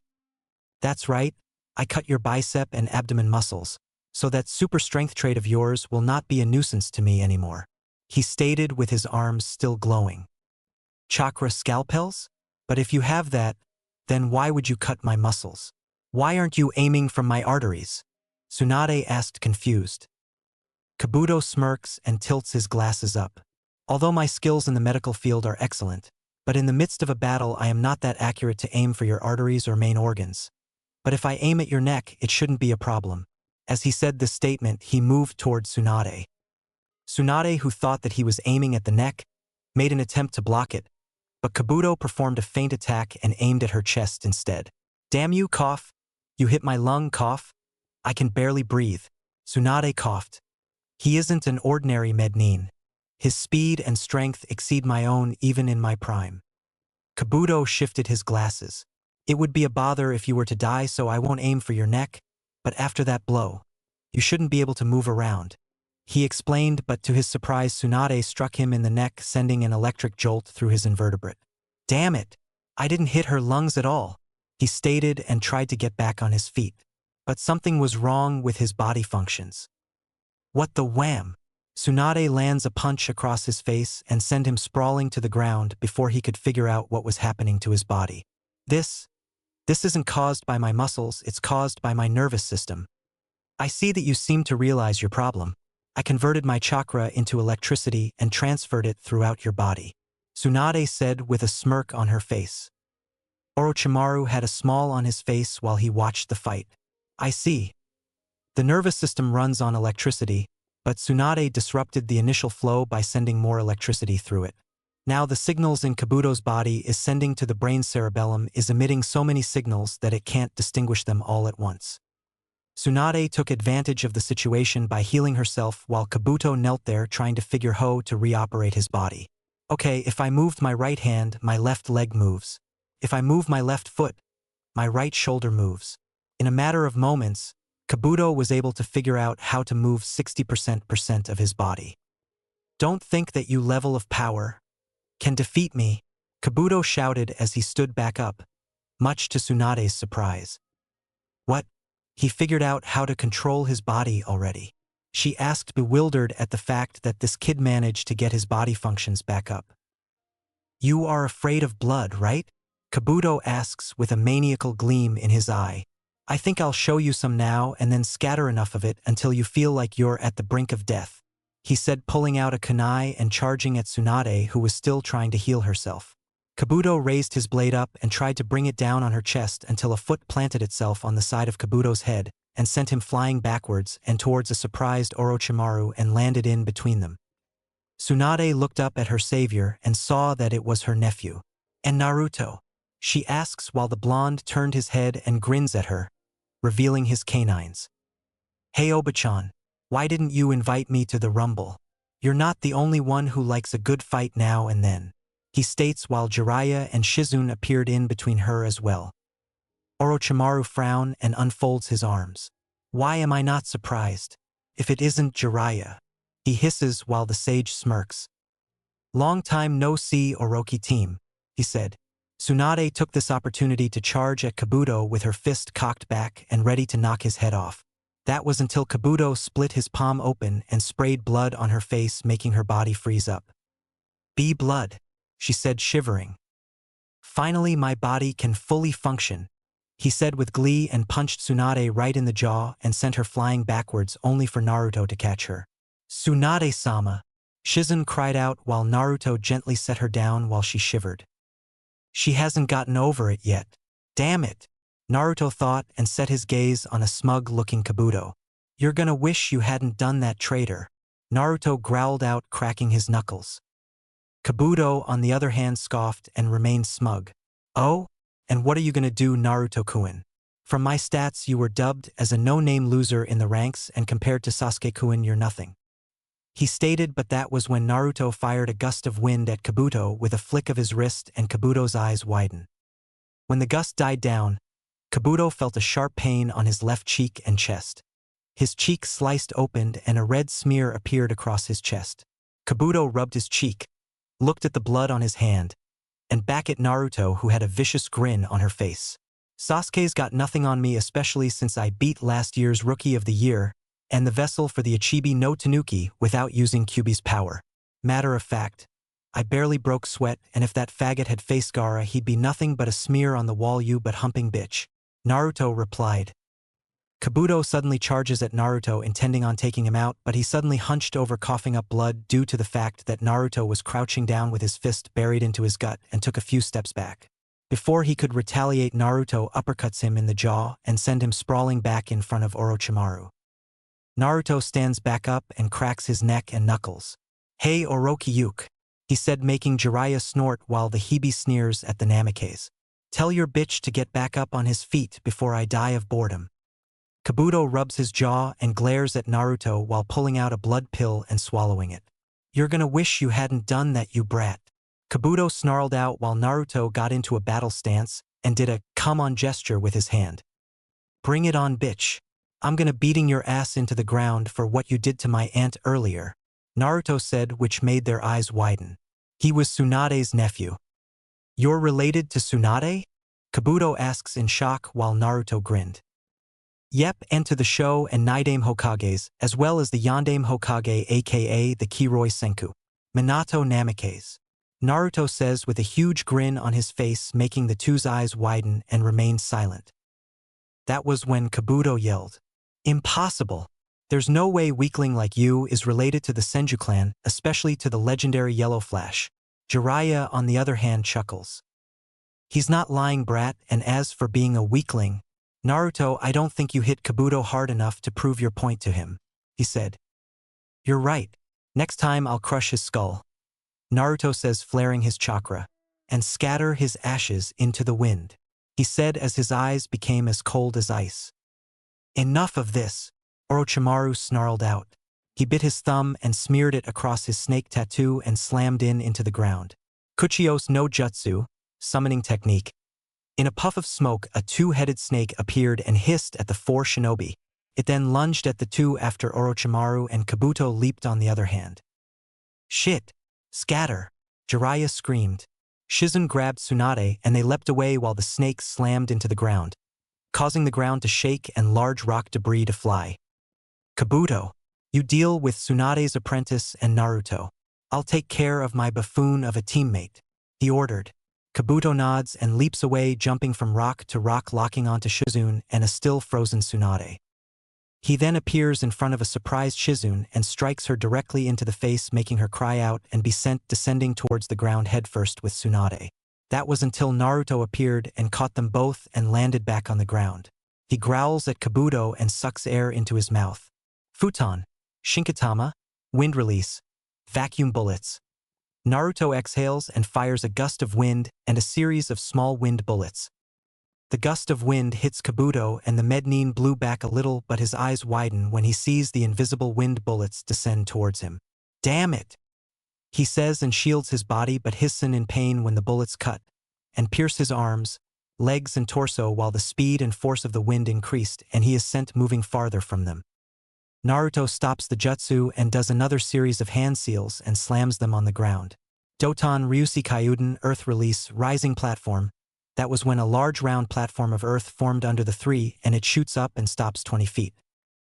"See if you can snap her out of her hermophobia, Shizun-chan. I'm gonna stop that snake from descending," he says while pumping chakra into his feet. When he has enough, he blasts himself into the air and performs another series of hand seals. After that, his chest expands and his cheeks bulge. Yoton. Yugon Numa, Lava Release. Lava Lake. Naruto regurgitates a large glob of lava from his mouth and the molten substance hits the ground and rushes towards the snake. Kabuto managed to land on the ground and heal his injuries, but then he looks up and his eyes widen when a large wave of lava descends towards him. "Oh shit, I can't be hit by that." He jumps away when the lava hits his current location and he lands on a boulder. He looks up to see Naruto releasing lava out of his mouth and he gaps at him. How can he use Yoton Jutsu? He asks himself and wipes the sweat of his head due to the heat the lava was releasing. "Man, if the heat is this tense, then I better not get touched by the molten substance," he says and looks around trying to find a way to get to Tsunade, but he smirks when he sees a trail of boulder. Meanwhile, on top of the snake. Two blurs were seen clashing simultaneously on top of the snake for a while until they appeared staring each other down. "Do you honestly think you can defeat me, Jiraiya? You were the weakest of the three back then and you still are," the traitor taunted while the Toad Sage smirks. "You're so full of it. Just like the Uchiha brat who thinks he's unstoppable because of his bloodline," he said, and that was when Orochimaru launched 3 poisonous snakes from his sleeves and they descended towards Jiraiya, who evades them and in a burst of speed vanishes and palm strikes Orochimaru in the chest hard enough to send him flying backwards. "You're gonna have to do better than that, Orochi-chan," Jiraiya drawled out until he was bit in the jugular by an extra snake. Orochimaru landed and skidded backwards, smirking, but then he frowned when Jiraiya turned into mud. His eyes widened and before he could react, a fist smashed itself into Orochimaru's jaw and sent him tumbling backwards. "Like I said," Jiraiya lands back on the ground with a serious expression on his face. "You're gonna have to do better that, Orochimaru," said Snake Summoner, gets back on his feet, shaking the cobwebs out of his head and spitting out blood and glaring at Jiraiya. Before he could react, the two-headed snake cries out in pain and shakes violently due to the fact that he was slowly being consumed by lava. The two Sannin keep their grip on the squirming reptile. Orochimaru looks down and his eyes widen when he sees lava on the ground, but was even more surprised when he saw Naruto spewing lava from his mouth. "How is that boy using Yoton? Only the Terumi clan was capable of doing that," he states, glaring at Jiraiya, who smirks. "No, he's not a Terumi, you idiot, he's a Senju, and they possessed a bloodline that allowed them to combine more than 2 elements to create a sub-element. Naruto can use that and 2 more sub-elements, but I'm gonna let that be a surprise," he said while the snake growled. Naruto lands on top of one of the thrashing snake's heads and struggles to hold on. "Stop thrashing, you legless lizard," Naruto shouted, pulling out the Ryuken and stabbing in the head. Said snake only thrashes more violently, which forces Naruto to be flung off the snake and ascend into the air. He hears Shizen cry out in pain and looks down to see the kunoichi be struck in the chest and then get knocked out. His eyes flashed in anger when he saw the bastard taunt and brutally attack his aunt. Naruto remembered that he placed a Hiraishin seal on Kabuto when he punched him in the torso earlier and does a small series of hand seals. Kabuto, on the other hand, cocked his fist backwards and sends it forward, ready to bash her skull in until a flash of yellow appeared in front of him and hissed collided with something, but it wasn't Tsunade. Kabuto's eyes widen when he sees Naruto appear in front of him out of nowhere with his fist connected to Naruto's jaw, but what was shocking was that Naruto didn't seem fazed by the punch and said blonde set his piercing gaze onto the traitor. How did you, he stammers out but didn't get to finish because Naruto uses a chakra-enhanced punch and sends him flying off the platform and hitting the ground hard, leaving an imprint of his body on the ground. Tsunade just remained in her frozen position staring at Naruto. And Naruto was all she could say right now. Stay here, Obachan, and look out for Shizun. I'll deal with the trash. He said and shins off the platform he made and lands onto the ground, making his way towards Kabuto, who was getting up and clutching his broken ribs while blood seeped from his mouth. I'm gonna enjoy pounding your ass into the ground, traitor, Naruto said, slowly cracking his knuckles. Kabuto smirks as his ribs fully healed and wipes the blood from his mouth. So my assumptions were wrong about you, but it doesn't matter anyway. You may have been strong enough to beat Niji and that Gara character, but I am on a whole different level. If anything, I am on par with Kakashi Hatake, he said smugly. Naruto stood there for a moment and then busted out laughing. Kabuto seethed at the fact that Naruto was laughing at him. What's so funny, you brat? Kabuto yelled while Naruto continued to laugh but calmed down and wiped a fake tear from his face.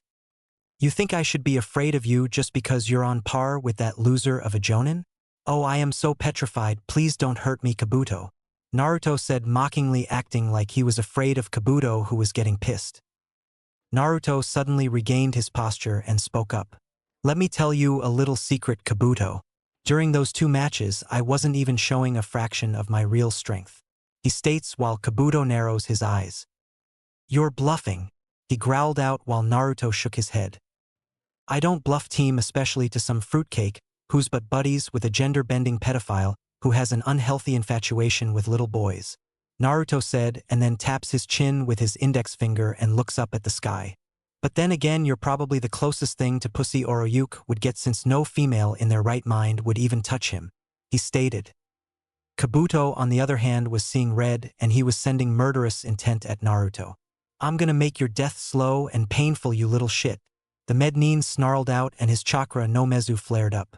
Naruto did a gesture that said, bring it on. Kabuto shot forward in a burst of speed and swung at Naruto's head. When his scalpel cut through Naruto, the blonde faded away, which caused Kabuto's eyes to widen. An after image? Kabuto asks himself, but then he cried out in pain while blood shot out across from his back and he stumbled back. Naruto was behind him, smirking with his right arm in a slashing motion, and his index and middle finger were extended out while his arm glowed light blue. You're slow, team. Is that because you gave the Hebe a quickie before you went to meet up with my aunt? Naruto taunted while the chakra from his hand grew into an arm blade and extended a little. Kabuto lets out a frustrating yell and unleashed a series of precise slashes and thrusts at Naruto, who managed to black everyone with his wind chakra-coated arm. How can you be this powerful? You were dubbed the dead last in our generation, yet you fight like a seasoned shinobi.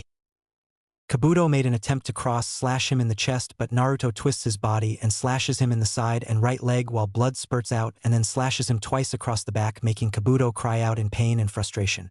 Damn you! He yells and leaps away from him, trying to let his injuries heal. Ah! Naruto said, and once again vanishes and kicks Kabuto in the solar plexus, making him spit up. No resting for you, Kabuchan, Naruto says, and stabs him right in the torso with the extended blade. Kabuto froze for a second from the pain he was feeling, and Naruto pulls it out and roundhouse kicks him in the temple, making Kabuto flop and bounce on the ground like a rag doll. Man, this is boring. For being Orochi team's right-hand man, you're weak as hell, Naruto said while the chakra disappears from his arm. Kabuto slowly gets up while blood drips from his body and he pants a little. You think you've won? He said, and saw the grin appear on Naruto's face. Said blonde gets into a horse stance and claps his hands together in a prayer position. That was when wooden tendrils shot out of the ground and around Kabuto, making the man's eyes in disbelief. Before he could do anything, he was ensnared by the tendrils, which started to squeeze him slowly. And no way, Kabuto mutters but groans when the bindings became even tighter. Tsunade's eyes widened so much that they looked like they were going to fall out of her sockets. And Mokutan? He can use Mokutan, she stammers out. Jiraiya and Orochimaru stopped their fight, and the Hebes looked like he was going to have a heart attack. This can't be. That brat can use the Shodame's Mokutan power? How? Not even Tsunade or her brother could recreate it. The snake cried and was inwardly seething at the fact that he couldn't make the boy his vessel thanks to the Kyuubi. Yeah, it's pretty awesome, huh? He first discovered it when he turned 5, and with Sensei's help Naruto was able to learn how to use it properly. Jiraiya states, And that is what separates Naruto from your golden boy of an Uchiha. Naruto gained his skill through blood, sweat, tears, and pain, while that weakling had everything given to him. He didn't beat Neji and Gaara through luck or with his bloodlines. He used his actual skill just like his ancestors and parents did, and that is what separates him from the prodigies. He said, and they once again engage in battle. Kabuto, on the other hand, was struggling to get out of the jutsu while Naruto shook his head. Dude, the more you struggle, the more pain you're gonna be in. Seriously, how is it that you're on par with the Cyclopes again? Oh well, it doesn't matter. He stretches his right hand out and forms the Rasengan, spiral sphere, in his hand, but it didn't stop there. High-pitched sound echoes throughout the area, and that was when 4 spinning curved blades formed around the Rasengan and extended until it was the size of a windmill shuriken. Kabuto's mouth dropped when he saw the jutsu while Naruto's grin grew. Kabuto, let me introduce you to my version of my old man's technique, the Rasengan. But this version is even deadlier than the original. And the best part about this one is that I can throw it, he said, causing Kabuto to curse and squirm in the wooden bindings. I wonder just how much damage this technique can do to the human body? Care to be my guinea pig for this experiment? Naruto asks sadistically. Fuck you, Namikaze. Kabuto roared but cries out when his shoulders were dislocated. Sorry bro, but I don't swing that way. I prefer females. Now say hello to the Rasen Shuriken, Spiral Shuriken.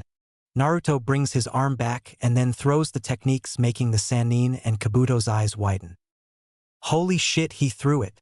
Jiraiya screamed in amazement. Naruto just accomplished one of his dad's goals. They all watched as the screeching attack made its way towards Kabuto. No, no, damn you Naruto arrrrrgghhhh.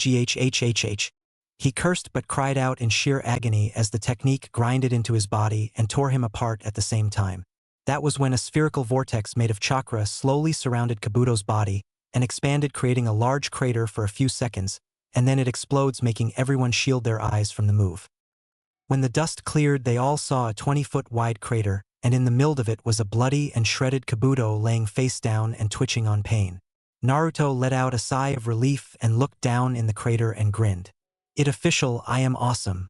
How'd you like my new technique, cockblocker? Naruto said while doing a victory sigh. Tsunade, on the other hand, remained speechless, and for the first time in her life a true smile formed on her face. He did it. He won, she thought. Chapter 5. Ninja Battle Royale PT2. Naruto leapt back on the rock platform where Tsunade and an unconscious Shizun were and walked over to the motionless brunette and kneels down. His hands started to glow green, and the green chakra formed over Shizun's body.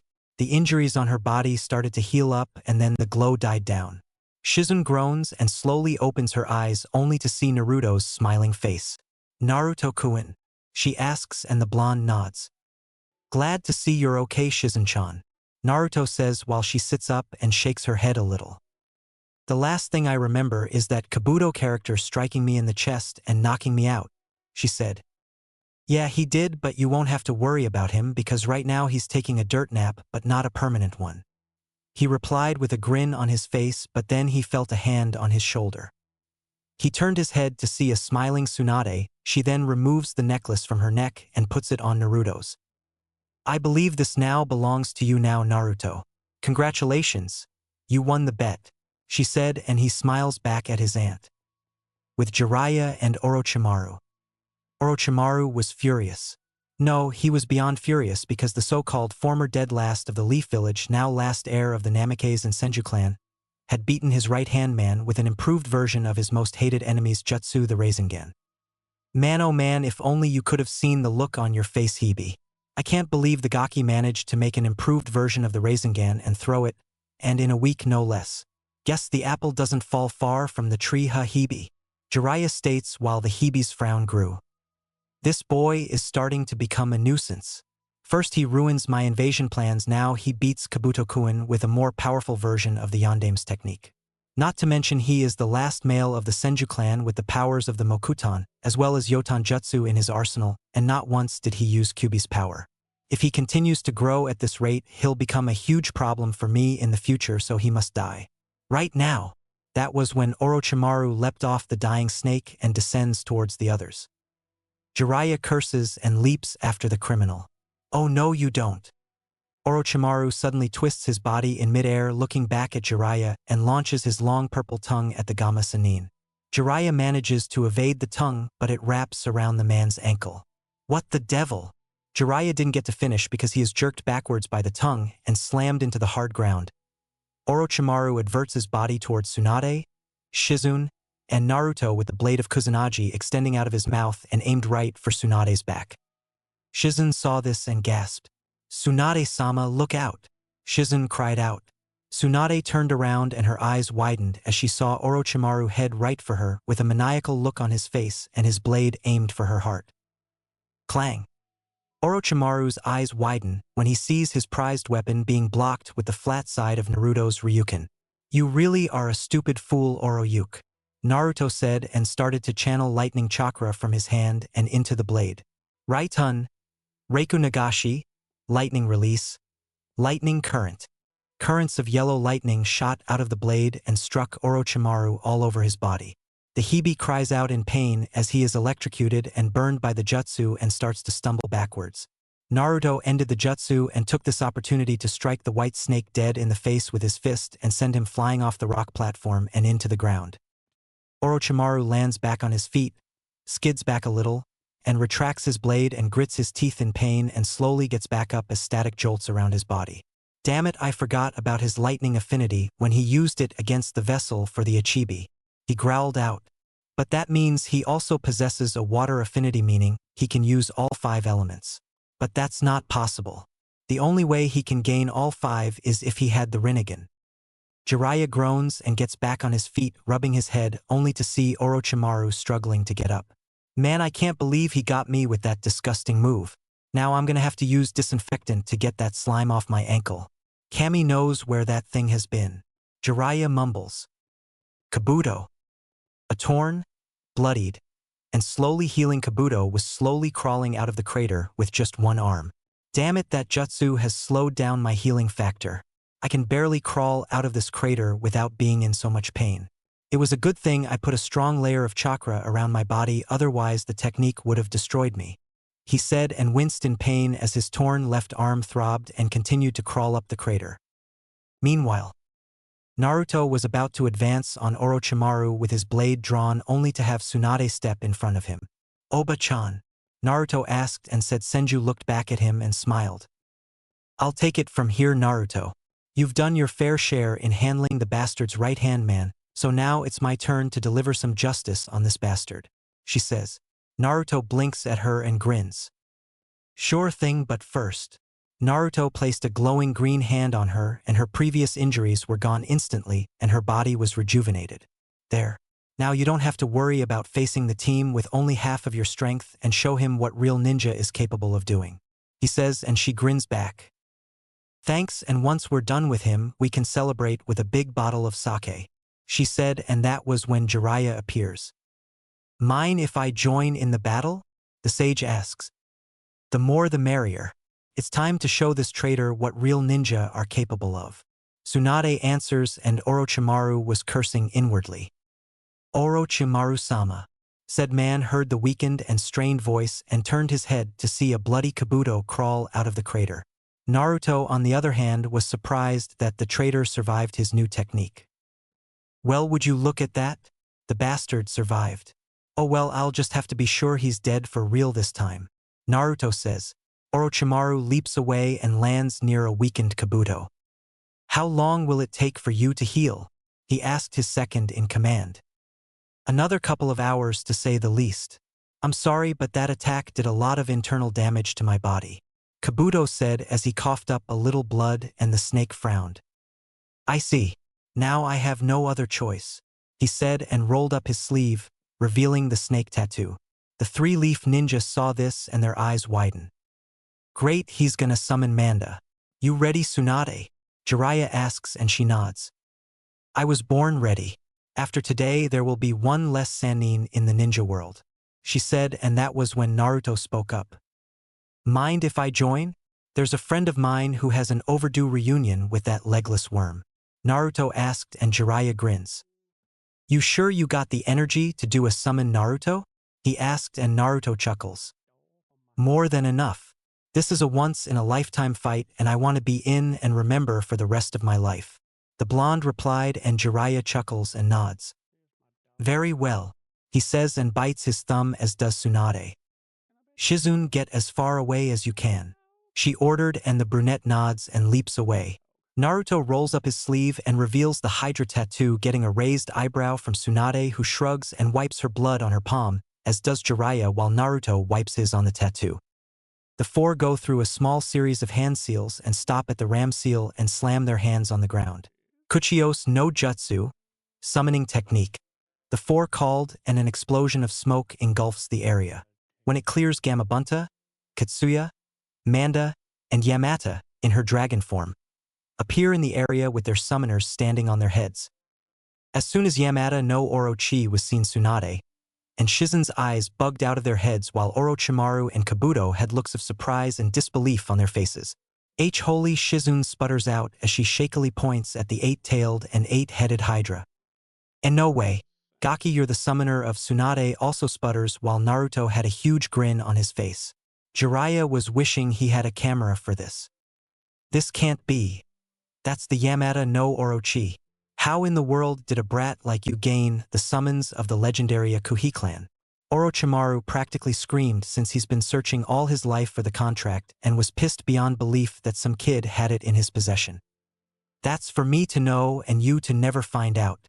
Besides, Shiro-chan wouldn't even let a vile creature like you be the summoner of her kin, and would more than likely kill you, and judging by the look in her eyes, she's ready to tear you and the overgrown worm you're riding on apart.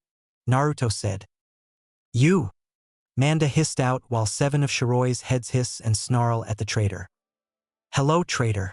You've got some nerve making your own contract to give to that leech on your head, especially after I banished you and your kin from my tribe, she said, releasing murderous intent on the snake who sneered at his former leader. As if I care. I'm free from your control and your rule, wench, and now I'll finally have the pleasure of killing you and ending your reign as the ruler of the reptiles. Manda stated, and Shiroi's main head shot red fire out of her nostrils. You pompous fool. Have you forgotten who you're talking to? You're nowhere even close to being my equal, hatchling, she said, and slammed one of her tails on the ground, creating a small earthquake. I'm gonna rip you apart and give your carcass to the crocodiles. We'll see about that. Orochimaru, no sacrifices are required for this. She's more than enough, he said as he reared his head back, while Gamabunta slowly drew his tanto. You were always the arrogant one, Manda. Yamada-sama, allow me to assist you in dealing with this Hebe, the chief toad asked. I too would like to help you, Empress of the Hydras, Katsuya requests, and Shiroi nods. But of course, the more the merrier, she says. Katsuya decided to start the battle off first. Zeshi Nensen, acid slime. Acid spewed from her mouth, and Manda slithered around to avoid it. He was able to constrict himself around Katsuyu and opened his mouth to bite the slug and inject his deadly venom. But Gamabunta joined the fray and thrusts his blade forward at Manda's head, only for the snake to avoid it and clamp down on the toad's blade. One of Shiroi's heads opens its mouth and red fire slowly appears and grows. Katan, Iku Hai, fire release, blazing fire. A stream of red-hot fire shoots out of her mouth and descends towards Manda. Said snake sees the attack from the corner of his eye and curses as he releases his hold on Bunta's Tanto and Katsuya. He lets out a hiss as he heads straight for Shiroi, who stops, unleashing the fire attack. Naruto, on the other hand, starts to work on a series of hand seals. Shiroi-chan, lift your head up so that I can get a better view of the ground, the blonde says. Hi, the Hydra Queen replies and does so. Great, now to slow that team down. Yotan. Dai Yogan Numa. Naruto stops making hand seals and his cheeks bulge out. He suddenly releases a large stream of magma that lands on the field and slowly spreads across the ground.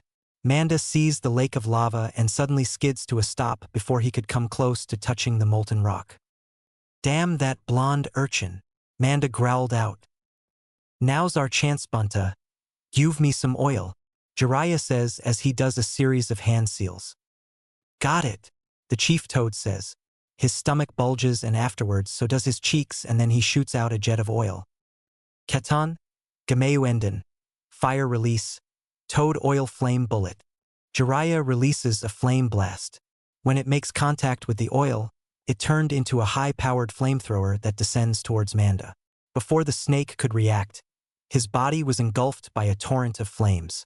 After a while, the technique starts to recede, and the three were wondering if the technique worked.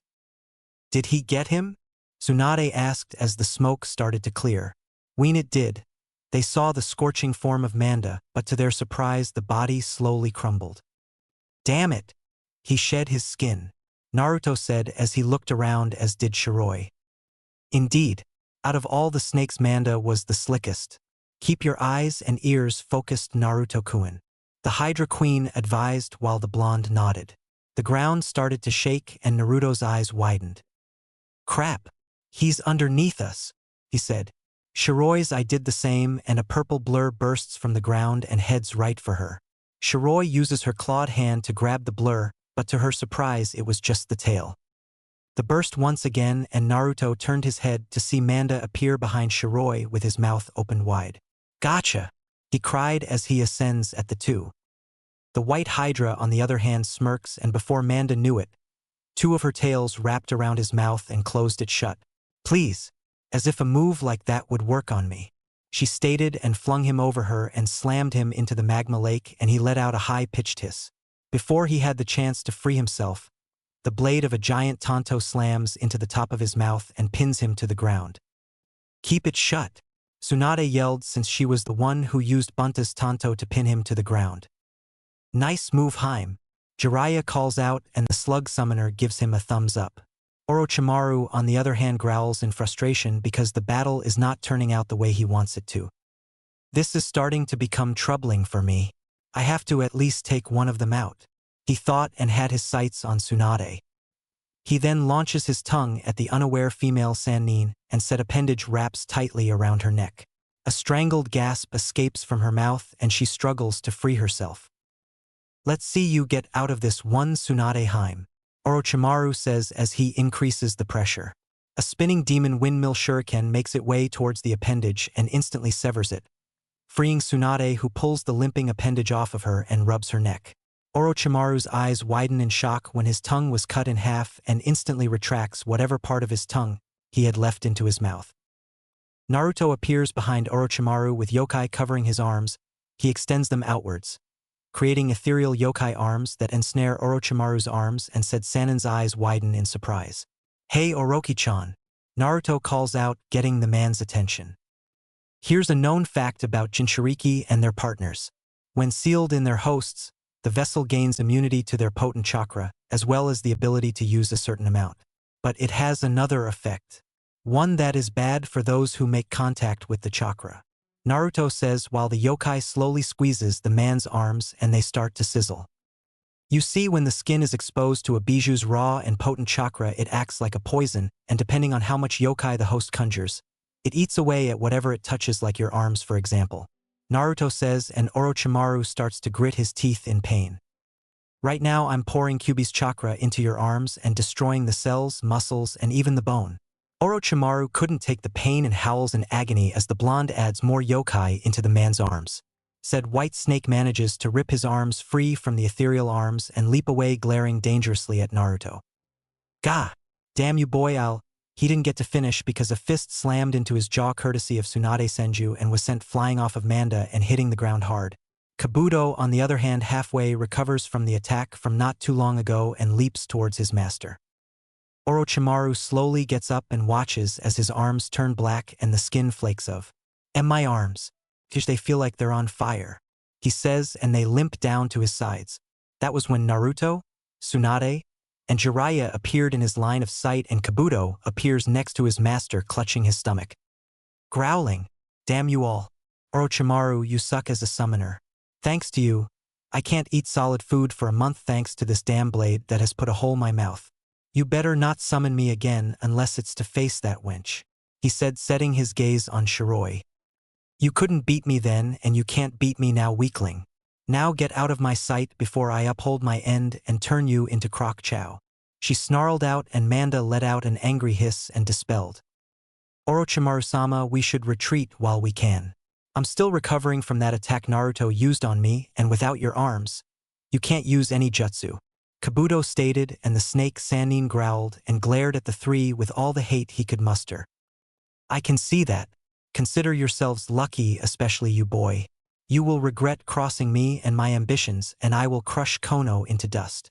He swore while Naruto had a feral grin on his face and his eyes were crimson. And I look forward to the day when I bring your head back as a trophy and mount it on your student's wall, Oroyuke. Naruto responded while the snake hissed and sank into the ground. Goodbye for now, Namikaze. Next time I will kill you, Kabuto says and poofs away, as do the summons. After a few minutes, Naruto sighs. Well, that was fun, he said, and that was when Shizune appeared next to them. Yeah, fun if you can call it that, Mr. I love destruction and chaos, Jiraiya commented while Naruto snorts. Blame my roommate. She's a bad influence on me, Naruto replied while Q giggled in his mindscape. I love you too, Naruto-kun, she says. Now then, all that's left is to get our things and Taunton and head back to the village, Jiraiya states. Already? Come on now, Kyofu, we don't have to be back at Konoha for another week. In case you haven't noticed, I haven't got a chance to spend a lot time with my aunt, Naruto said. Jiraiya groaned and was about to speak up until Tsunade smirks and wraps an arm around her nephew. Don't be such a wet blanket, you pervert. Let's go have some fun for a change. I could use a new poker partner, she said with a grin while Shizune sighs. Fine, but only for 3 days. I don't need another verbal lashing from the old monkey, Jiraiya commented. Got it. Oh, and Oba-chan, you owe me 14 years worth of birthday and Christmas presents, he said, and she fell over while he walked away with his hands in his pockets grinning. Jiraiya, on the other hand, laughs his ass off while Tsunade gets up and mumbles about greedy-ass nephews, and the two take off. Chapter 7. Back to Konoha. Kanahagakure Hokage Tower. Hiruzen's office. Hiruzen was currently sitting in his office giving a nervous Kakashi Hatake a glare that would make even someone like Orochimaru nervous as hell. Do you want to know the reason why you are here, Kakashi Hatake?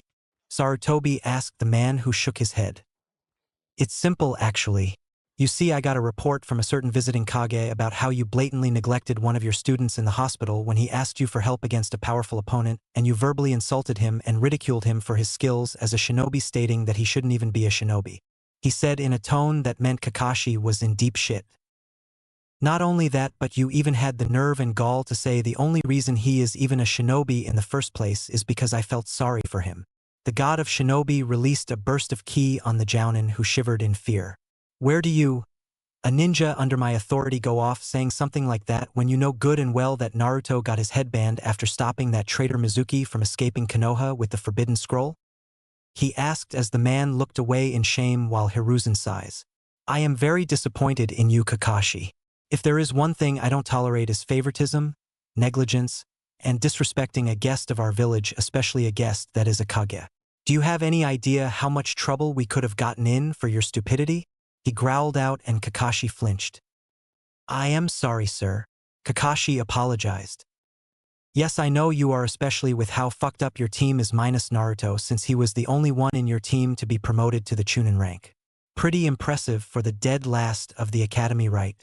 Hiruzen replied while Kakashi remained silent. Hokage-sama, if I may ask? How did Naruto get so strong in less than 2 months? And how was he able to use those elemental jutsu, especially with his chakra control being so out of date? Kakashi asked Hiruzen, who sighed inwardly. If you must know, I had Jiraiya train Naruto and help him learn the things you failed to teach him in the past 2 months, since you were too busy coddling the Uchiha brat, and that boy's lack of discipline could have cost us to lose some important clients. Hiruzen said harshly, which made the son of the White Fang cringe. But thanks to Naruto and his performance when he faced and beat not only the Hyuga prodigy of the branch house but also beat the Kazekage's son, who might I add was the vessel for the Ichibi no Tanuki, Shikaku, the clients we got have doubled, and most of them have requested to have Naruto join in the high-paying missions they are offering to Konoha. He finished. I see. So what is happening to Team 7? Kakashi asked. Simple. Until I say otherwise or until my successor gets here, Team 7 is on a 6-month probation period and will not be allowed to do missions outside the walls of Konoha and will have to do D-ranked mission. As for you, Kakashi, I'm afraid I have no other choice but to cut your rank down to Tokubetsu Jonin. he said, which made the man's eyes widened and was about to speak up only to have Hiruzen raise a hand. Don't say anything. You will have a chance to regain your status once the probation is done, but until then you'll be doing 2 shifts of guard duty each day, and you are not allowed to read your book during this time, he said, and was inwardly smirking as he saw the horrified look on Kakashi's face. And that's not all. You will also be assisting your students in these D ranks and train them properly, meaning you will train Sakura and Sasuke equally, or else you will be having a one-on-one session with Ibiki and Anko for insubordination. He finished. Yes, sir. Is there anything else? Kakashi asked in a low tone. No, and Kakashi, Minato, and your father Tsukumo would be very disappointed in you. I suggest you start waking up to reality and acting like a real ninja is supposed to, and pray that Tsunade is in a forgiving mood due to the fact that you neglected her nephew's training and progress as a ninja. He said as Kakashi left the room, but then his eyes widened and paled when he heard this as the door closed behind him. Tenzaku Gai Casino. Tsunade had walked out of the casino with a grin so wide that it looked like it would split her head in two, and the reason why is because her nephew had practically cleaned the casino out and she was hugging a huge bag of money to her body and giggling like crazy. Shizune was right beside with bug eyes and her jaw hanging from the ground, as was Taunton. Jiraiya, on the other hand, was patting a bored Naruto on the back, saying how proud he was of his apprentice for being a gambling god. For those that had lost to Naruto were on their knees crying while looking at their empty wallets. Some of the richer folks nearly had heart attacks when Naruto cleaned them out in 5 games of blackjack and 21. I still can't believe that Naruto-kun won all that money, Shizune said with a stumped expression on her face. I never knew you played poker, she said while the blonde shrugged. Meh, Sarawaji taught me how to play that and shogi when I was 8, and I'd always win somehow when I play him in 21, but it was with candy. He mentioned something about me having the luck of the fox on my side, though I could never beat him in shogi. The man may be old, but he has an IQ that'll make the Hebe cry, Naruto commented until he was glomped by a squealing Tsunade who was hugging him so tight that he turned purple and his bones started to crack. You've made me the happiest woman in the world, my favorite nephew, she said as Naruto struggled to escape from her death hug. Oh, Bachan, you're crushing my spine. He strained out, but then she dropped him and hugged the money once again. I've never seen Tsunade-sama so happy, Shizune said with a sweat drop on her face while Naruto got up and popped his back in place. Yeah, remind me to steer clear of her grabbing range from now on, Naruto muttered, rubbing his back painfully while Jiraiya snickered. After staying in Tanzakagai until the end of the week, the group left and was now traveling on a dirt road towards Konoha until the blonde stopped. Tsunade and Jiraiya saw this and stopped, as well as did Shizune. Whoever you guys are, come on out or I'll make you come out, Naruto called out, and that was when 4 blurs landed onto the ground in front of them, revealing themselves to be IWA Nin, and from the looks of it they had their focus on Naruto. So the rumors are true. The Konoha no Kiroi Senku, Konoha's yellow flash, does have an heir, said a female who stepped forward. She had short, black hair and pupil-less pink eyes. She wears what seems to be a long, red kimono with the sleeve on her right arm missing, as well as the bottom left side of the kimono, the brown Awagakure flak jacket, fishnet tights and shorts over them. And you are? Naruto asked while the female narrowed her eyes at Naruto. My name is Kuratsuchi Atsuburo, the granddaughter of the Sandame Tsuchika Jiraiya Tenbin no Inoki, Inoki of both scales, and I'm here to kill you, she said, and instantly flung a kunai at the blonde's heart at speeds that surprised Naruto, who dodged to the left. Kuratsuchi suddenly appeared in front of him, swinging a kunai at his throat and another at the area where his kidneys were, but Naruto reacted by grabbing both of her wrists and keeping them t-bay. Mans, she's fast, Naruto said, impressed. The other IWA Nin were about to interfere until Jiraiya, Tsunade, and Shizune appeared in front of them. Don't even think about it, you brats, Jiraiya said, releasing Ki on the now frightened ninja because they knew they were no match for 2 Sannin, especially one that trained their most hated enemy. Just stand there and watch my nephew beat the stupidity out of the midget's granddaughter's ass, Tsunade said while they paled. And nephew? He's a senju, one male asked. Oh shit, we're so screwed, the other one said. Kuratsuchi was gritting her teeth in frustration as she tried to use her strength to push her kunai forward, but Naruto's strength was beyond hers at the moment. A smirk formed on Naruto's face and his bulged, confusing the kunoichi until he sprayed what looked like brownish-green liquid in her face, making her back away a yell in frustration, trying to rub the substance off her face. "Ugh, that was disgusting, you bastard," she screamed. "This coming from someone who takes dirt baths. How's about I wash you off?" Naruto commented and did a few hand seals. Suetun, Mizurappa, water release, violent water wave. He shoots a fast stream of water at Kuratsuchi, who cries out in surprise when she is hit by the blast and hits the ground hard. Water drips down her face while she looks up at Naruto with a growl escapes her lips. "What? Now it'll be easier for you to get that excess dirt out of your hair," he said cheekily, which caused a tick mark to form on the back of her head. "Shut up," she yelled in anger, does a few hand seals and leaps into the air. Yoton Sekijio no Jutsu, lava release. Quicklime congealing technique. She spits a large quantity of quicklime from her mouth in the form of a substantial projectile that makes its way towards Naruto. "Whoa, she can use Yoton too. Well then I can play that game," Naruto says. Yoton Maguma Bakudan, lava release, magma bomb. Naruto fires a large orb made of molten rock from his mouth, which heads towards Kuratsuchi's attack and cancel each other out, and lava splatters all over the ground. What the? You can use Yoton too?" she asked, astonished that a Leaf Nin, the Yandame's son no less, can use it. "That and more," Naruto replied and aimed his index and middle finger at her while sparks of lightning form around them. Raitun, Byakurai, lightning release, pale lightning. Naruto fires a beam of bluish-white lightning at the Iwa Kunoichi, whose eyes widen at the speed it was going and barely dodges it as it grazed her shoulder, making her wince in pain. Naruto appeared below her with a tri-pronged kunai drawn, and before she could react, he plunges it into her stomach and her eyes widened in shock. The Iwa Nin watching gasped in fear as they saw their leader's granddaughter get killed. "Kuratsuchi-sama!" one of them called out while she stood there frozen, but she smirks at Naruto, who raised an eyebrow until he saw her dissolve into mud. "Atsuchi Bunshin, Earth Clone? Then that means he didn't get to finish because earth spikes rose from the ground and impaled him in several areas of his body and he gasped in pain." "Keikyuso," Naruto said while Kuratsuchi leapt out of a tree with a smirk on her face. "You lose, Namikaze," she said in triumph. "Any last words before I finish you off?" she asked as she pulled out a kunai and raised it. Naruto, on the other hand, coughed up blood and grins weakly. "Boom," was all Naruto said and glowed white. Kuratsuchi's eyes widened and cursed. "Oh sure." She couldn't finish because Naruto exploded into smoke. A few seconds later, Kuratsuchi leapt out of the smoke with burns on her skin and clothes and lands back on the ground, panting a little. "You're pretty quick," Naruto said, crouching down on a tree, twirling a tri-pronged kunai as she turned her attention towards him. "Impossible. How did you substitute yourself without me sensing it?" she asked while Naruto grinned. "What can I say?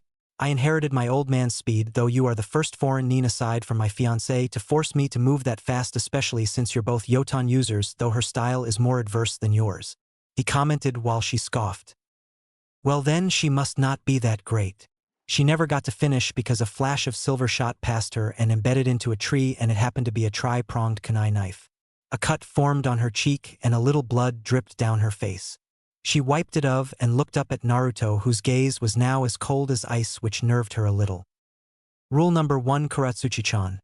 Don't insult my fiancé because can kick your ass 6 ways to Sunday and will send you back to your old man in a matchbox," he said harshly. 2. Grow up.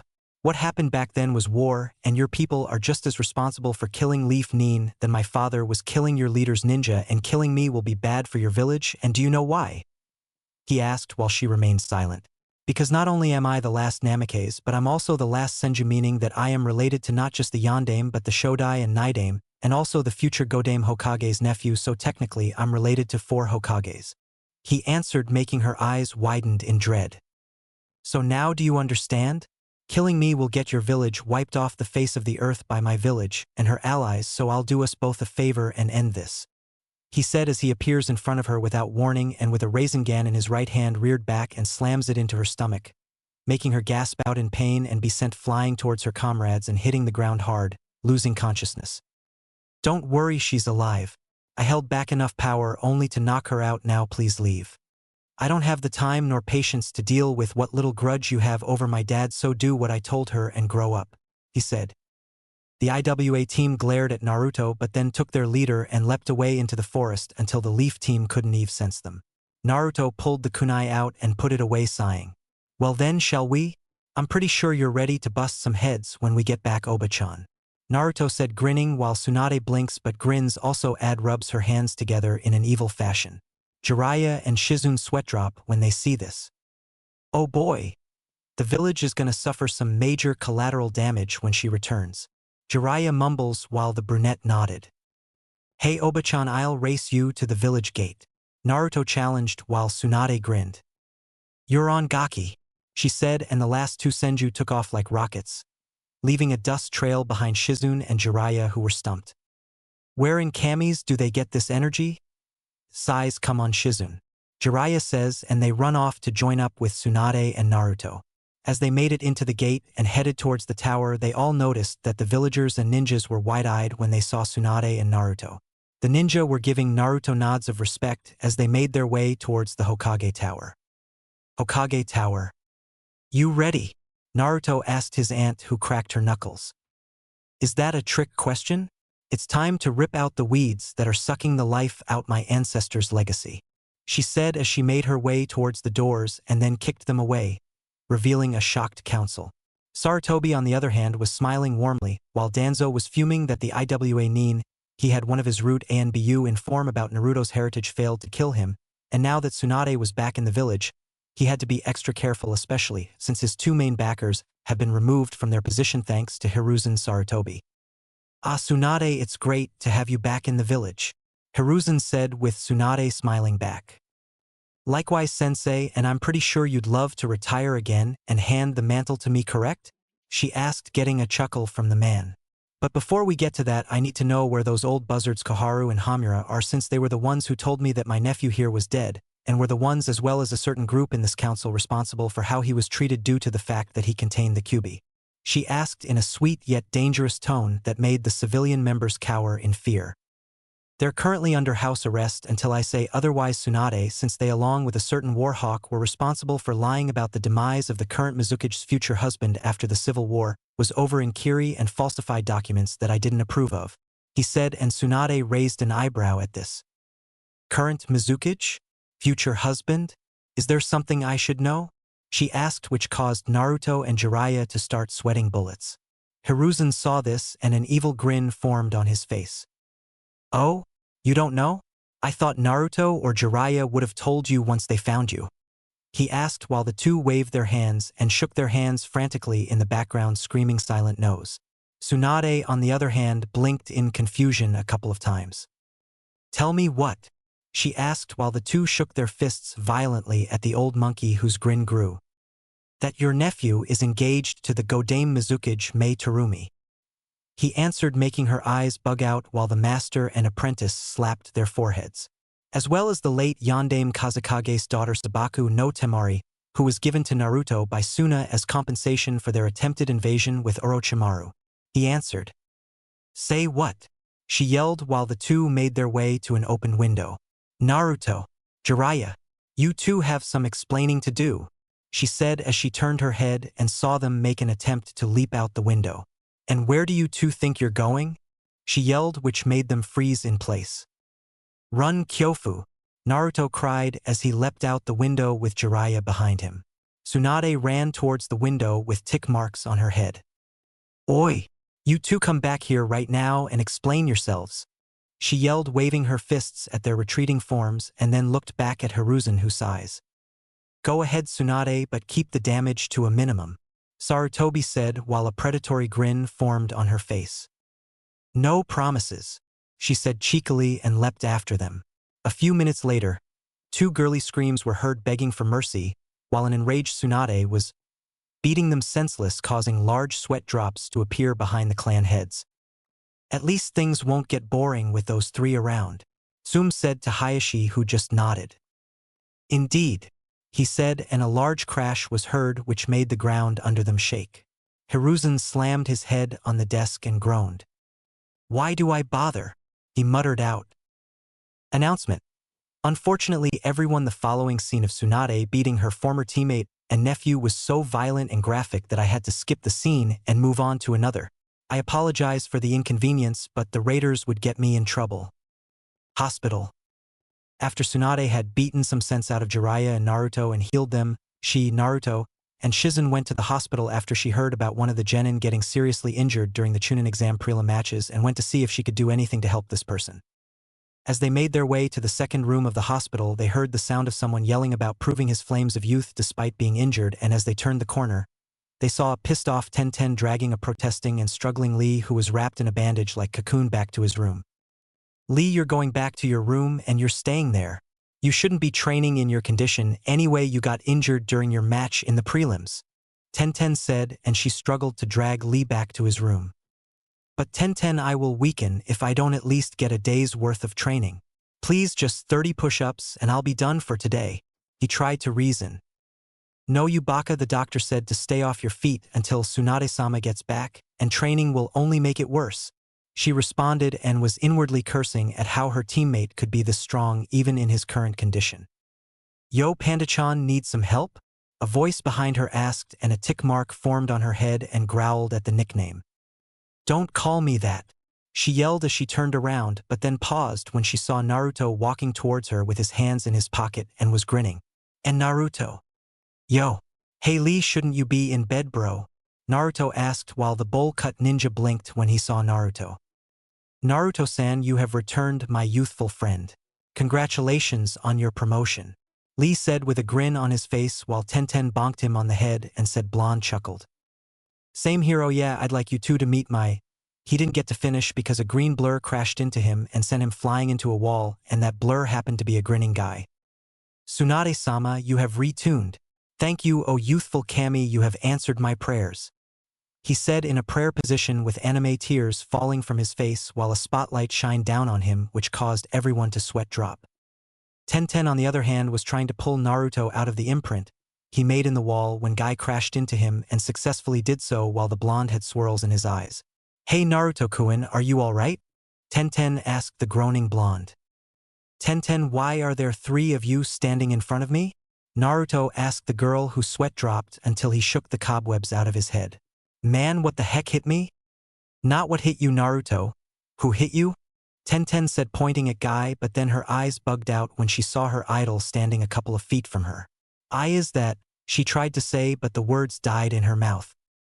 Yep, that is Tsunade Senju, the next Hokage and my aunt, Naruto said, which made Tenten's jaw drop and just stare at Naruto, who blinked a few times. What? He asked, and the next thing that happened was that she fainted, but luckily for her she was caught by Naruto before she hit the ground. Tsunade shook her head and then looked towards a bound-up Lee. So you're the one who got injured during your fight with Sabaku no Gara, correct? Tsunade asked Lee, who blinked and nodded. Well then, let's head to your room and see what the damage is, but first let's get these off. She ripped off the bandages he was bound in without even trying, shocking the taijutsu specialist. Now come on, young man, she said, motioning him to follow her, which he did while Guy was thanking Kami for bringing the goddess of medicine back to the village. Naruto, on the other hand, sweat dropped while holding an unconscious Tenten in his arms. He sighs and sets her down on the ground, pulling out some smelling salts from one of his pockets, popping the bottle open and waving it in front of her nose. A few seconds later, her head shot up and she looked around. Who? What? Where? She said, and saw Naruto.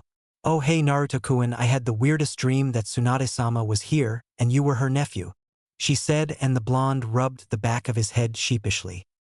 Well, I hate tell you this, but it's true, he answered, which made her eyes widen. But don't faint again. Tenten rubbed the back of her head and blushed in embarrassment. Sorry about that. Oh, I wanted to talk to you about those 2 swords you had on your person after the Chunin exams, but you already left with Jiraiya-sama to find Tsunade-sama. Where did you get them, by the way? She asked. Naruto was about to speak up, but that was when an ANBU appeared in the hospital. Namikaze-sama, the Sandaime wanted me to inform you that your fiancé Sabaku no Temari has arrived while you and Jiraiya-sama were away to look for Tsunade-sama, and right now she's at the Nara clan's compound, he stated, and Tenten's eyes bugged out when he said Temari was his fiancé. Gotcha, well, I'll see you later, Tenten, and I'll head to your dad's weapon shop and bring my swords with me, he said and shunshin's away. Nara compound. Temari and Shikamaru were engaged in a terrifying game of shogi. So far Temari won 4 games with Shikamaru winning 5, and so far they were evenly matched. Hey, I should have known you two would have been doing this, said a voice, and the two looked up to see a smirking Naruto and Yoshino Nara, Shikamaru's mother, approaching them. Thanks for the green tea, Yoshino-sama. I've never tasted anything so amazing like the kind you made, he said politely and bowed. Why thank you, Naruto-kun, and just call me Yoshino-san, and be sure to treat your fiancé like a queen, she said while he chuckles and does a mock salute. Yeah, ma'am, Naruto said, which made her giggle and looked at Temari. You've got a good one here, Temari-san. Polite, strong, rich, and not lazy, she emphasized, which made Shikamaru's brows twitch while Shikaku, who was cleaning up some deer antlers to send to the pharmacy center, sneezed and muttered troublesome wife. Temari on the other hand grinned and nodded, and as soon as Yoshino left, Temari placed her game piece on the board and said checkmate, which caused Shikamaru to slump his shoulders. The fan user then walked over to Naruto and wrapped her arms around his neck. Hey Naruto-kun, she said while he smirked and wrapped an arm around her waist. Hello yourself, beautiful, he said. Thanks for letting my future wife stay here while I was gone, Shika said, however waved his hand in dismissal. Yeah, whatever. Wait, did you say future wife? He asked as he shot his head up in shock, and Naruto nodded. You're engaged to her? Temari, on the other hand, narrowed her eyes dangerously at the shadow user. Yes, I am his fiancé. Is that a problem, you lazy rat? She asked in a tone that promised pain, and was slowly reaching for her fan and use it to cave his skull in. Naruto's eyes widened when he saw what she was about to do, and Shikamaru was about to open his mouth only for Naruto to speak up. Whoa, would you look at the time, we gotta go and get you settled at my apartment, Temari-chan, Naruto stated while she looked at him with a raised eyebrow. Apartment? I thought you had a clan complex, she asked. Oh, I do, but sadly I need my godfather Jiraiya, who is now in the hospital, has to remove the barriers and security seals since he and my dad made some new ones that keep people out, and sadly I'm only intermediate level when it comes to Fuinjutsu, and I could end up killing myself if I messed with them, he answered. Oh, I see. Well, is the apartment nice? She asked, and he scoffs. Nice? My mom left me the place and it is beyond nice. Trust me, you'll be wowed by it, he said. So where's your stuff? He asked. Oh, I got everything I own in a sealing scroll, she said, releasing him and grabbing a large scroll from the porch, and Naruto whistled. Wow, did you bring the whole house with you? He asked humorously, and she responded by lightly punching him in the shoulder. Shut it, you, and carry me to your apartment, she ordered with a playful grin on her face. After Naruto straps the scroll with her belongings on his back as well as her fan, he scoops her up in his arms, holding her bridal style and making her giggle while she wrapped her arms around his neck. See ya later, Shika, he said, and shunshin's away with his second fiancée while the Nara mutters troublesome, but he was also glad that he now had another rival aside from his dad in shogi. Naruto's apartment. Naruto and Temari appeared in front of his door, and he sets her down. Well, here's our humble abode until we move into my parents' complex, he said as he pulled out the key and opened the door. As they entered, Temari whistled at how clean and decorative the place was. Wow, this place is huge. Your mom must have been loaded to afford a place like this, she said as she looked around. Yep, she was, and so was Dad, though I barely scratched the surface on either of their accounts, so there's no need to worry about money. Oh, and before I forget, there's someone you've got to meet, he said, and a red kit popped out of his jacket and landed on the ground, which surprised Temari. The fox then glowed and transformed into a human shape, and after the glow died it revealed Q in her human form, grinning, and Temari's eyes bugged out. Temari, say hello to my first mate and tenant, the QB no Yoko, or Q as I call her, Naruto said, which made her sputter and point to Q, who just giggled. You can relax, Temari-san. I'm not gonna hurt you or anything, even though I'm the strongest of the Bijou. I'm not like that blood-thirsty weasel Shikaku, she stated while the wind user let out a sigh of relief. So you're Naruto-kun's third future mate, huh? She said and started to walk around a nervous Temari and seemed to be inspecting her body. Not bad. You take real good care of your body, and despite your age, you're filled out in the right places.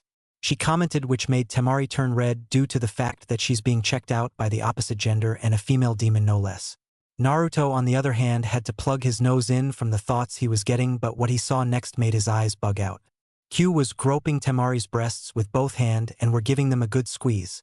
"Wow, you're already a C-cup," she said as she squeezed them more, and Temari's eye was twitching in embarrassment and steam escaped from her ears, but she squeaked when Q grabbed and squeezed her rear.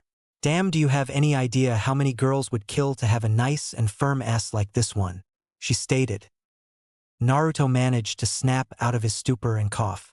"Ahem, Q, I think you should stop," inspecting Temari-chan before her head explodes from the amount of blood rushing in it, he said, and the demoness blinks and looks at Temari's red face. "Whoops, sorry about that. Anyhow, welcome to the family, Temari-chan, and don't hesitate to do anything I wouldn't do with Naruto-kun, especially with what he's packing in his boxers," she said, which made Temari cover her nose and Naruto to turn red. "Q!" Naruto yelled out in embarrassment. Night. After that little scene and after Temari got settled in and they had dinner, Naruto was currently in his room in a gray sleeveless t-shirt and a pair of black shorts, writing down some notes from a Fuinjutsu book he got from Jiraiya during his training.